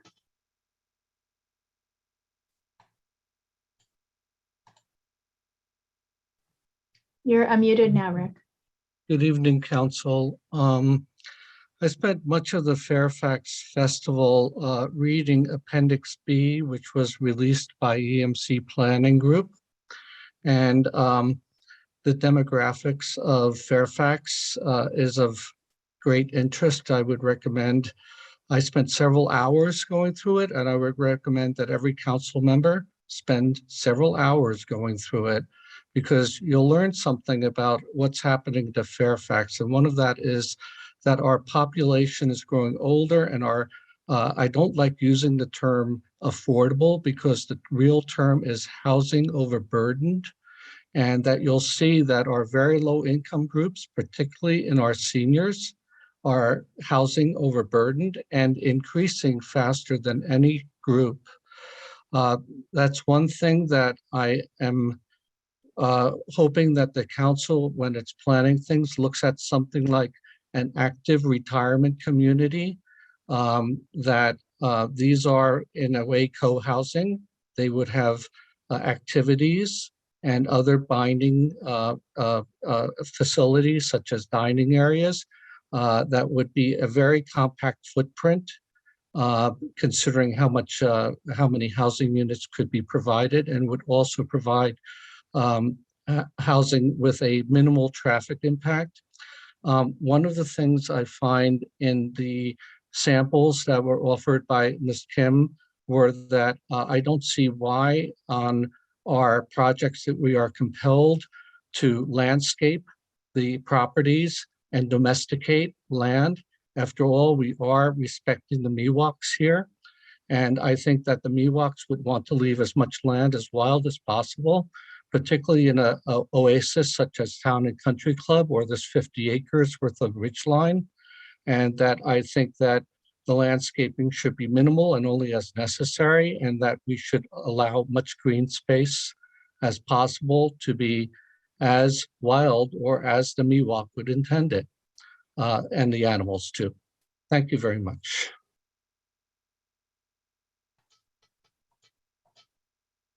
The next speaker is Simon Costa. We'll try again. You'll need to unmute yourself.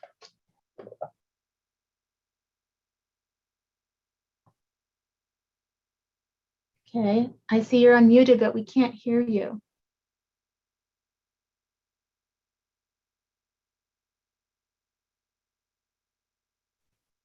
Do you want to try calling in to the meeting? The number is on the agenda. There's a phone number you can call, and you use the same Zoom webinar ID.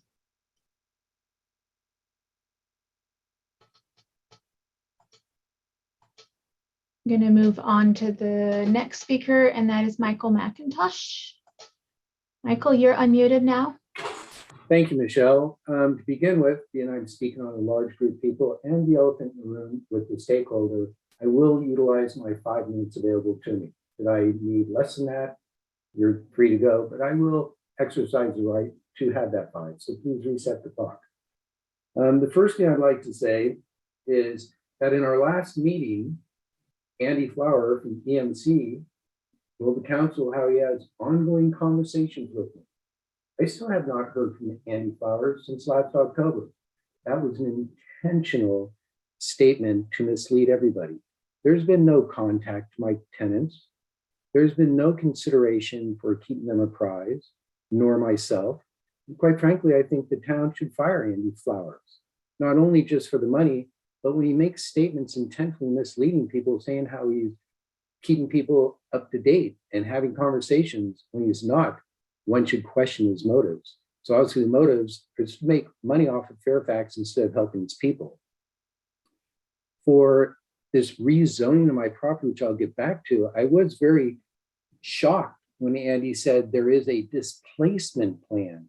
I hope everybody else heard that. So the displacement plan, I hope that will be shared so our tenants know what you've already preordained of what you're going to do with the tenants. I want to now give you a scenario to think about before I actually give you some facts. So let's just say right now that we picked on Forest Avenue and we put all 400 homes there. So you could do this. And if you put the 400 homes on Forest Avenue, after you built the homes, then what happens? Well, the next thing, the town's going to have to file a bond. And that bond is going to say, hey, everybody, we have to upgrade the roads because we now have all this additional housing. There's probably $10 million.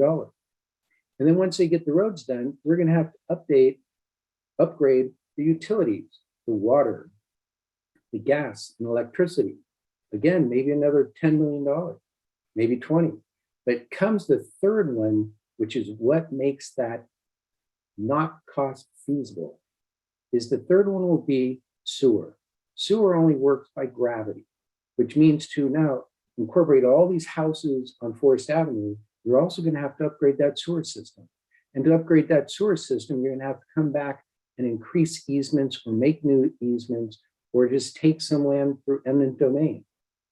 So that's a very expensive proposition, even after the housing is built, that we're not even considering the congestion and the density in case there's a fire. So I do accept that if Fairfax has to build all this housing, that the Marin Town and Country Club with the utilities in place can avoid those things. But I'd like to bring to the council's attention that in 1985, we passed the Williamson County. And Williamson County basically precluded a stakeholder from getting to your federal protections, which are your 5th and 14th Amendment, that you had to exhaust all your local remedies through the different states. Since 2019, that was Williamson County was overruled in a case called Nick versus Scott Township, which means should the town of Fairfax move forward and do an overlay to diminish the value of my property, that I have an access to my 5th and 14th Amendment, and I can sue you through inverse condemnation. And if you look at Nick versus Scott Township that set aside Williamson County, I get to go there directly. I also sent to Chance earlier today, even the opportunity of injunctive relief that can be filed in advance of. I don't think the town can afford to pay $68 million. And if you finance this through a bond, that will be between 2 and 2.5. So you'll be encumbering on the town in excess of $120 million to $150 million to pay back for this reckless action. So you can employ a couple of people with their aspirations of, oh, we're going to put our idea and what we think is cool in somebody else's backyard while we're displacing the people that you talk about trying to protect. So I hope you will all consider those actions as well as the check you're writing that you cannot afford. Thank you. And I guess the word I'd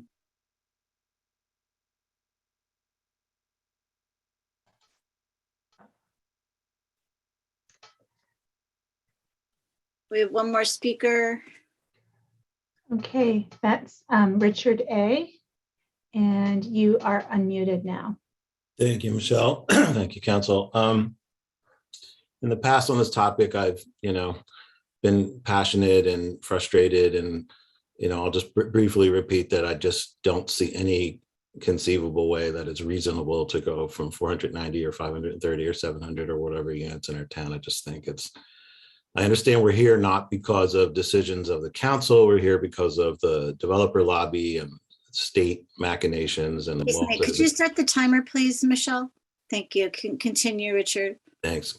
And so I know that a lot of this is political, how we got here. And so rather than ask for any, resistance movements and whatever and things that citizens we can do on our own if we'd like, I think one thing that might be really helpful for all of us, council, consultants, townsfolk, since we're spending a fair amount of money on websites and plans and things, is there any possibility to build some models where we could see visually what some of these things would look like?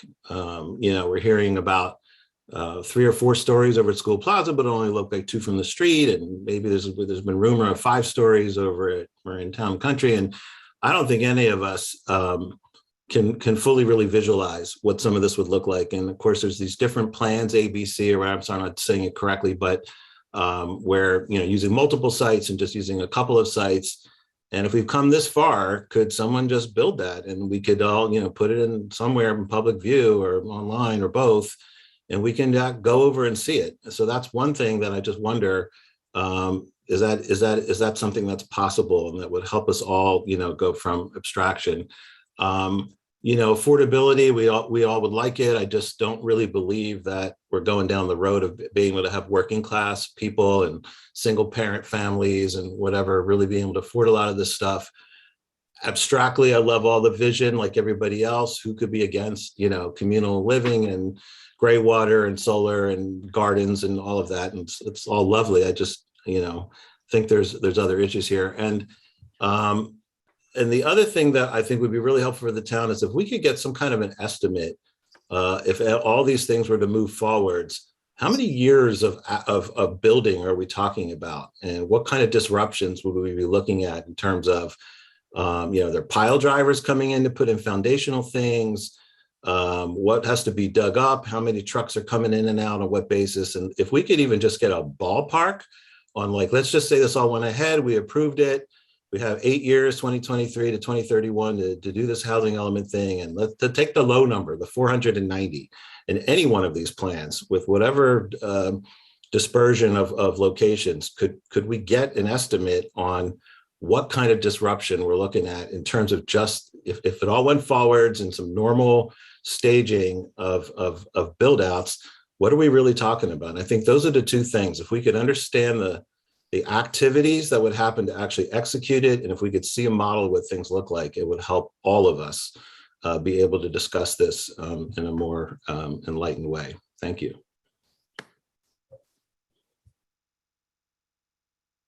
Thank you. Let's try. You want to try Simon one more time? Yes. Okay, And Simon. then he's the last speaker. Yes.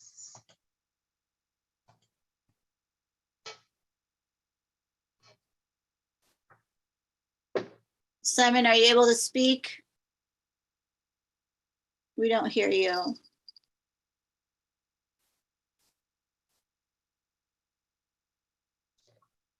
I can see you muted and unmuted your microphone, Simon, but we can't hear you.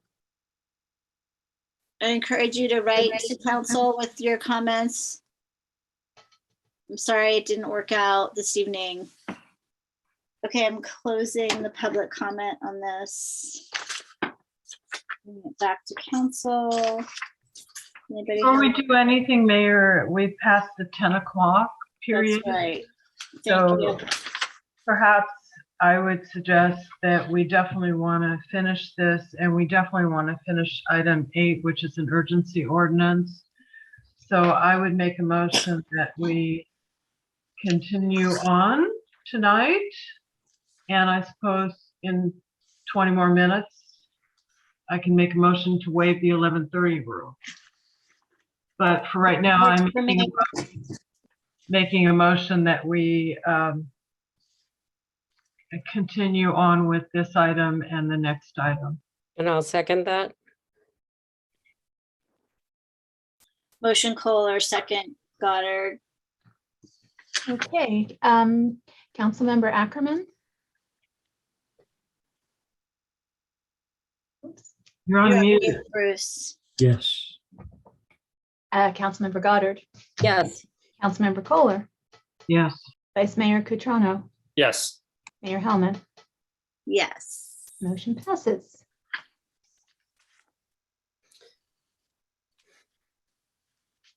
Okay. I just see Councilmember Goddard. Yes, thank you so much. Thanks for the presentations, everyone, and for the public comment. It's a little difficult to sit here and wonder how it is that we got here tonight. I started getting emails this afternoon, quick fire emails from people afraid of being displaced about 5-story buildings on the Marin Town and Country, a whole bunch of things that I had never heard of or had looked and observed in my council packets, in previous workshops, in previous meetings. And I'm feeling as though we may need to pull the emergency brake and ask for an education campaign about, full rewind here about what it is that we are doing. This has been a long process. Andy, AMC, you guys have done a stellar job getting us out of the starting gate early. But I think there are people that are joining the process, understandably, at different times. So we've got a lot of people who are just being brought in, and they're being brought in a time of heightened fear and a lack of information. So we've got websites, we've got this wonderful Fairfax Speaks, but I don't believe anyone's looking at it. I know there's been an interruption in Fairfax Speaks. It's been hard to get information. Things have sort of been delayed. But I'm going to ask for all these very smart minds here and all you folks that are so, Grace and Andy and David, who's here.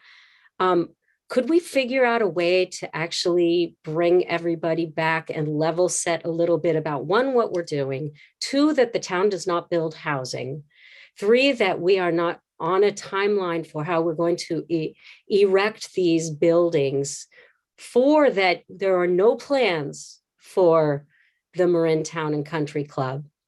And so that we can actually calm down so that we can have these, have some real creative conversations. We're not making a decision now or anytime too soon. So otherwise, we're going to go into the next 6-8 months of a lot of unhappiness. I think we could do a better job educating ourselves and the public, but we need to step back a little bit because we can't have this happen at 4 o'clock in the afternoon before a council meeting. It means we're not doing our job. And I think we can do it better. So I'd like to regroup on this and figure out how we're going to communicate better to our community and bring everybody on board to understand at least so we can move forward. Yeah, I'm just going to respond to that. I think I'm with you to a large extent, Renee. Some of the direction, what we've given EMC in the past is, in anticipation of, newcomers, if you will, not newcomers to the community, but newcomers to the issue, right? I mean, this is my first housing element update. And so as people are starting to understand it or hearing about it and want to learn more, we need to start every presentation with some level setting, some key facts about what the housing element update is, where we are and all that. A lot of that information is on the website though. So I don't want to spend, 30 minutes doing that when all of that information about the mandates, we're not developers, we are required to plan, all of that is there. So I'm with you to a certain extent, we are marching to a timeline and we've been doing a good job. And so I think we can use communication channels like the town newsletter and just be like really out in front using social media. But, Andy, if you could, preface every presentation with some of those background slides. You have done that in the past. I didn't see that today as much, but anyway, that's my 2 cents on that. If I could, yeah, and I appreciate it. And then I'll just follow up, finish, and then, sorry, I see other people with hands up. I think we have to meet people where they are. Barbara and I have both been through this. It gets really fiery when people aren't feeling like they know who to ask to get their questions addressed and how to converse and get information. Farmers market is a place. I know in the beginning, Ben and Andy really tried and showed up at the town picnic, but there are ways to reach people. We're doing it with Firewise. We're doing it around homelessness.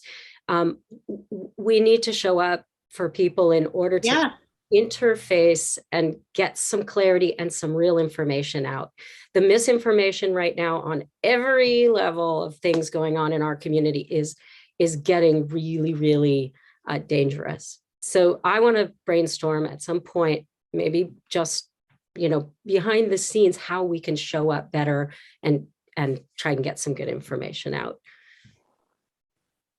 Great. Councilmember Kohler.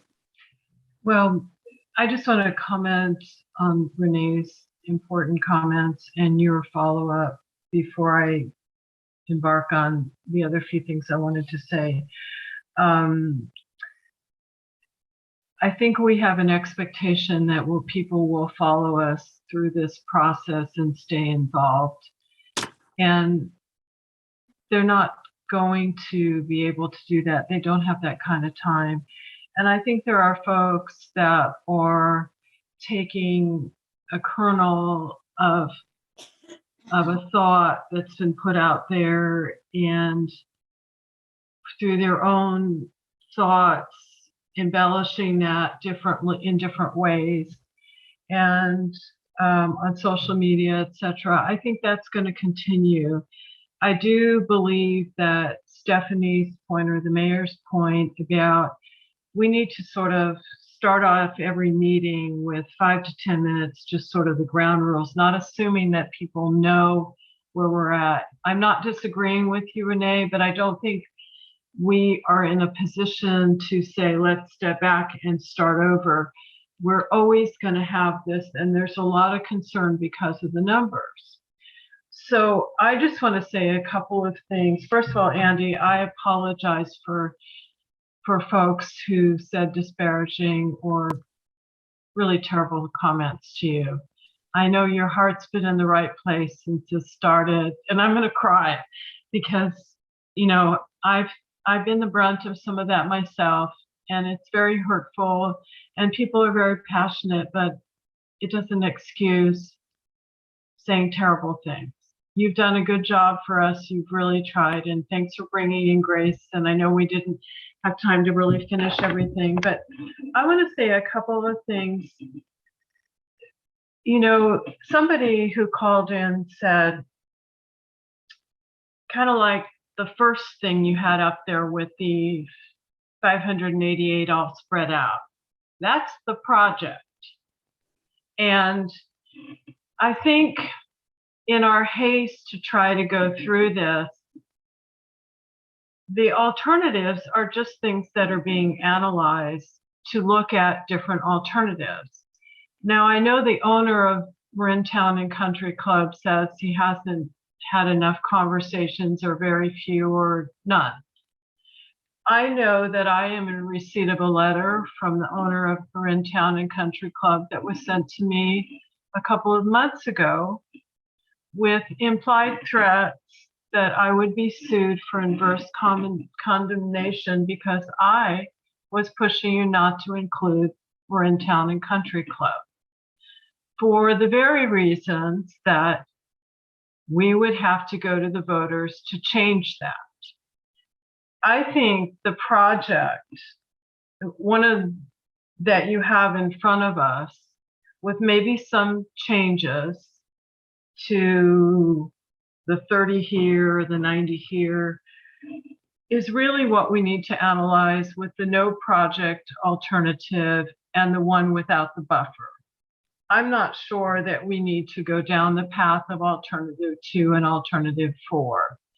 We're not in the business of wanting to displace anybody at Marin Town and Country Club. And it was my understanding, and perhaps I'm incorrect, that the owner of Marin Town and Country Club is interested in changing the face of Marin Town and Country Club, maybe leaving everyone there and adding a bunch else. I don't know. But I'm just wondering if there's a possibility of staying with no project alternative, the project without the buffer, and the project with the buffer, and analyzing that and keeping it more simple. Or maybe you have an alternative where on School Street Plaza, you increase it to 175 and decrease some of the others. But I'm kind of wondering why we're going down this path of something that's very complicated. I'm not going to hold. Deborah, could you repeat your proposal? You're saying, I'm saying that from a CEQA standpoint, you're saying no project, obviously, and then project, and then are you saying alternative 2, or? No, I'm not looking. So I'm saying forget about alternative 2 and 3 with town and country included. I'm saying the slide that Andy originally had on, where he talked about the CEQA, is you have to so 3 alternatives, maybe possibly 4. No project alternative, which is what you have to do in CEQA. Right. An alternative, and I don't know the numbers, but the alternative. Can you put up the slide, Andy, would you mind? Yeah. And so it's the alternative, as he's finding it, the alternative with just 490. No, I'm not looking at that side, that one where you have the CEQA up. I think that's what, so if we look at this, I would say look at the project, the RENA plus 20% buffer, alternative 1, no project, and then alternative 2, which is RENA 490 units with no buffer. And one suggestion that might be another alternative is the RENA with a 20% buffer with a little bit of differences in the way you have those sites allocated. For example, Mr. Azazi called in and was interested in School Street Plaza with 175. So I'm just wondering if, I mean, I don't want to start all over. We're running out of time, but I was always really questioning the Town and Country, even considering those, and that was my thought. Barbara, So, are you thinking that the increase in the School Street Plaza units could serve as the 20% buffer? So that would be the difference. No, I'm not saying that. I'm saying that you have project, RENA plus 20% buffer as it is on this list. Yeah, but we don't have the distribution, the allocation distribution for that one. No, if you look on the other yeah, slide. we do. Yeah. Okay, the other slide that has the first, that has all those projects listed. Yeah. And that, to me, that's, okay, so that to me is the project with the buffer. Okay, then I'm suggesting if we decided to take out Town and Country completely, that we could come up with another project that is, another alternative, which is 588, but instead you take School Street Plaza and you increase it to 175, and then you reduce some of the allocations in other areas. But are you trying to get to 490 or the buffer? No, I'm saying you would have 2 with 588. Okay. The project would be as you're looking at it right now. Yeah. And then you would have another alternative, which would be 588 with a different spread of the same sites. And potentially you take out a couple of sites, because I understand from Andy that school projects are very difficult to do. So you might increase School Street Plaza to 175, take a couple of other projects out. And then you have the no project alternative, and you have the one without the buffer. But I don't want to start us off from square one. So I'm just throwing that out there, and I'm asking Andy if any of that is doable, or would we want to just stay with where we're at?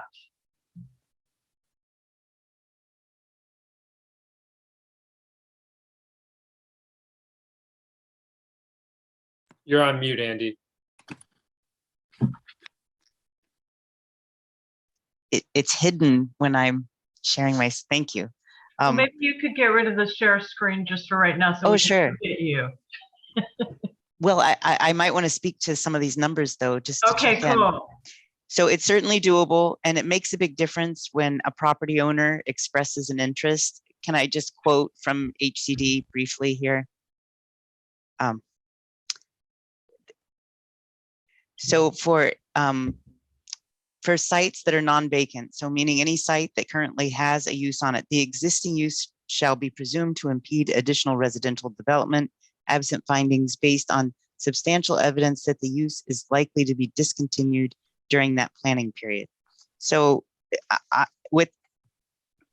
so knowing that this property owner is interested in 175 units, I highly support the idea that we move forward with our CEQA analysis to match that number.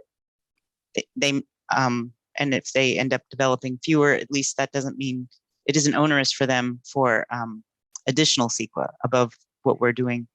And I also support the idea that we would offset Oak Manor School and Whitehall School portions for 20 units apiece there. That leaves us with another 35 units that we could offset from a different site that may not be as popular or as easy to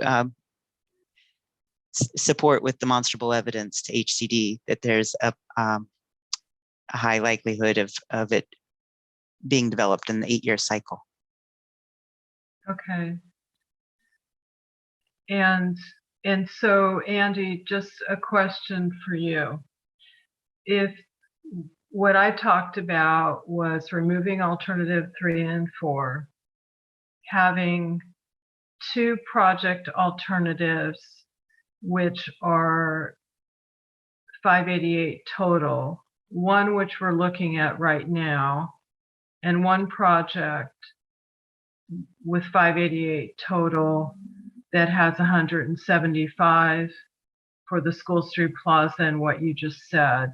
Is that worthwhile, or would it be better off just to do the project with the 175, change the spread that we're looking at right now, and then just evaluate the no project alternative and the alternative without the buffer? Can you just get by with 3? If we decided to take Town and Country off, or do an alternative? Andy, you're still on mute, by the way. Yes, yes, we are. It is possible to do just the 3, so that we would do just the project, alternative 1 and alternative 2, and for the project, we could change School Street Plaza to 175. We would reduce Oak Manor School and Whitehall School portions to 0. And then I would recommend that the other 35 would maybe come out of the central commercial downtown area to leave that at 60. Okay, and you know, I know there were other folks who felt really strongly about Town and Country, but I sort of like keeping it more simple. I like that approach of just looking at the 3 in these, but I want to hear what other folks on the council have to say. I do, if I could just also suggest though, that because we're doing our CEQA now, so that we could, if the 400 unit seems too high, and maybe if the whole of the council would prefer to at least keep that as an alternative going forward, it's much easier to incorporate this as a 3rd alternative with up to 200 units, so that by the time that CEQA is ready to be certified, you wouldn't need to be making your decision until then about whether or not it be part of a ballot measure or not. Okay, well, I think, I mean, I'm just speaking, I like the idea of just keeping an alternative 3 then with the 200 units and take the 400 out.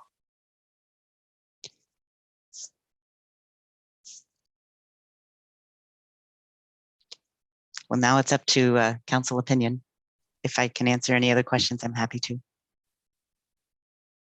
Vice Mayor. Yep, thank you. So I also want to give a thumbs up to the increased number for School Street. Andy, I noted that the owner, when they spoke, and they said they were doing some due diligence and checking numbers with RCD or folks at Victory Village, that they were saying they need at least 175. I don't know if it's prudent to extend that, 15 units above that number just for the CEQA analysis to have a ceiling that is above what they're asking for. I don't know, but that's just something I'm curious about. I know just from an open space committee perspective that, aside from the wall property, Marinda Heights, I know that those parcels behind Victory Village, which are on that list for, I think, 8 units right now, the community had long expected those to be open space. And I know that there's still an interest from our open space committee within our town that's on the priority list for places to conserve if we can, because there are some valuable natural resources back there. But that was one that stood out, as well as Deer Park Villa. We heard at our last meeting people questioning, citing more homes in Deer Park Villa. But those are other ones if we're looking to make up some of the numbers there. Just the thought, those are things that stood out to me. As far as Marin Town and Country Club, it was kind of what I was alluding to earlier during the question period. I suspected there would be a lot of folks that live there that are here tonight. And based on the questions that we were receiving, to Councilmember Goddard's point, it was clear to me that, there's just like a lot of information asymmetry. When people are coming and saying that they know more than we know about where we're at in our process, it's clear that we need to remedy that in some capacity and demystify what the CEQA process is, what these alternatives are. I think for me, some of the questions that people are asking about water, traffic, natural resource protection, some of those things, like, I don't know, none of us know, because we didn't do the CEQA process. And that's part of the beauty of having certain alternatives, so you can know out the gate, this is off the table. So we can have more information to be able to confirm with some degree of certainty that this does not make sense. I think there are some hunches about things, but we really don't know, and we won't know unless those things are assessed or analyzed. So I'm for having more information to be able to come to those conclusions. So I'm open to the alternatives being there. I think it just has to be crystal clear that doesn't mean that these are the project, because they're not the project, like Councilmember Kohler said. This is just a way for us to better understand and plan, basically. So are you, just so I'm clear, Vice Mayor, are you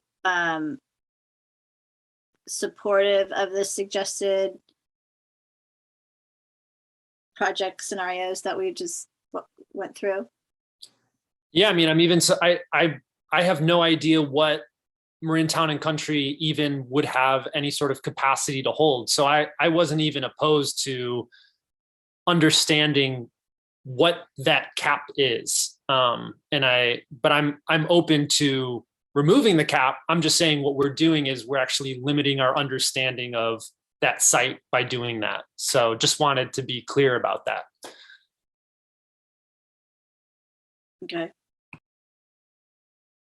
Renee, did you have another comment, or is your hand still up? No, I do, yes. I just want to put out a word of caution. A few years ago, and I see Faraz Izazi is still here, but Faraz's father, I imagine, Fred, did make a proposal for a large number of units on School Street Plaza.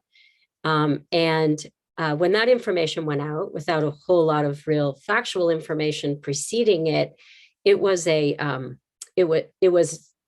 parade of real opposition, and a very emotional one, because there are a lot of people who love that place as much as the Marin Town and Country tenants love Marin Town and Country. So if I might make an appeal to Mr. Izazi, that if we are moving in this direction to explore this through CEQA, that, I'm trying to be a peacekeeper, because there's too much war. And a lot of it is because of misinformation. If Mr. Izazi would have that conversation with your tenants and some of the people that you've said you've already spoken with and interested in partnering with, it would make a much more smooth pathway to exploring this as an option. So I really would like to appeal to you to take the opportunity to work with your tenants, to communicate with them so that when we do come back to discuss this further, that we can have a more efficient and pleasant experience. Thank you. Okay, any other comments? Oh, here we go, Bruce. Well, this is an interesting direction. I appreciate Barbara starting us out with a bold proposal. I'd have to say that building on what you just said, Councilmember Goddard, that the thing I find really confusing about the Town and Country Club is it's such a large and amazing piece of land, but I frankly just cannot fathom what the current owner of it is actually thinking or wants to do. And I'm hearing arguments about a $6,000 tax bill. I'd much rather hear something about what are the possibilities in that place. I'm hearing the people who already live there, which I very much appreciate, that are really concerned, and they have no idea where things might go. And if they asked me, I wouldn't have any better idea. I am completely mystified as to where that place would go. And laid on top of that is a tax, a ballot measure that would have to be written and promoted and would have to pass before anything could happen. So there's a lot of uncertainty about that. I wish there weren't the uncertainty. I wonder what people really are thinking, but I just don't know. Now with School Street Plaza, as Councilmember Goddard just said, we have been down that road a little bit earlier, and it was a little bit similar in that there was a certain amount of outcry about the beloved School Street Plaza, where there are some funky but low income places, low rent places that people have lived at. There's frogs there, there's places that we love. And so nothing can happen in School Street Plaza. And we need to do better. This is an opportunity. And since Faraz Asazi is on the line, I'll reiterate, this is an opportunity to try to make that work a little bit better for us. We need to have some kind of clarity as to situations in which the players are in line and are actually interested in pursuing this, so that we can focus on that. And we're getting, on into the year to where we have to pick one of these scenarios. So in general, the things that Barbara just pointed out, the suggestions she made, which is basically saying, how about we scrap schools or Marin Town and Country Club? That seems like a big decision to make at this meeting. I'm not sure I'd want to make that in a final way, but I would say be exploring that, because that may be the direction. Maybe that is just too confusing and got too much opposition. But the misinformation is very real. Tonight at this meeting, we've heard said 2, if not 3 times in public comment on different agenda items, this item reiterated by one person that I had never heard before. And if there's truth to it, I'd like it if somebody would say that now, because I'd like to know that. Is anybody thinking about a 5-story eco village at Marin Town and Country Club? I had not heard of that. But that kind of thing that goes out, it just shakes the whole community up, and it's just the absolute opposite of what Andy and the EMC group and your affiliates have been trying to do, and I think doing so well. And I want to thank you for that. I'm really impressed by your use of technology in this time where we're trying to come out of COVID, and yet at the same time trying to have a a really major town discussion and involve everybody. I'm gratified to see the work that you've done and the creativity that you've put into trying to pull that off. And I'm pretty impressed by it. So I want to thank you for that. And let's continue on that. What we do not need is misinformation going wild in the town. And it is sometimes not just an accident. It's not only our fault because we're not talking fast enough or because our websites are not written in the right font. Sometimes it's just because there's actually an intention to create misinformation because it's a way to stir things up and get something to happen or more often to not happen. And I find that pretty disingenuous. I don't think we need that in this community. So just to everybody out there who's listening, let's try to not promote the disinformation, and let's try to hear each other, and let's try to think this through. That's what we're trying to do. Thank you for raising that question. Thank you for all of that, Bruce. Could somebody answer the question about the 5-story? Because that was one that I had as well.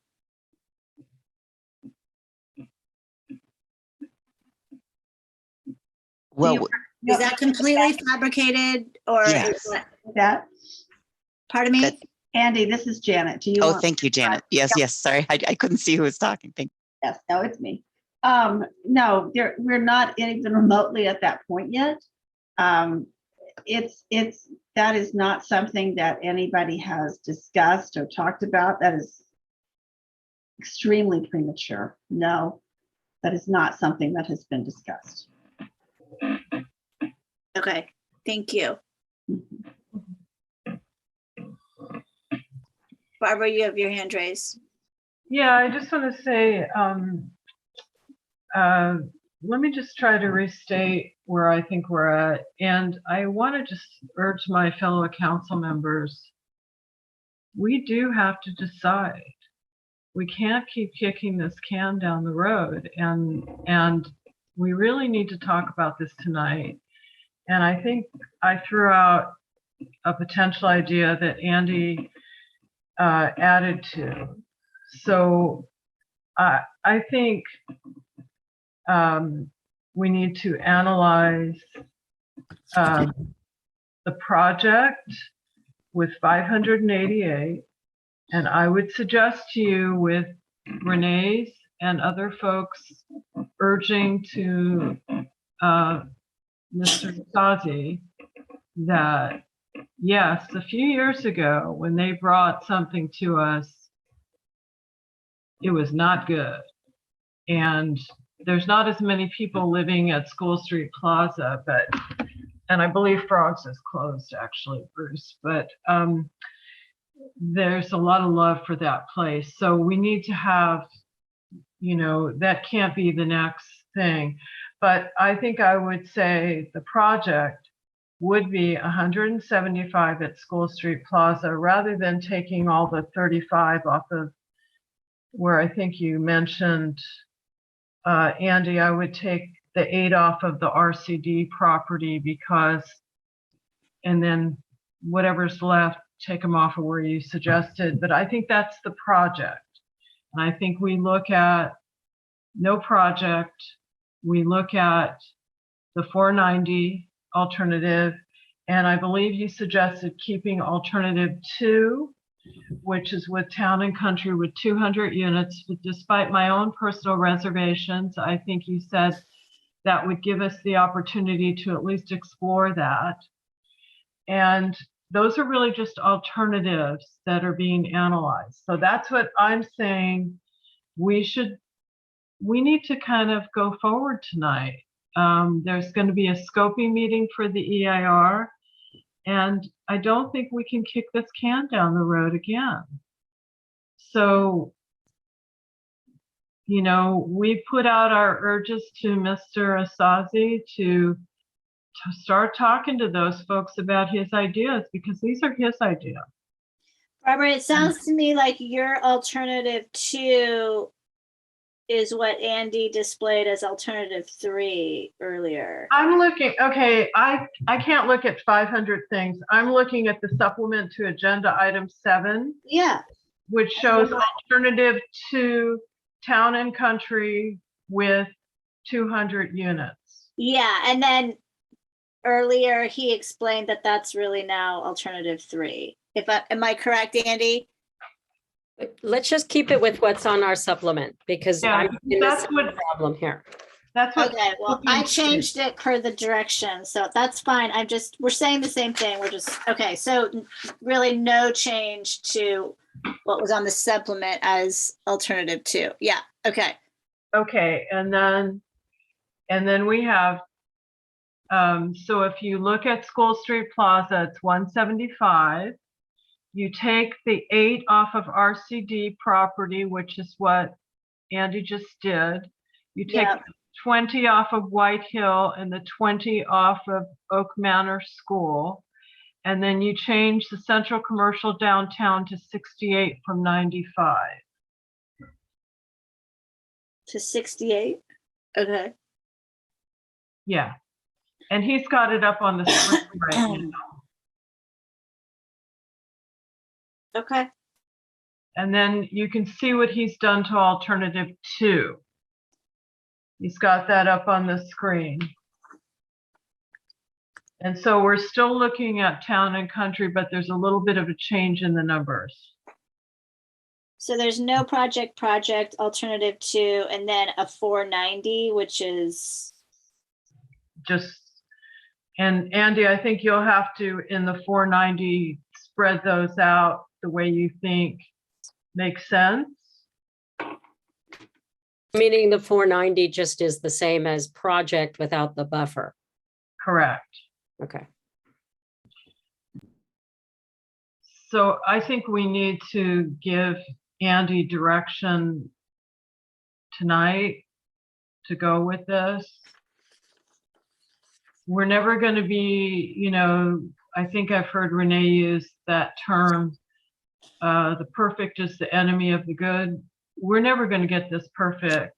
And we're also going to have, there's a lot of people just concerned about the numbers in general. So let's move forward. I mean, who's going to make a motion? I don't do we need a motion? Or do you just take? Is this just direction? At least based on the agenda, I think this is what we're agreeing on in direction. If I'm hoping I'm not speaking for all of you incorrectly, but if we agree on that, then that's the direction to Andy. And then when he does his scoping meeting, we would use this, right? I think I think this is right. This is the right direction. And for anyone who's watching that thinks that this looks rather haphazard, it is not. And these sites have been floating through this project from the start. And I feel like we've come to a good place, a far more refined place and a lot of options to study. So I feel comfortable here. Excellent. I do too. Janet, Andy, Grace, anyone else, do you have the direction that you need? If I may, I'd like to say just a couple of things. Please. Okay, first of all, you know, setting out these alternatives to be studied in the EIR is so that you have information so that you can make an informed decision. And we were trying to give you a range of alternatives, options, things you could go in different directions with. Obviously, a no project alternative, while required technically under CEQA, is not one that is going to get us anywhere. A project at 588 is the RENA plus buffer. That's an option. A project at 490, which is just the RENA, HCD won't accept that, but that is an option that needs to be studied. Alternative 2, MTC at 200, gives you some information about that. And And that one, of course, requires a ballot measure passing, et cetera. But think about this. Think about if you're doing CEQA anyway, and you are studying MTC at 200, the incremental difference to study at MTC at 400 is not that much more. And it gives you a broader range of options. You're narrowing down and limiting yourself right now to only studying MTC at 200. There's no opportunity once the CEQA is done to expand that, to make it bigger without redoing the CEQA. So for the money, if you're going to study MTC at all, it might be prudent to actually add another option in. But I'm not trying to dissuade you, because this is certainly something we can work with, and perfectly fine. It gives you options when it comes out. You have the information, and it gives you options, some options that you can play with, discuss, move around. Yeah. Can I just add something? I think Bruce mentioned there's so much uncertainty about MTC. Mm-hmm. And I think also, you know, there are certain things that HCD is going to look at that won't necessarily pass the straight face test. And so we've heard a lot tonight about people worried about traffic with 200 or 400. Why throw in something that adds just, I mean, do another alternative on this, the same thing that really is going to come back with, I feel, HCD is not stupid, going to say, well, you need to pass this with the voters. Why analyze another alternative of the same kind of thing? I think you know, if something were to work on MTC, 200 makes a heck of a lot more sense, and then spreading it around town, which I think caller said, you know, you're not just clumping it in one area.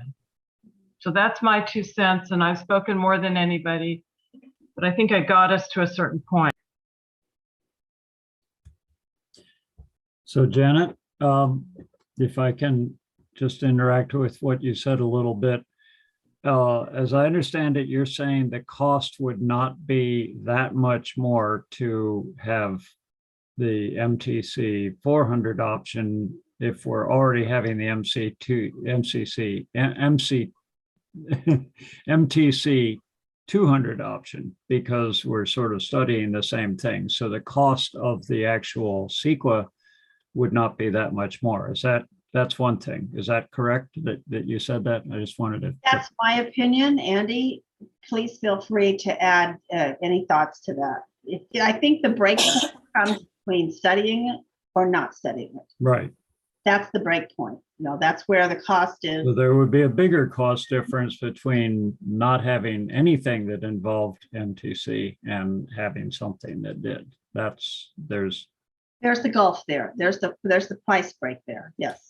Okay, but then another thing, just to clarify, I believe this is the case that we can start the CEQA process without committing ourselves to a ballot measure. That's just something that would have to happen if we decided to do that. Yes. Another thing is that we can do the CEQA process and analyze an alternative, and then we can just, before the CEQA is even done, we could have already decided, you know what, that alternative, no way, we're not going to go down that alternative. So too bad, we'll ignore that part of the CEQA results because we're not going down that alternative. And we aren't committing to doing an alternative just because we put it in CEQA. We're mainly committing time and money into the CEQA analysis to do the CEQA. But the CEQA analysis just provides you with information to make your decision. Right. You're not trying to predetermine your decision right now.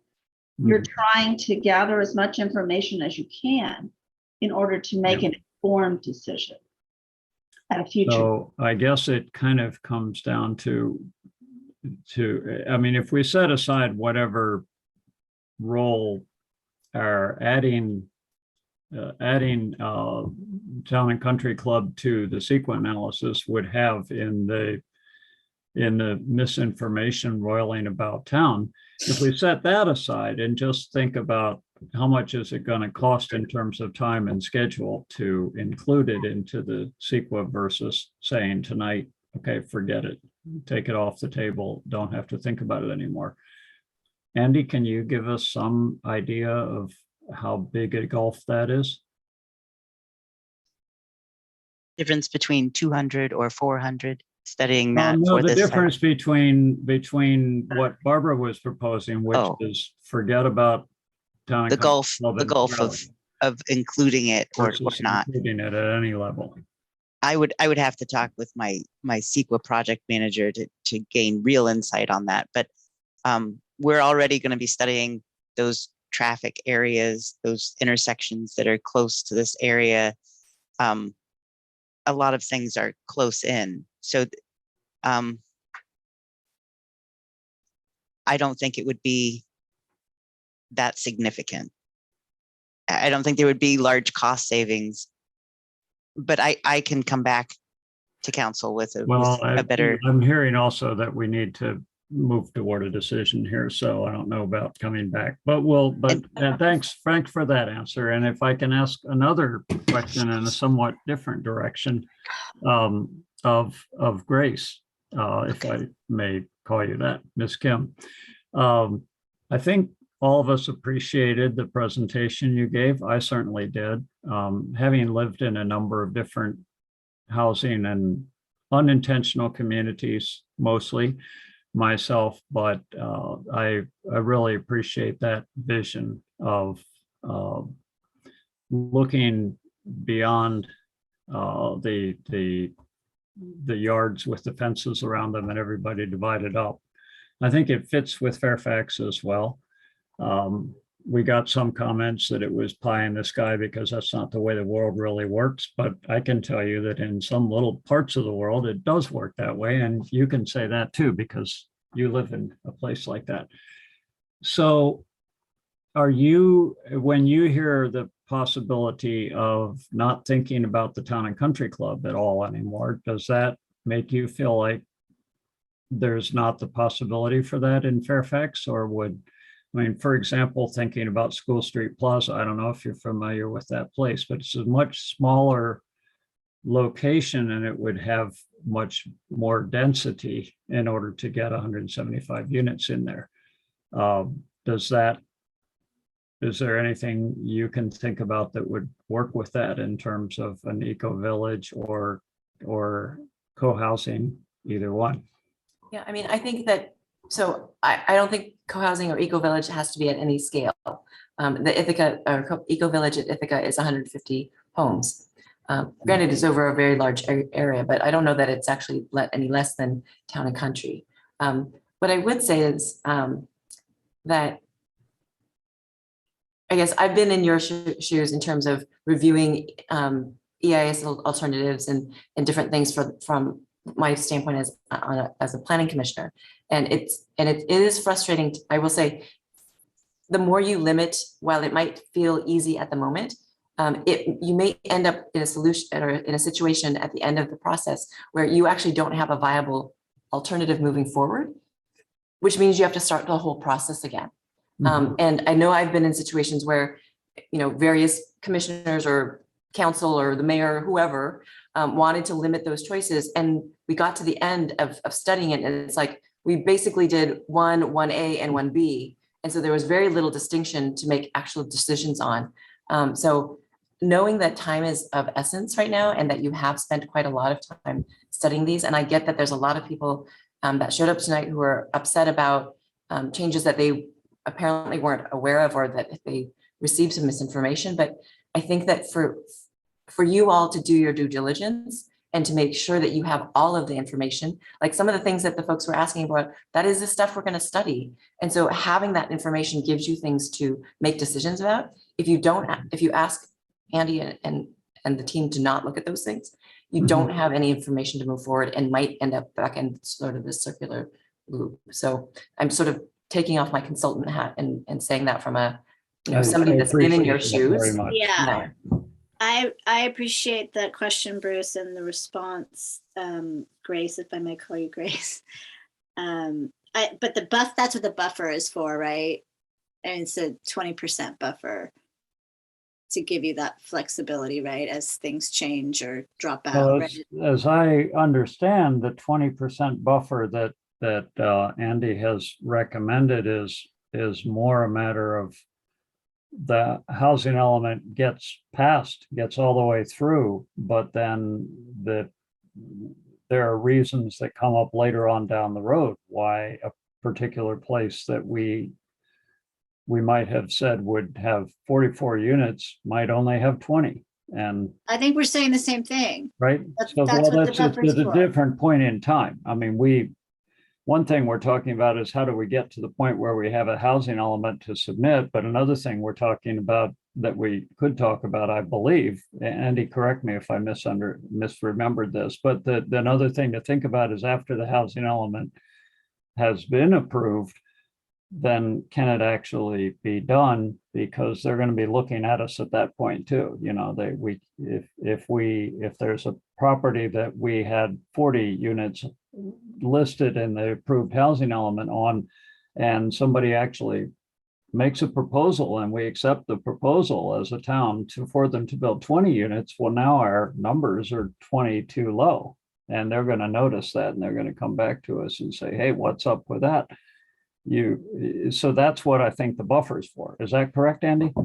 Not only will they say what's up with that, there's a duty annually to report on where you're at with your numbers. And then there's a duty within 180 days of approving that project. If that puts you in arrears with your total numbers or with your numbers for that site, that you have to show that you have capacity for it somewhere else, or else rezone and have a plan to rezone within that 180 days. So we're trying to keep you out of that hot water. That's what the buffer is for. It's a completely different thing. I think Grace makes. What I'm hearing is not compelling me to support the 400 for Town and Country. I'm sorry. And I do understand the buffer.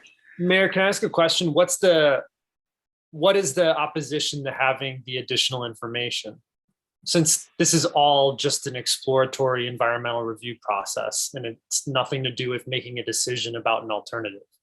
I feel like 400 is overkill and a really intense amount of density for that location.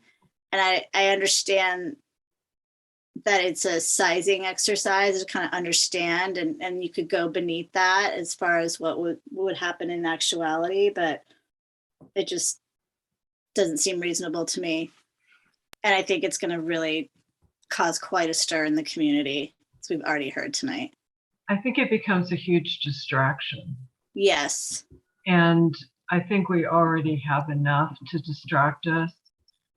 I realize, I mean, you know, I'm sorry.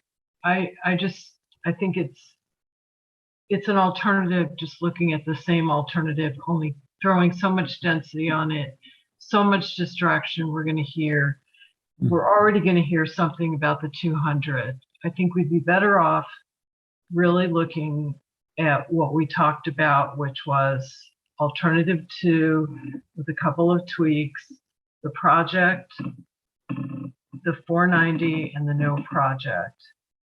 And I mean, let's not distract ourselves, because we're going to get so much pushback on that. It's really not worth it, I think. And I think the mayor's expressed the same sort of thing, and it's really not in the realm of realistic. Okay, I'd like to move on. So can we come to an agreement on this? If it needs to be a straw poll, we can do that. I'm going to ask each of you. Renee, are you okay with the proposal as described by Barbara, which would be a 200 at town? Yeah, no, I am. I'm okay with that. Okay, Vice Mayor. Yeah. Okay, and Bruce. I'm not quite exactly sure what you're asking. If you're asking if I'm okay with taking with not including Town and Country Club at all in the CEQA analysis, I feel like. No, that- Bruce, do you remember how she described the, It's Town and Country with 200. Okay, yes, I'm That's fine the with only that. thing, not the I'm fine with 400. that. Yeah, so that, if that was one of the alternatives in the CEQA process, just so we Yes. can get the information, then yes, I think Yes. that's the right We direction. already talked about that. So, okay, so Andy, can you at some point produce this slide so we can see it in the future soon, just so, because I wrote notes on mine.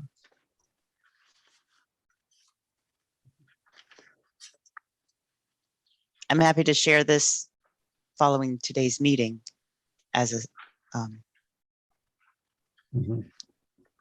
as an exhibit for what is being agreed upon. Thank you.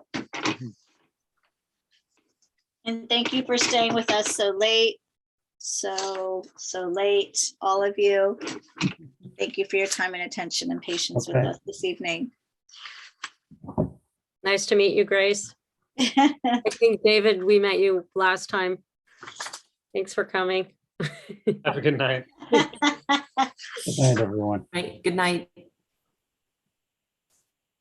Okay, on Item to, 8. pardon me? Item 8.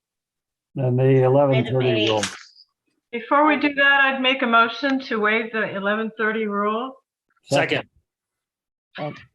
You take Okay. it. Can we have a roll call vote, please? Yes. Councilmember Kohler, Yes. Councilmember Ackerman, Yes. Councilmember Goddard, Yes.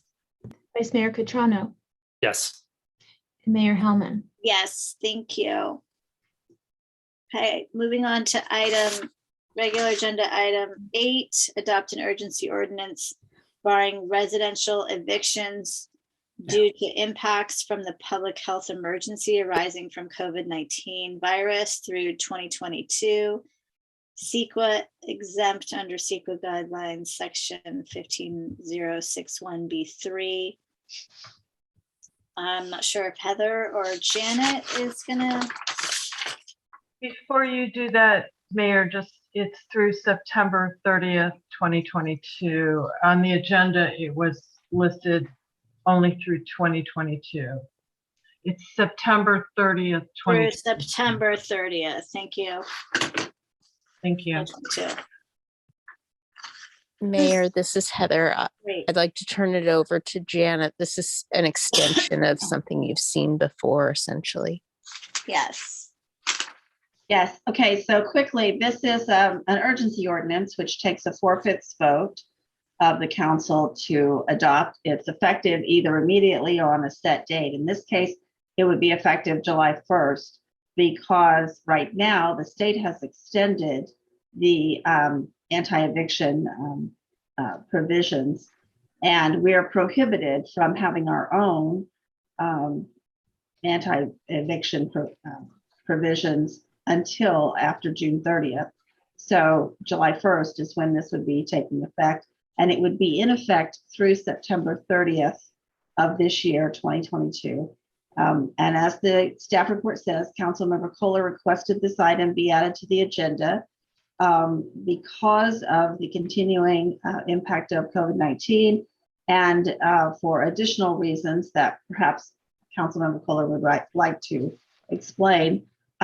She feels that this additional increase on prohibition on evictions through September 30th in Fairfax is necessary and needed. And Councilmember Kohler, do you have anything you'd like to add? Yeah, I just want to thank you so much. And just want to add the reason for the September 30th date. And I believe we received letters from legal aid requesting September 30th. But this really deals with folks who are in the queue for rental assistance money. And throughout the state, the entities that are giving out the rental assistance money have had a difficult time. Marin County particularly so, and they have estimated they will be able to get out the rest of the rental assistance money to those people that are eligible by September 30th. So that is why the date is September 30th. And there you go. And I think it's really important that we do this. And knowing my fellow council members, I'm sure you all agree. So if the state were to, and I don't know whether there's any likelihood of this, but if the state were to once again extend their eviction prohibition, and for whatever reason they decided to do it in the past, tell us we can't do that, then this would just become null and void. Null and void. So we can go ahead and do this without worrying about that. And that's right. And that's actually in the staff report. And I believe there's even something in the ordinance about it. But yes, the last I heard, the governor had no appetite for extending it, but you never know. Right. Okay, I'm going to open public comment on this item unless anyone has some burning questions. Okay. Okay, if you want to make a comment on this item, please raise your hand. I see Simon Costa's hand is up. I'm going to call on you. You're unmuted. Is it up from before, perhaps? It might have been. I don't think we've ever had a successful. He's not unmuting this time, so. Oh, yes, he is. Oh, Oh my goodness. We can hear you. We can hear you. We could. Set the timer, please, Michelle. Go ahead, Simon. We can't hear you.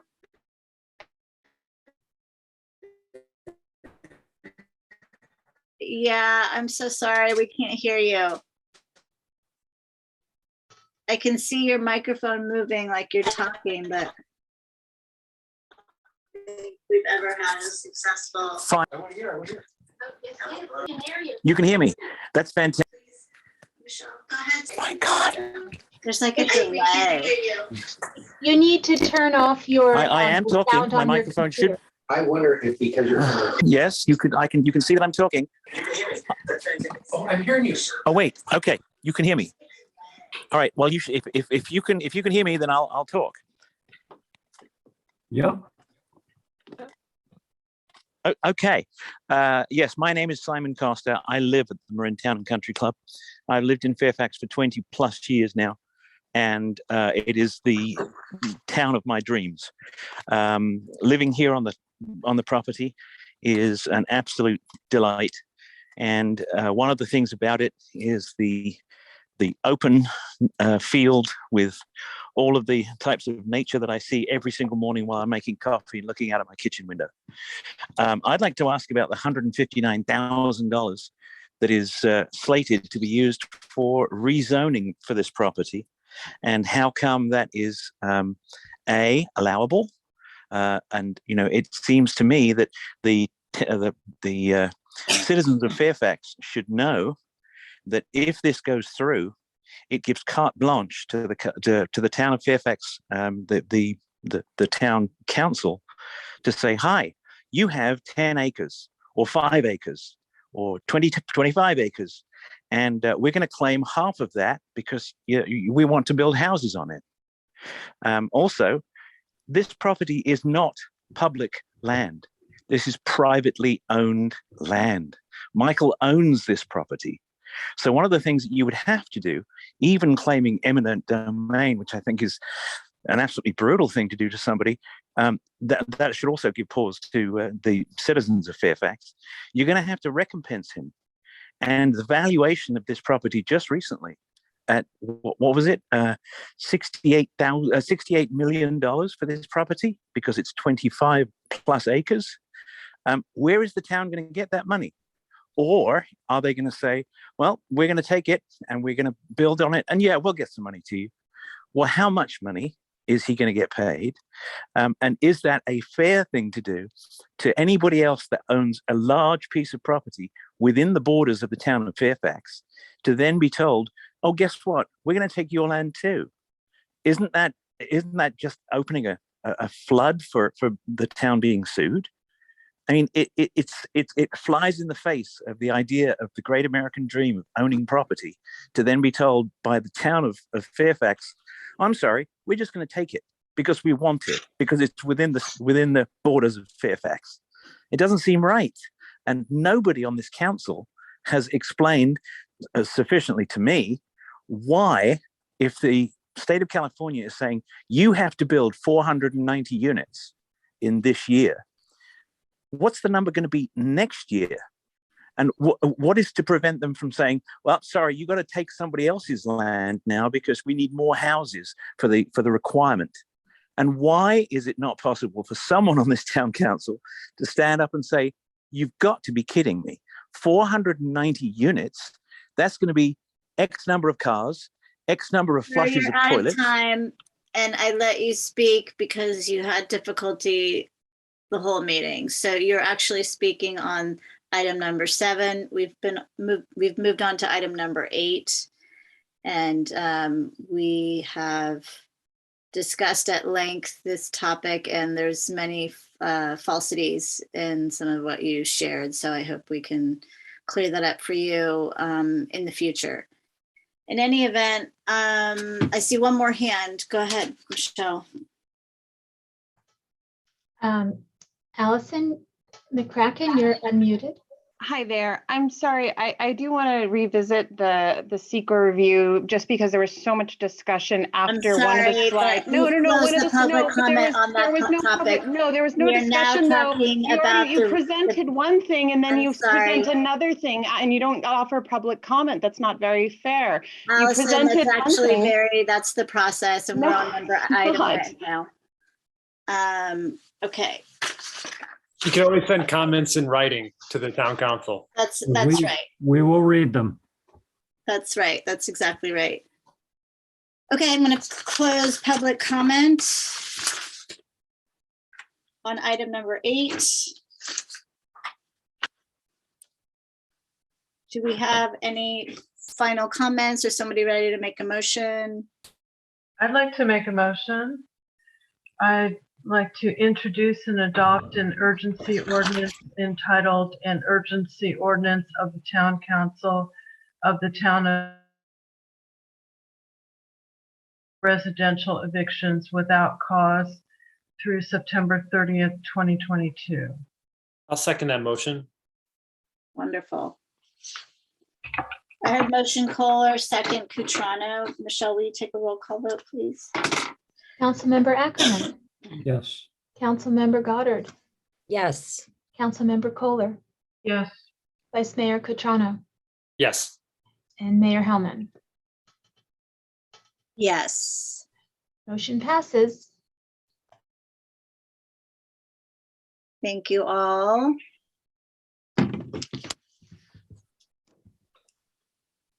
Thanks for bringing that, Barbara. Yes. Yes.